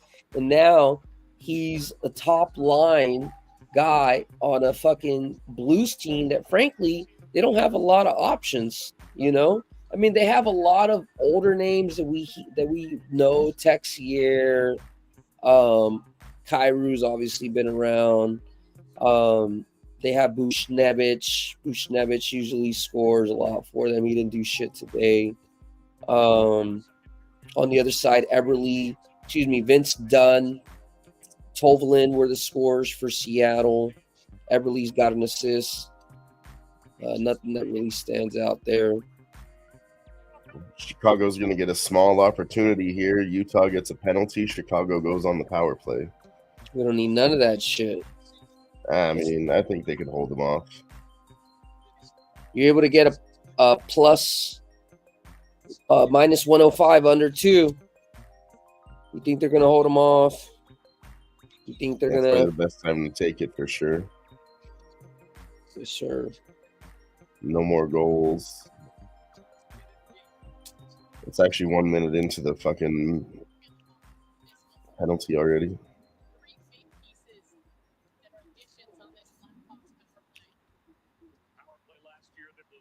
Hayden Barrett. Ooh. Toronto has some good goalies. They picked up Stolars from Anaheim. You know, I know it's like crazy to say, but it's been crazy for years. Toronto's been getting better, and they've been working on it. Their year's coming soon. When I looked at my trends from last year, it kind of blew my mind. Toronto Maple Leafs team total at home and away. They score. All they needed was some goaltending. They could fucking get there. Yeah, that's a second great pickup, but hey, there's nothing better than Shesterkin and Jonathan Quick, man. And everyone thinks it's crazy, but the bookies usually have this shit right. At the top of the list is Edmonton Oilers, and second place is Toronto Maple Leafs to win the cup next year. So that's crazy, but when you look at it, it's true. The numbers represent it.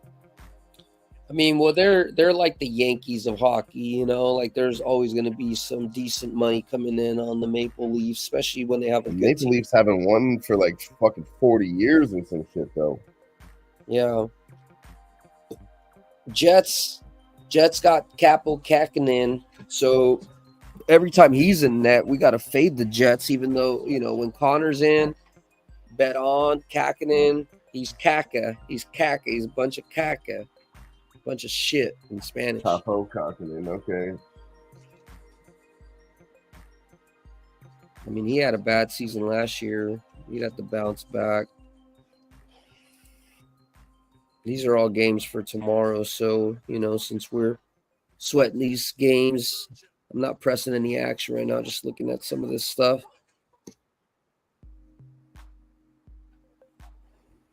Vancouver's goaltending is pretty good. They have this Artus Slovis kid. I think he's supposed to be okay. I said it all in the playoffs when Edmonton was up against Vancouver. I was like, oh, they got a third-string goalie. Lots of people talked shit about him. And, you know, he did okay in the first game, but you can tell Vancouver left back a third defenseman to help him out and shit. But he ended up doing really good. I kept trying to fade that fucking goalie, but he did a pretty good fucking job in the end. And we got Gorgiev and then Samsonov, Aiden Hill. Vegas is still decent with their hockey, with their goaltending. They still have Aiden Hill? They have Aiden Hill and Samsonov. Okay. So it is pretty much the same. Yeah, they just let go of Georgiev and then the other guy. That was really good. I mean, no. They have excuse me. They have Samsonov, and Aiden Hill. Yeah, so I was right.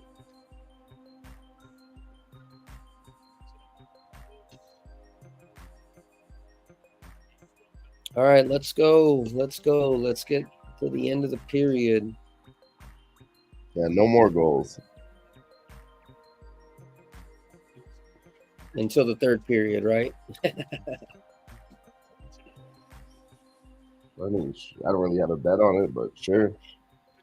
Fuck, Blackhawks just scored. Fuck, really? Yeah. All right, I really need no score so I can get my money back. Jesus Christ.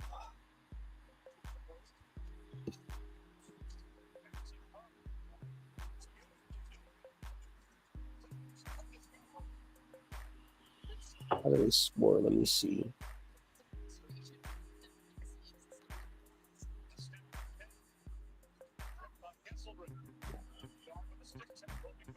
God damn it, Chicago. We knew they would get at least one. Yeah, I was just hoping not in the second period when I made that bet.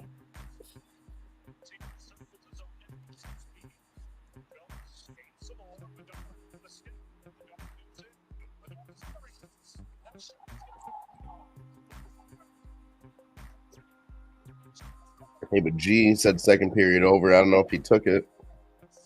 Yep. And then, Either way, we're both pushing right now, so was it earlier too? let's hope we both push.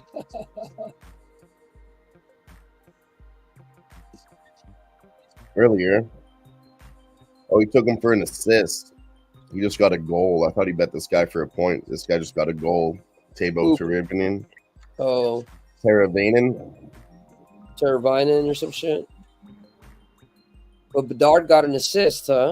Yeah.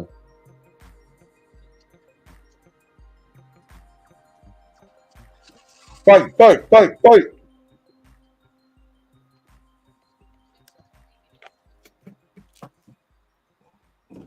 Chicago beat him up. Utah lost their first inaugural fight. Chicago's undefeated in fights versus Utah. They had a brawl, Jimmy. You see that? No. I'm checking something. Let me change it. Oh, I see it now. He fucked Looks him like up. two guys will be going to the box. Here it is, replay. Still talking shit. Took a big hit. Nick Druzy from the Canadiens. And they all just get in there.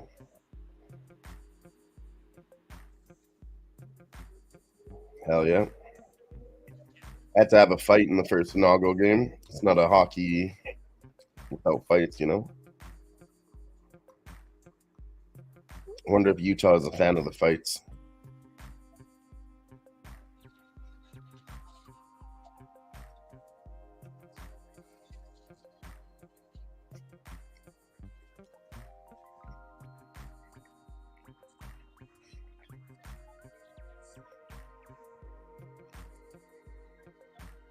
These fuckers ended up winning the first half, man. I can't believe they didn't fucking do it in the fucking first quarter. Piece of shit.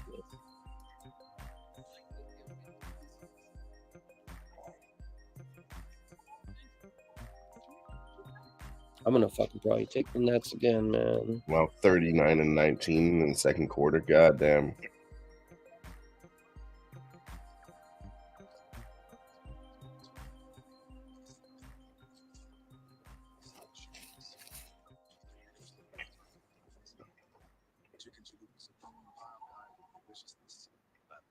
Chips, nacho cheese sauce, medium drink. The only thing that's not less about is the price. It's lots for less. $7 Oh, it looks like Sean Durzi could get extra penalty minutes. I hope not.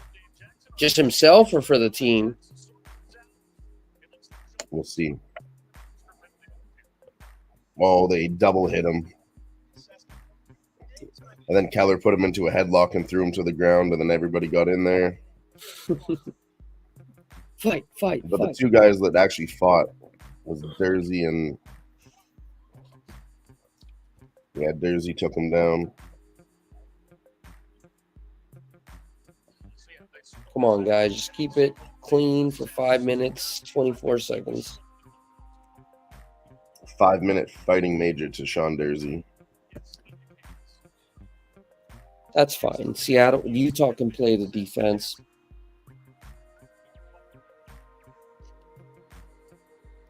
They still have a 2-minute minor for the Blackhawks as well, right? Yeah, so Chicago gets a 2-minute power play. And then they got 2 guys in the box for 5 minutes each.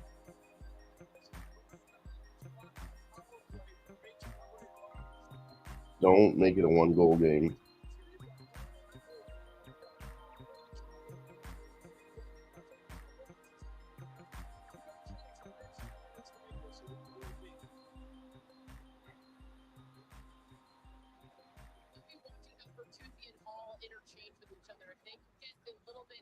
Let's go, boys. Keep it low. Keep it low.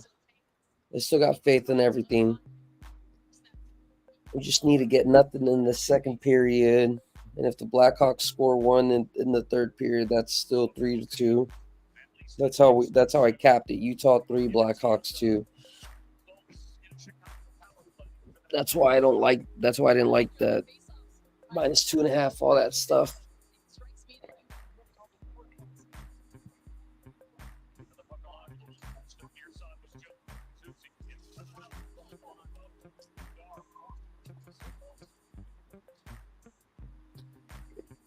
Come on, boys. Come on.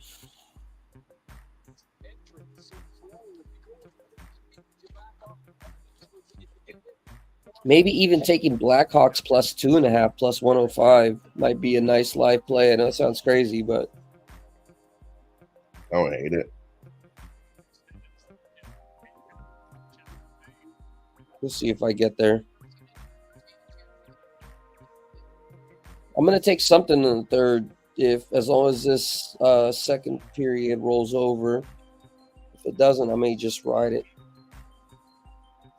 Yeah, I was winning. Now it looks like I'll get a push on that second period.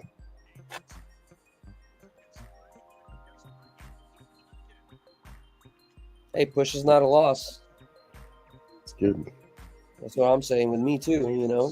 I'll be fine with the push.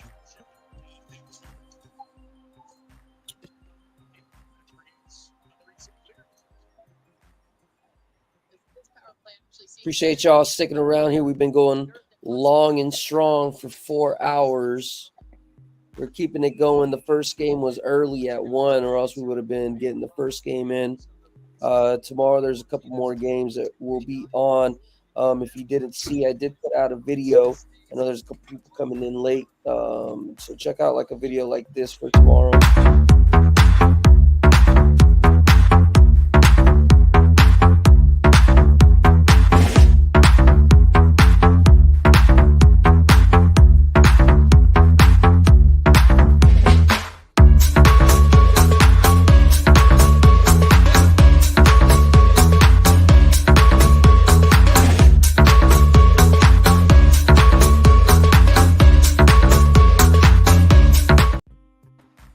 Hell yeah. Yeah, something like that. At least I figured if we can't get you, if we can't get me to be live real quick to throw something on, I can always cap shit, have it ready, and then just have it timed out at 2 or 3 o'clock. So you guys can get a little something. Instead of just getting your typical tweet with the play or whatever, just something. What? What happened? Another Chicago power play. So it's 5-on-3 now, or what? Now it's 5-on-4 again. 2 guys got 5 minutes for major, so There's still a chance. Let's fucking come on, baby. just gotta stop fucking up. I'll be back. I'm gonna go get a water. All right.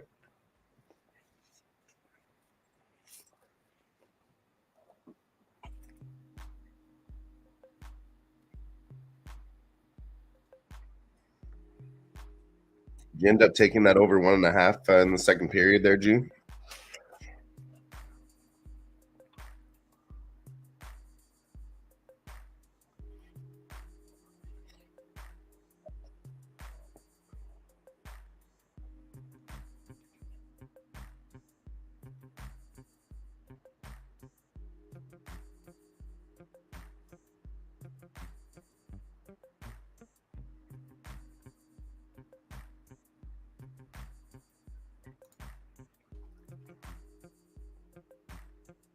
Damn it. There was a fight, too. He got into a fight already. It was great.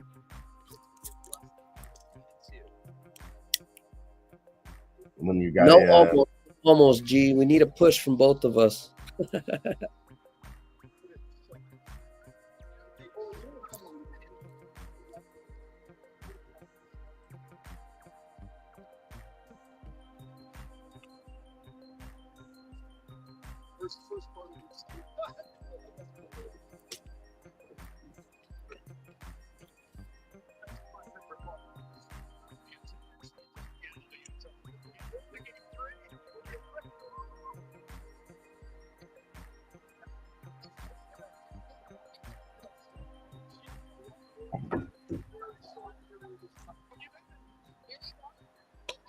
What's crazy is Brooklyn's doing all this, and they don't even have the better stats. They have the worst field goal possession, the worst three. They have the worst of the 2 3-pointers. They've given up less turnovers, 3 less, but they've been getting out rebounded as well. So they're losing 3 of the 4 major categories and still winning by 2.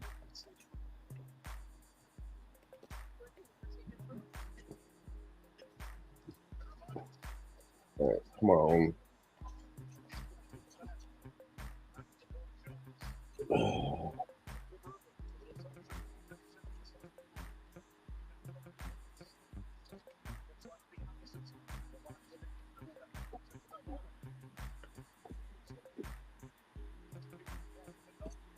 Ooh, Bedard with a nice shot. Glove saved by Ingram. Let's go, boys. Let's get a stop.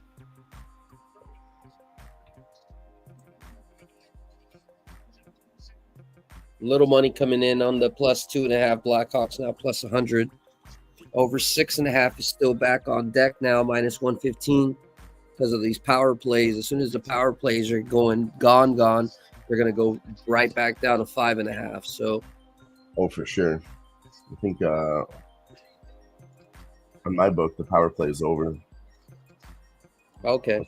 40 seconds left. Yeah, that bitch was about to drop.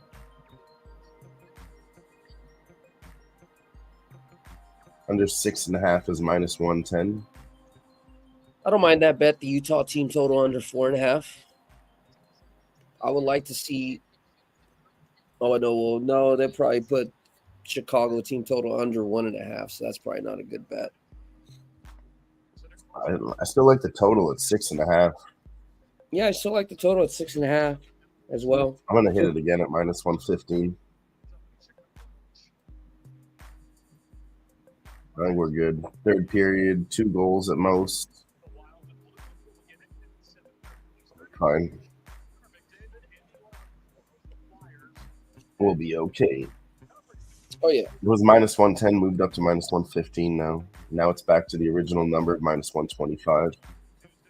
Snagged it. A couple people in the chat like Utah under 4.5 live. It's not a bad bet. I just can't take those type of. I just can't take those type of. They don't give me.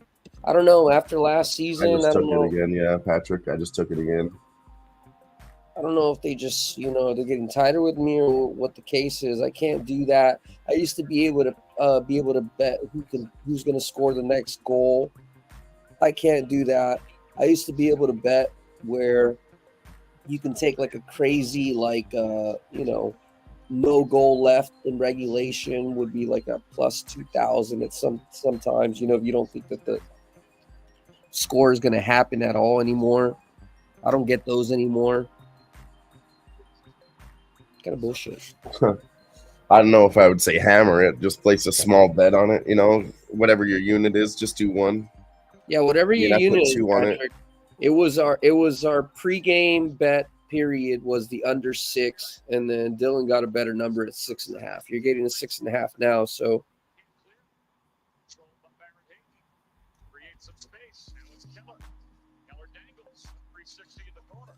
Well, I think we look at it as 2 in the first, 1 in the second, maybe none in the first, Or 1 or 2. I mean, there's been 2 in both periods. Even if they get 2, that only hit 6. And I do think it'll slow down in the third period. I hope. No, I think it will. I think it will because, like I said, Utah's still going to play more conservative. Blackhawks don't have enough offensive power. You've seen the way they scored the one goal. It was like a breakdown, complete breakdown where they left the fucking center fucking wide open. I mean, Yeah. that's not going to happen again. Trust me. They're going to talk about that specific play for like probably like a third of the fucking period break, you know? Like, where was the breakdown? Because besides that, they've been playing outstanding, you know? Yeah, they've been doing well. So,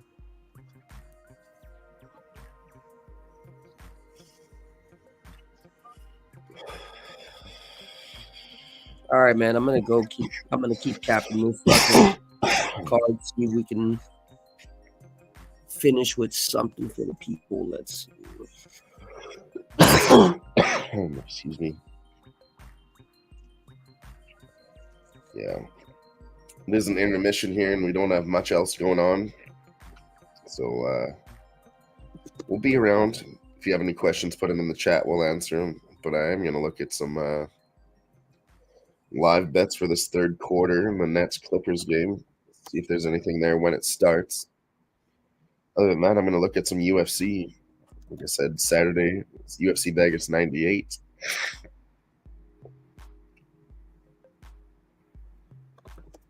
I am leaning towards Clayton Carpenter already, but I have no bets placed on this card yet. Oh, and there's a good boxing match, too. Artur Beterbiev versus Dmitry Bivol. You know those guys, Jimmy? No. Dmitry Bivol, he fought Canelo. I think he beat Canelo when Canelo moved up to try and challenge for more titles. He beat Canelo. I'm not gonna lie, my boxing pedigree and knowledge is not as good as it used to be, just because all the bullshits that's been going on, you know. Yeah, basically, they're two of the best guys going up against each other. It should be a good match. 20-0 Artur Beterbiev versus Dmitry Bivol. What's he at? 23-0. So both are undefeated. Someone's O's got to go. Should be a good fight. I think it goes the distance.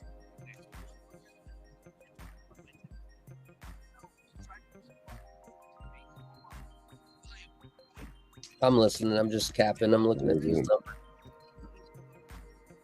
I'll look into it a little bit more. It's a close fight, too. Minus 138 versus a plus 120.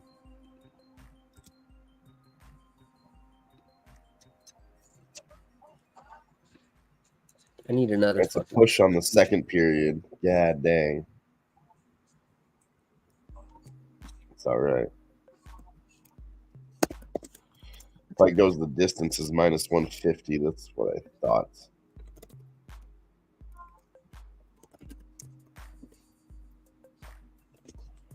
Bivol points plus 110. Very interesting.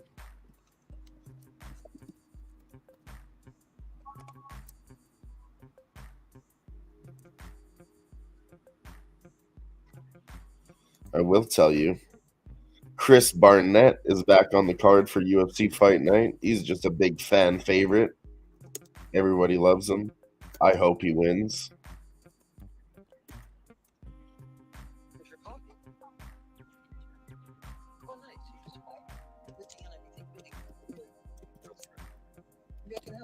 Oh, what? He's out now? God damn it. Who's out? Chris Barnett. He was in. Now he's out already that fast. Okay, Leafs are on a 6-game winning streak against the Canadians. They beat them all last season, minus the first appearance. Let's see. Hold on, let me keep.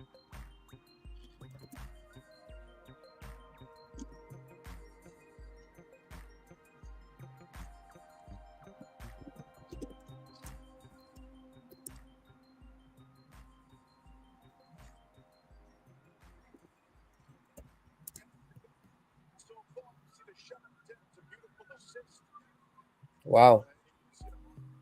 So this doesn't mean anything. I'm just putting notes together, but I don't want to stay silent. But the Leafs as an away favorite against the Canadians as a minus 180 or more are actually only 2-5. 1-6 covering the puck line and 2-5 to the under. Okay. So that's Yeah, I think so too, G. A boxing match should go the distance at minus 150.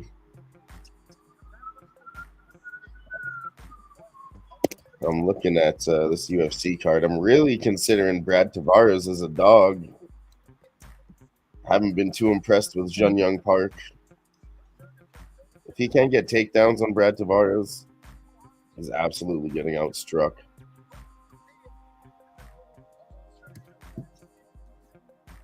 What else here?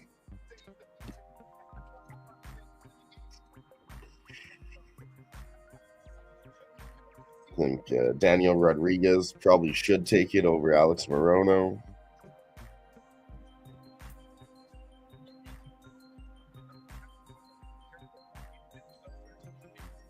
Clayton Carpenter, like I mentioned. Who else?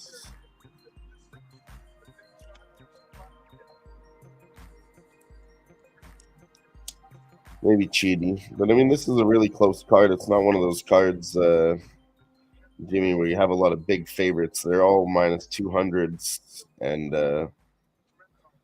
biggest favorite on the card is minus 330, I think. yeah. Sorry, minus 400. It's really, lots of the other ones are like minus 200 to a plus 150. All very closely lined fights next week. Should get really greasy over there on the Fight Lounge. Make sure you tune in.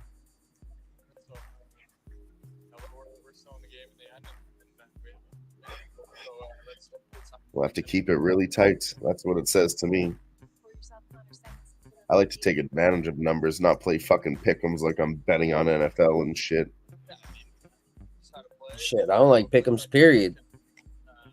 Even if the line is like a pick, don't mean it's a pick'em in my mind, you know? These are basically UFC pick'ems, minus 130 to minus 200. You only get plus 110 to plus 150 on the other side, all the way across the board. It's pretty dirty for 12 fights, all of them that close. Makes me not even want to bet it at all, to be honest with you. That's really what those numbers say to me. Don't even try. But I'll dig into some props. There's always something to be found in props. And these books are being weird on this fucking NBA game. They won't even let me. They haven't even put a number out for the spread, for the side, the total. For the Nets? Yeah. The money line is minus 105 and the total's at 219. No, I mean, I just can't take it. Everything's locked up. Yeah. Which is weird. Doesn't say there's anything happening in the game.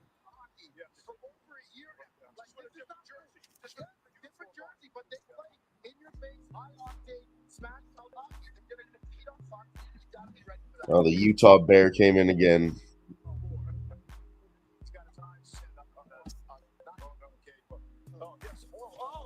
This is bullshit.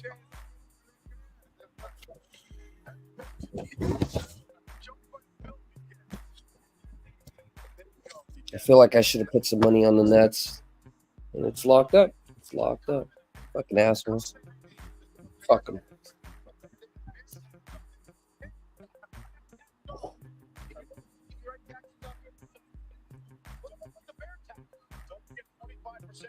Under 6.5 is now minus 149. Fuck, that's juice. I'm glad I took that under again.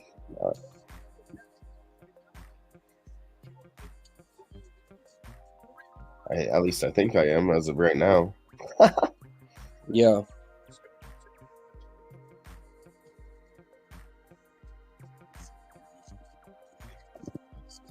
If I get that and the puck line on Utah, I'll be all right. We'll be back to a good 3-3 record and up some units already on hockey. Oh yeah. And if we can get one of those guys to score on the list that we talked about earlier, Mateus Maselli, Logan Cooley, or Nick Schmaltz, either one of those to score, then we'll be laughing. But we are indeed in for a third period sweat, Patrick. It's true. Not happy about it. It's late already, but for the first hockey games of the season, I mean, like I said, there was one 2 days ago. It was at 11 a.m. Wasn't really the inaugural season kickoff, in my opinion. With 3 games on the slate, this feels like, hockey's back. That one game felt like preseason. Plus, they still had preseason to finish, too, anyways. It wasn't even NHL yet. But preseason's done. NHL is officially on.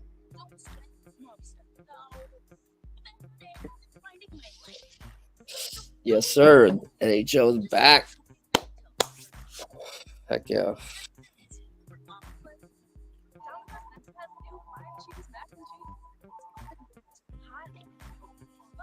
They're not going to give me my second period money until third period kicks off. Unreal. I might be forced to play a 5.5 under, which I don't mind. You're not forced to do anything.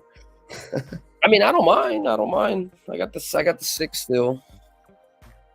I could really see one goal, though, honestly. We just don't need anything because they might. Nothing would be awesome, but like you capped it. We saw Chicago score. They had to try really hard on some dumb shit. Utah's been pressing. They might get one, but that's all we want is just one goal. This is and fine. Then it falls perfectly into your cap. The 4-1 finish.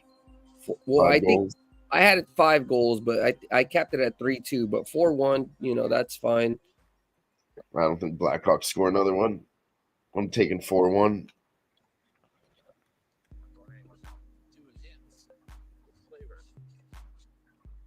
See if we can bet on that. Correct score right now? Nope. Not in the third. Too easy to guess now. Oh, Flea Mathis pops by in the house. What up, Flea? What's cracking, Flea? We're just about to sweat this third period for the Utah Hockey Club versus Chicago Blackhawks. They won't let me bet third periods, but if I could, I would bet Utah to win the third period. I think they do get one goal, and the final score is 4-1. We're also on the under here, but it got heavily juiced, Flea. I'm going to be like Dylan and be frozen until he unfreezes. Every time I switch tab, it fucking freezes. God damn it.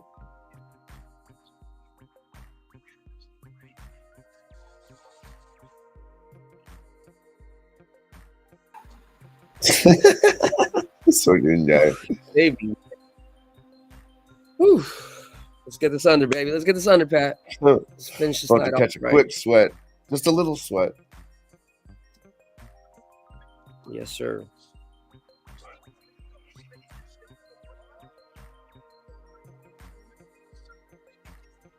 See, and if somebody comes out and scores real quick, I'll take the under 6.5 again. Shit, I don't mind that either. I don't want to get sweaty, but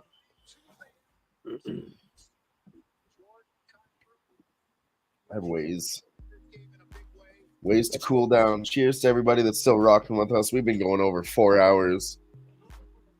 Where's my pen? Appreciate every single one of you in the chat with us. Cheers.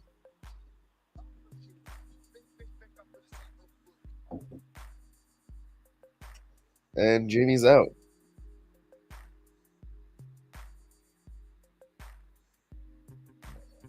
Bam, bam, bam.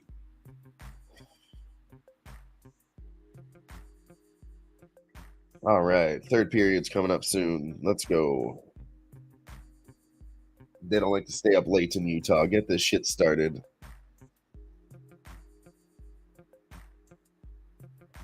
But we still do have the anytime goal scorers live. Nick Schmaltz, Logan Cooley. They're all a higher price now, plus 500, plus 600, and plus 700. So if anybody wants to tail us on those goal scorers, Mateus Maselli, Logan Cooley, Nick Schmaltz, That is the Utah second line, and they've been looking good. First line has Found already scored, so Found it. hey, Jimmy, those goal scores, they're up to plus 500, plus 600, and plus 700 now for the third period. Nice. Nicholas still rocking with us. What up? Nah, he's throwing out the peace sign. He gone. Later, Nick. I don't know if that's a peace sign or you chilling. Either way, man. Appreciate you. Either coming way. through. Either way. If you're just coming in here, we're live sweating and betting. We've been going strong for about 4 hours plus now. Last game of the session. We got the under 6 pregame, live 6.5 as well.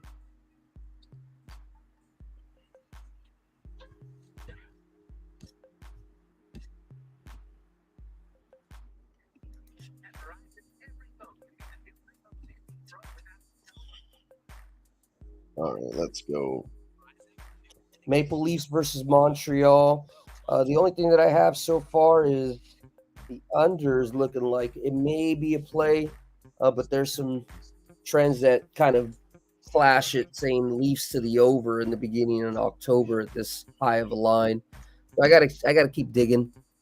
I gotta keep looking at the goalie stats. I don't want to give too much detail because it'll happen just like yesterday where I locked on one goalie and then they switch it up in the morning. So yeah, Montembeault starting. That's what I have as well. Let me see. I can look at what he's done.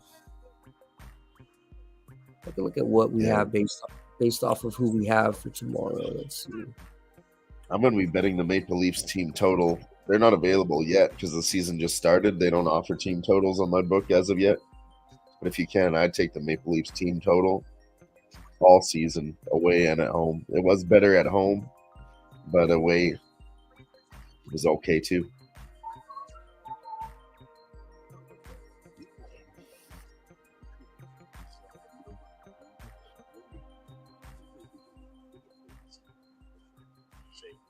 Okay, they finally opened up this Nets-Clippers game, but I think I'm just going to wait a little bit just to see how the quarter ends out. But I do think that the Nets are probably going to be the better team. Hopefully the Clippers come back a little bit and maybe get it within the numbers so we can get a better line on the Nets.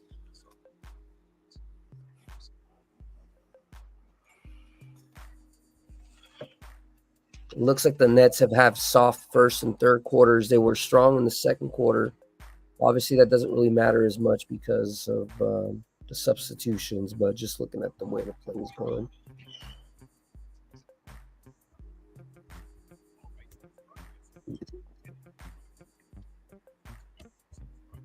Look at another game.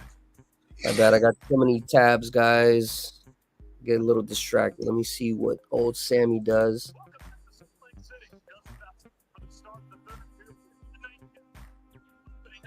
Well, fuck off. The Nightcap. That used to be our old name show. We used to be at Pup Sports Radio. Really? Never even heard that one. Yeah, if you ever see some of their older shows, there's a Clippers caught up, Jimmy. Might get that number. Yeah, I know. I'm gonna wait until the end of the third. There was a little segment for us. That's where I used to do all the live betting at. No shit, eh? Yeah, it's called the Nightcap. If you go on Pub Sports, they have a little section. It's still up there. It's videos from a couple of years ago. All right, and we're off. Okay, we're off. Where's my bread?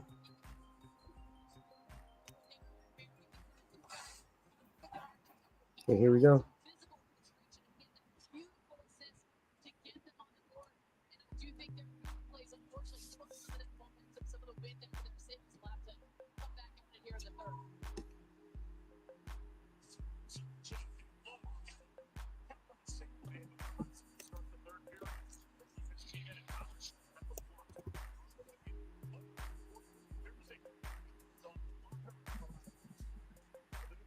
Tight hockey.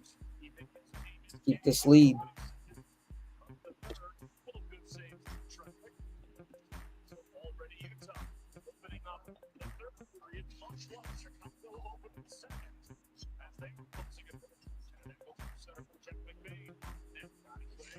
Gotta stop looking at the book. That 2.5.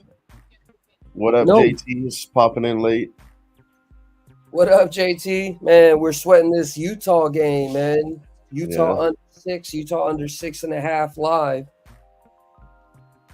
Hopefully they don't get 2 goals here. Well, they can get 2 goals even.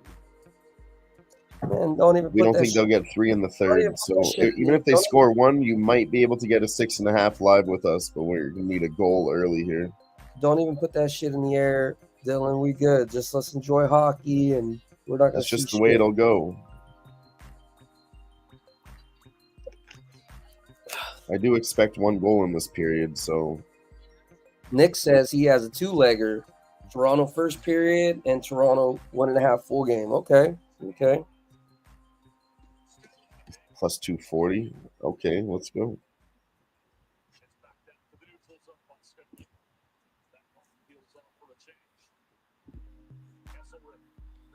You're able to get up under 5.5. I'm gonna sprinkle just like $10, guys. It's not the original bet that I have. I have a lot more on the 6.5, but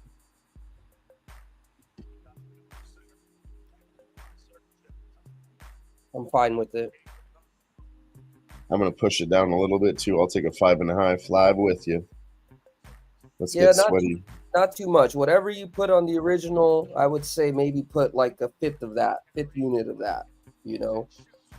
Oh, it's small. We'll be all If right. you're being conservative. Yeah. No, I'm just talking to the people out there in the chat in case they're trying to tell.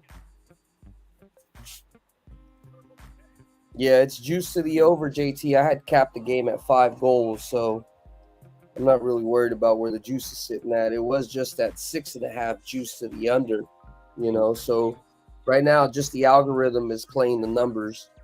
The closer we get, the more it's going to drop more drastically. So we just got to hope that these boys play ball with us, you know. They do their part. Just hold it down. Play a little aggressive. Keep it in the center ice. Well, they don't need to be too aggressive because that's how they messed up with that 1 goal, you know. So just aggressive enough where they're still making it look. Can we just hit them to stop the plays, you know, and then push the puck through the center?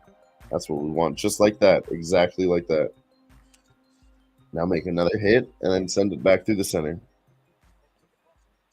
You're right, G. Maybe they could score another goal, but if they do, I don't want it to come in until super late, so we don't have to worry about the empty net situation. Yeah, I don't want to sweat that. Yeah, JT, whatever you want to know, man, whatever you want to ask. I'm not the expert, but I can try to at least figure it out, or I can try to explain it.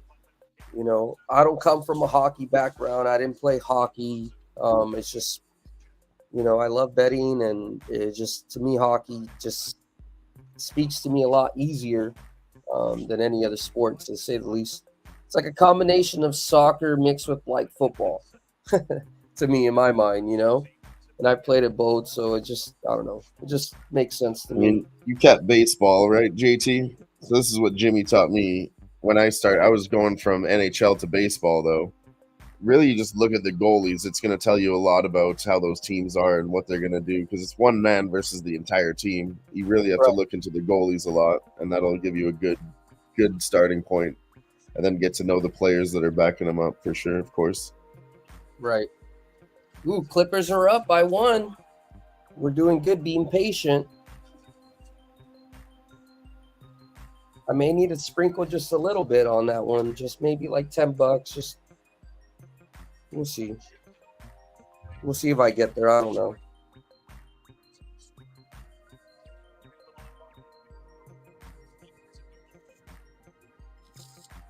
I like the Nets to keep it like tied, to be honest with you. Perfect situation would be 79-79, 88. Fuck. Excuse me, 81-81. They scored? G just called it too. They scored? Chicago did score. Fuck, I need that plus 2.5. Man, Jesus, we're sweating now. Fuck. Come on, no more goals. How'd you let that in? I knew I couldn't trust Connor Ingram. 3-2, guys, though. 3-2. Sweaty. Come on. Let's hold it. Let's hold it right here. We still got the 6.5. We got a goal cushion, so Blackhawks aren't going to win this shit, dude.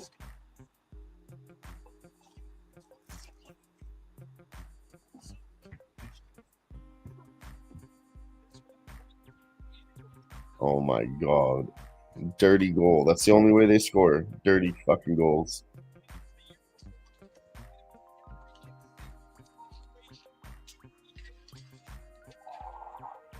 It's going to get greasy, guys. We said it was going to get greasy, so you got the What we're here to 6. do late night, it's always a sweat. You got the 6. You may be pushing. You got the 6.5. We're still looking good. You got the 5.5. Yeah. We're really sweating. At least, like I said, we only put it for very partial money. So, And they did, yep. what, they scored again? No, G. He just said it 2 minutes ago in the chat. I think Chicago will score, and they did. Under 6.5 is plus 200 now. JT says, fuck it, let's sweat it. Let's go, baby. This is hockey. It's just like football when it's like 14, whatever, and then fourth quarter they go 0-0. I mean, it's not that easily correlated, right? We're still hoping this shit does happen, but it's supposed to be. I'm not worried about the 6.5 getting busted. That means Chicago has to score again. Utah could score, make it 4-2. That's kind of what I was thinking, 4-1, 4-2. Right, 4-2. Chicago usually doesn't get 3 goals. Like all season, they probably won't get 3 goals a game. I'll be betting that shit, so.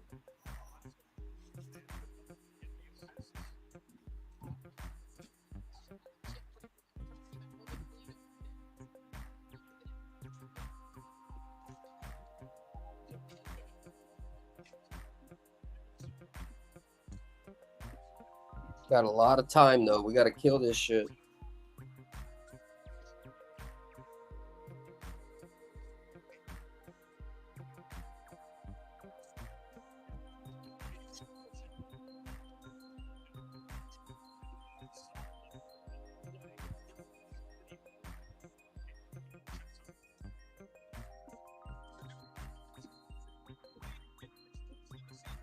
$13.33.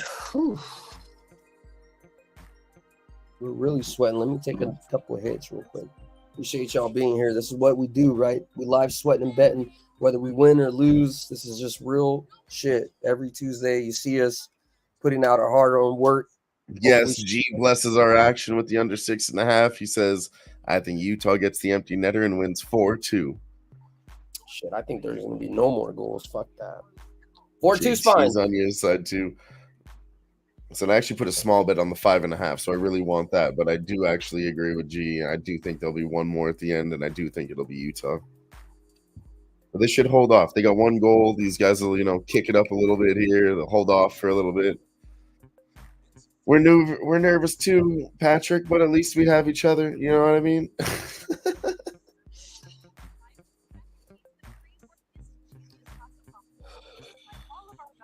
We'll get there. Sports betting isn't easy. Very rarely do you have laughable bets where you're just like, I smacked that. That was easy. Not for the whole night, right? You'll have 1 or 2, but.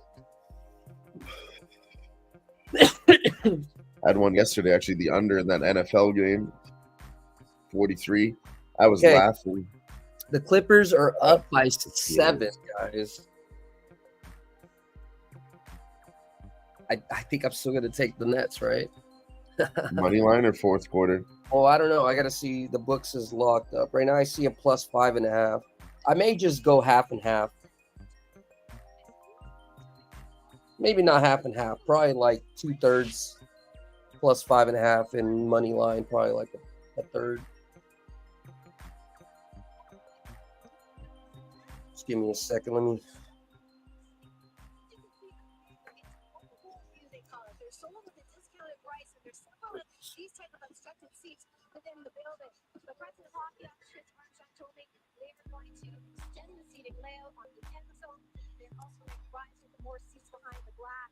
He also told me that this is a deliberate approach to create a world-class hockey facility, but keep the integrity of the NBA's traditional Utah Jazz.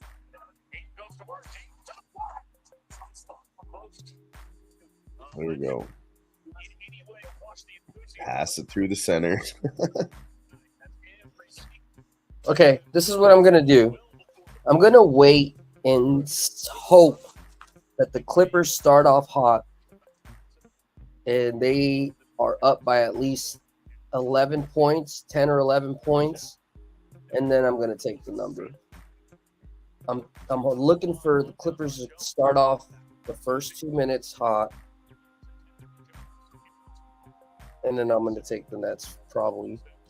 I'll let you know. The guys, if you guys are listening, this is just NBA preseason, so it's nothing, you should be going too heavy on. So,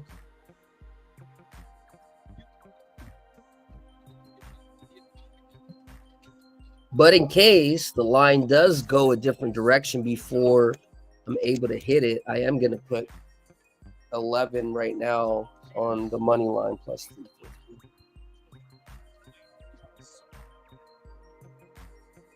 I know it doesn't make sense. Why am I waiting to get a better spread if I'm taking the money line now? It's just in case it doesn't get there right.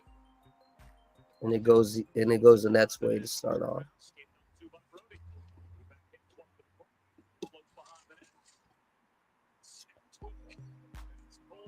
Well, it's hard to say in preseason, but Nets do beat the Clippers in regular season. Yeah, this has nothing to do with that. This is just, I don't know who's going to come out here in the fourth quarter,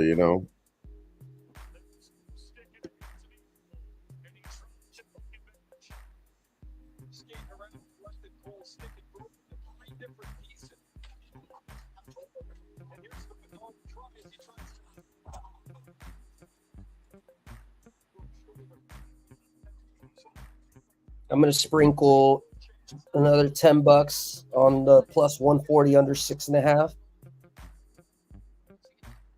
Since I sprinkled on the 5.5 for $10, I basically just hedged out of the 5.5 with the 6.5.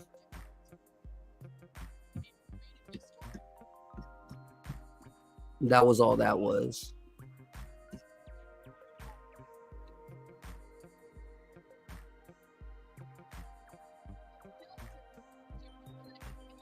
Yeah, it's looking okay now. It's dropping fast. And Dylan's frozen again. Really? God damn it. Or maybe it's just me. I don't know. Am I frozen, guys? No, it's definitely me. Let us know what's popping.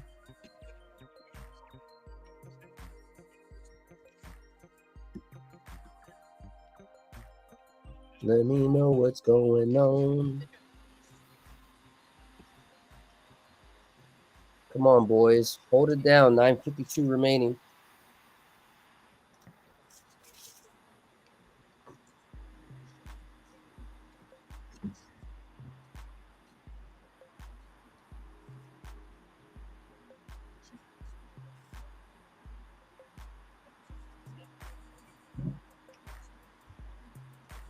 Let's go, Clippers. Get the first 2 points.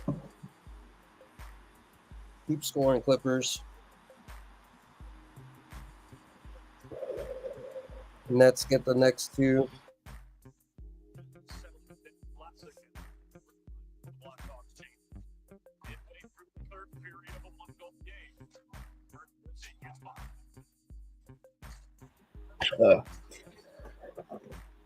Clippers get a 3-pointer, up 10.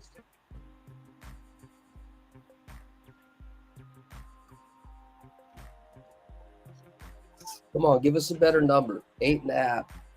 Give us a better number. There you go.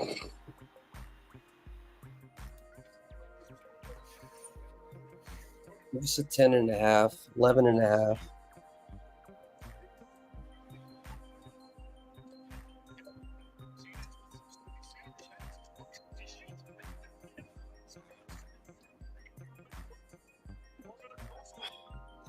Fuck, Connor Bedard just looks like he's 18. God damn it.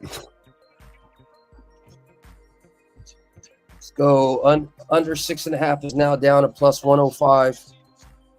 Yeah, it's Let's go, moving Patrick. fast too. This is a sweat, baby. Like, This I is the mean, sweat. This is the live sweat. The It was like live what sweat. 10 minutes ago it was plus 200. It's just been dropping steadily as time goes by. So let's go.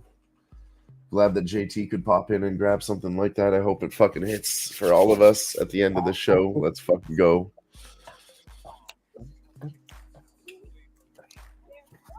I'll do the We had ups Carlton. and downs all night, but you know we like to end the show with a Do I fucking need to do banger. the Carlton? Do I need to do the Carlton for it to hit? Just Oh yeah. I know it is. I mean, grab yourself a beer, cigarette, smoke a, whatever your vice is. Except for hard drugs. Don't do that. Drugs are bad, okay? okay. Nets are up 6-5. Man, maybe that 8.5 was the best number. We'll see if the Clippers can still push a little bit more. If not, we're stuck with the original number, 6.5, which I think I may just start taking right now. Yeah, I'm taking it, 6.5.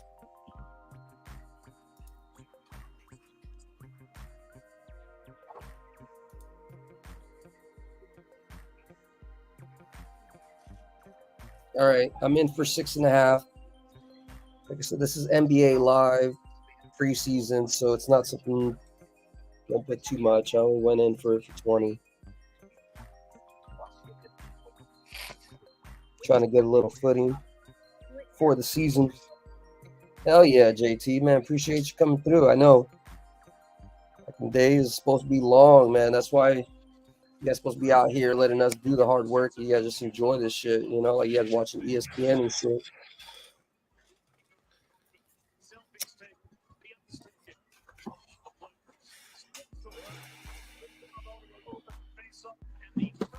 Definitely sweating this shit. Let's see where we at. 8:54 remaining.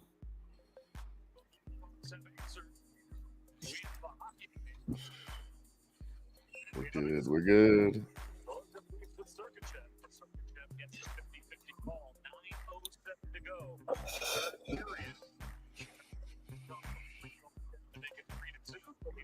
You can kind of hear your audio now, Jimmy. Huh? I can hear your audio a little bit. Oh, you can? Okay. Let me lower it. Why isn't this one working now?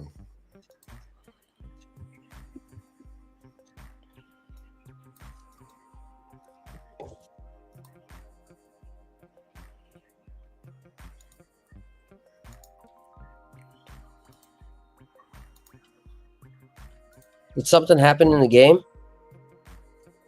No. Okay. Hopefully my books are just readjusting because it's locked up for me. Usually when it's late, either every time they lock it up, it either means that something happened or they're readjusting the books lock. No, we're good. 8 minutes left.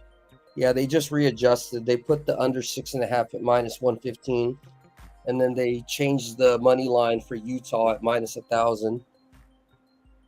That's good. It's good.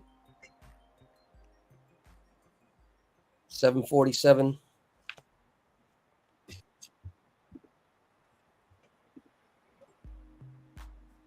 Need this shit to keep going. Woosa. Nice and easy. Woosa.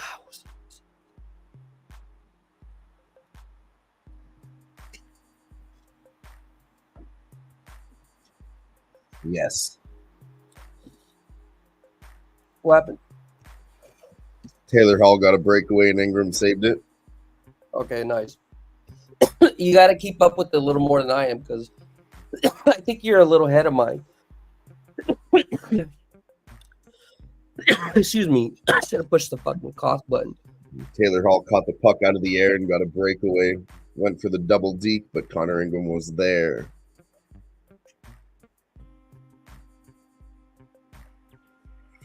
Told you Taylor Hall sucks.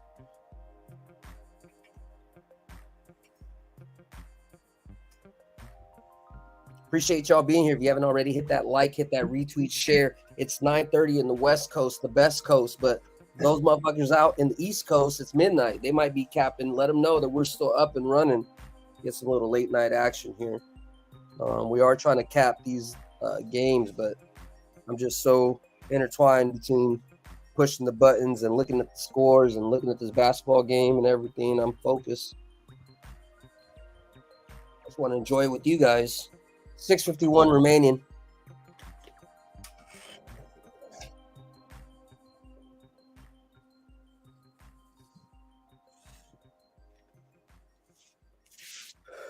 Utah Hockey Club 3, Chicago Blackhawks 2. Hell yeah, Patrick. Appreciate you. Cheers. Appreciate you, Patrick.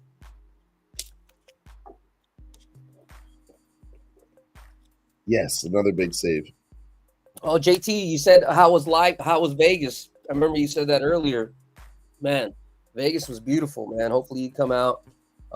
Honestly, I know we do this shit on screen and everything, but there's nothing better about me having a group of guys and we're all capping together, listening to other people's stuff, even if they're not talking to you. You know, they're sharing information out loud. We had the shows that were going on there, so people were putting out their own information. You know, I was getting like good information when I was on the car on the way to the college game. You know, I don't know shit about college football like that. You know, we smacked it up. We ate good. We sight saw a lot of places. I mean, it was fucking dope. So definitely, hopefully next year. I don't know if it's gonna be in Vegas or somewhere else, but hopefully you guys can come on through. And no, I don't really mess with breeders, JT. I wish. You know, I usually let Razor handle all that, and I stick to whatever he's doing. You know, shout out Razor.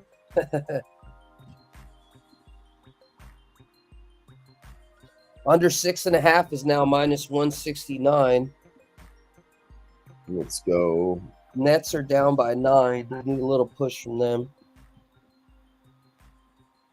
Come on, Utah, hold it down. Keep it nice and simple. I'll take a push and a win. Preferably a double win, preferably a triple win, right? Because we have that live under 5.5. But, yeah, I'd like both. But you know, as long as it's a net positive, that's the most important thing. So appreciate y'all being here, man. Today I did a bad job of passing the information to the peoples, but overall my caps were all good today. So tomorrow there's how many games? Hell yeah. There's about 5 games tomorrow, so I'll do my best to make sure I have that shit out there. You know, as soon as possible, probably as soon as we get off the stream, I'll probably either crash out early and wake up early, or I'll do it late tonight, and that way I'll have it ready. Either way. It's hard with hockey, though. It's not like other sports where you could just cap it and then you're good, because you just have to wait for those goalie changes. I mean, you wouldn't think that it happened so early, but it just happened in the first game of the season. Good thing it didn't hurt the cap, but I definitely thought it was. Hell yeah, Nets get a 3. Let's go. They're only down by 9. They needed that one. Let's go Nets. Got the under 6.5 at minus 200 now. Let's keep it pushing down. 3:44 remaining in the game. Appreciate y'all being here. If you guys are coming in late, we do have an updated little standings thing that we're going to have to probably stay up a little bit and recap all this shit. I don't know, you know, where we're sitting at. Hopefully, I know this NHL game brought me back, you know, knock on wood. Knock on some fucking wood. Another big save. Let's go. Still not over, so let's not talk like that. But here's the standings, though, for you guys that are just coming in late. We're going to do out here for the next couple of shows. Wait.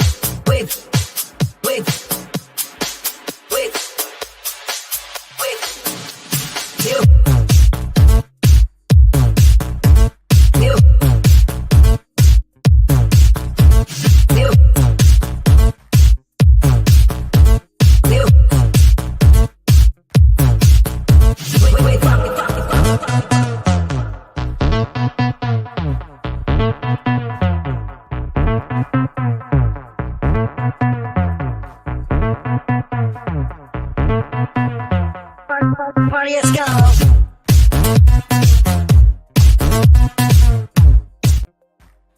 Oh, I thought we were in there.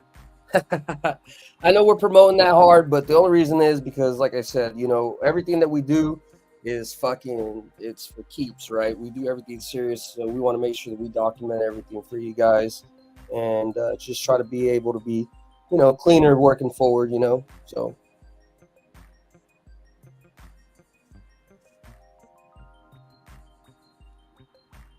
Four minutes, 13 seconds remaining this hockey game. Come on, guys. Keep it nice and steady. Nets down by 6.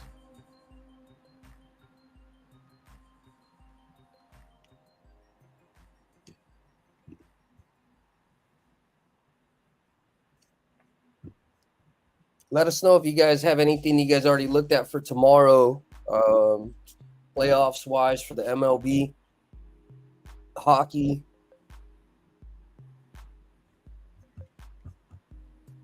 I know Patrick already gave us Nick already gave us a look here for tomorrow. He's on that 2-legger there with Toronto and the puck line. Puck line first period, puck line full game. What y'all sweating? Y'all ask us what we're sweating. What y'all sweating?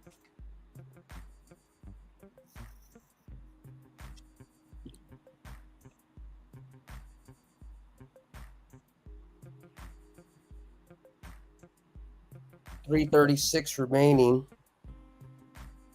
The books have locked up the puck line and the total, so they're probably trying to figure out if they're going to give out like a 5.5 or like a really 3 juicy. minutes. Come on.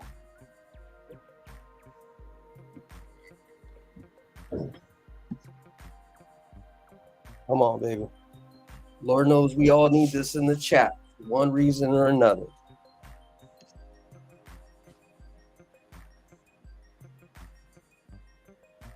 How much time we got left since you're ahead of me? 3 minutes. Okay. Is it an icing or timeout or what's going on? I don't know. It's still open on the book. I don't see anything. Okay, it just says they missed the shot, slap shot wide left by Alec Martinez. Probably went out of play or something. Oh, yeah. Went over the glass. That's all.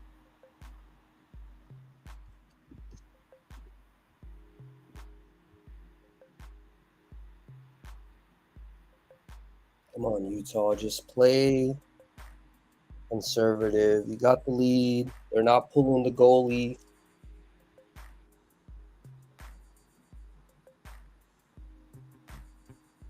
Keep pressing so they can't pull out the goalie, but don't press enough where you guys score a goal.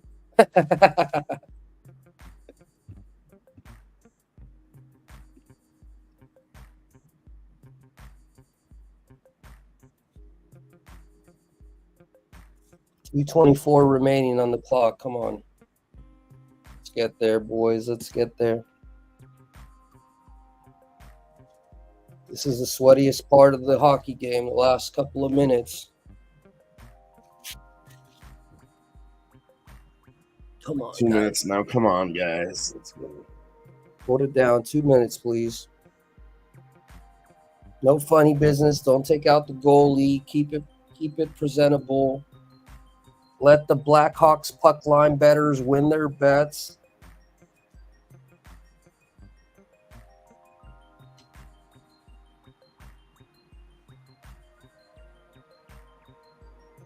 Everything is locked up because it's less than a minute 38. They're not going to let anything. Let's just hope that nothing happens. Another big save by Connor Ingram. Come on. We got 1:30 left. 1:27 left on the clock. There's a empty net by the Blackhawks. All right, so we need 97 seconds. That's an icing call. Okay. Yeah, they got an icing that gave them the opportunity to pull the goalie. So we got to hope 90 seconds of defense. Come on, boys. Come on, please. Let's get there. 84 seconds left.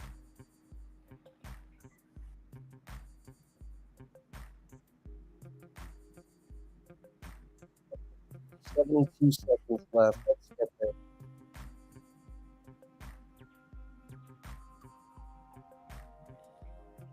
$55 seconds. Come on. Let's get there. Keep it 3-2, please. Go. 54 seconds. 54 seconds to rule the fucking world. Keep it tight. Yes, please. Flea, they did pull the goalie. It's greasy now, boys. Okay, Utah just scored, so that's it. The under 5.5 is dead. The 6 is going to push. There should be no reason for them to score anymore, and then we'll win the 6.5. Well, we got 41 seconds, so we got to wait.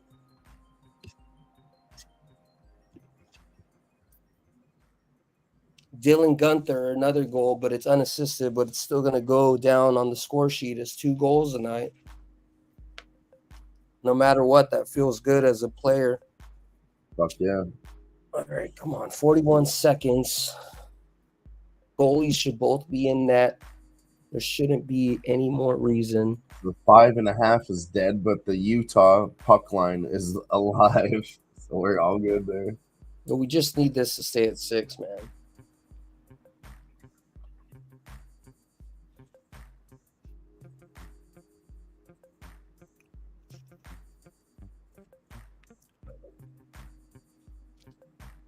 Come on. Please stay at 6. 41 seconds left. 5-on-5 hockey. Game's over already.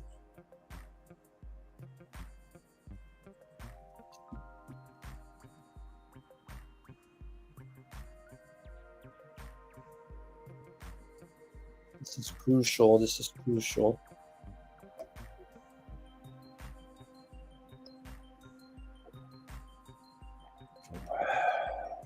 Good job, Nick. Good job with the over 5.5.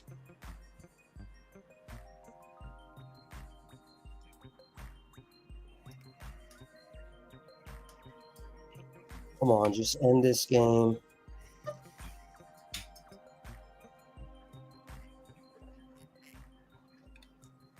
Seriously, ended at 6. Oh my God. Utah just scored again. Oh No, they no. didn't. Oh my God. What the fuck, Blackhawks? You fucking fucks. Really? You let it get there with 20 seconds left, you fucking turds. Fuck. Unfucking real. Really? Like that? Oh,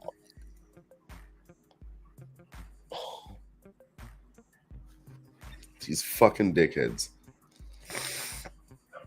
fuck me. All right, so already I have a vendetta against the fucking Blackhawks. You couldn't hold off for 20 seconds. Fuck. And it wasn't any of my goal scores I needed. I'm sorry, guys. I fucked up my shit and I fucking fucked your guys' shit up. Oh my God. That's sick, man. That's the worst way to lose that fucking bet. Are you kidding me? 2 goals in the last 2 minutes? Are you fucking kidding? Dude, that 1 goal in 40 seconds, man. I'm sick. Let's get the fuck out of here. I'm sorry, guys. We've been rocking for almost 5 hours. I think it's time to roll. Yeah, man. You got anything you want to say? Or Well, you know, we'll be back next Tuesday. That's all. You can catch us here on Who-Bangin Sports on the live sweat, and we'll be doing the fight lounge for UFC Vegas 98 this Friday. That's all. fuck. I ain't got shit to say.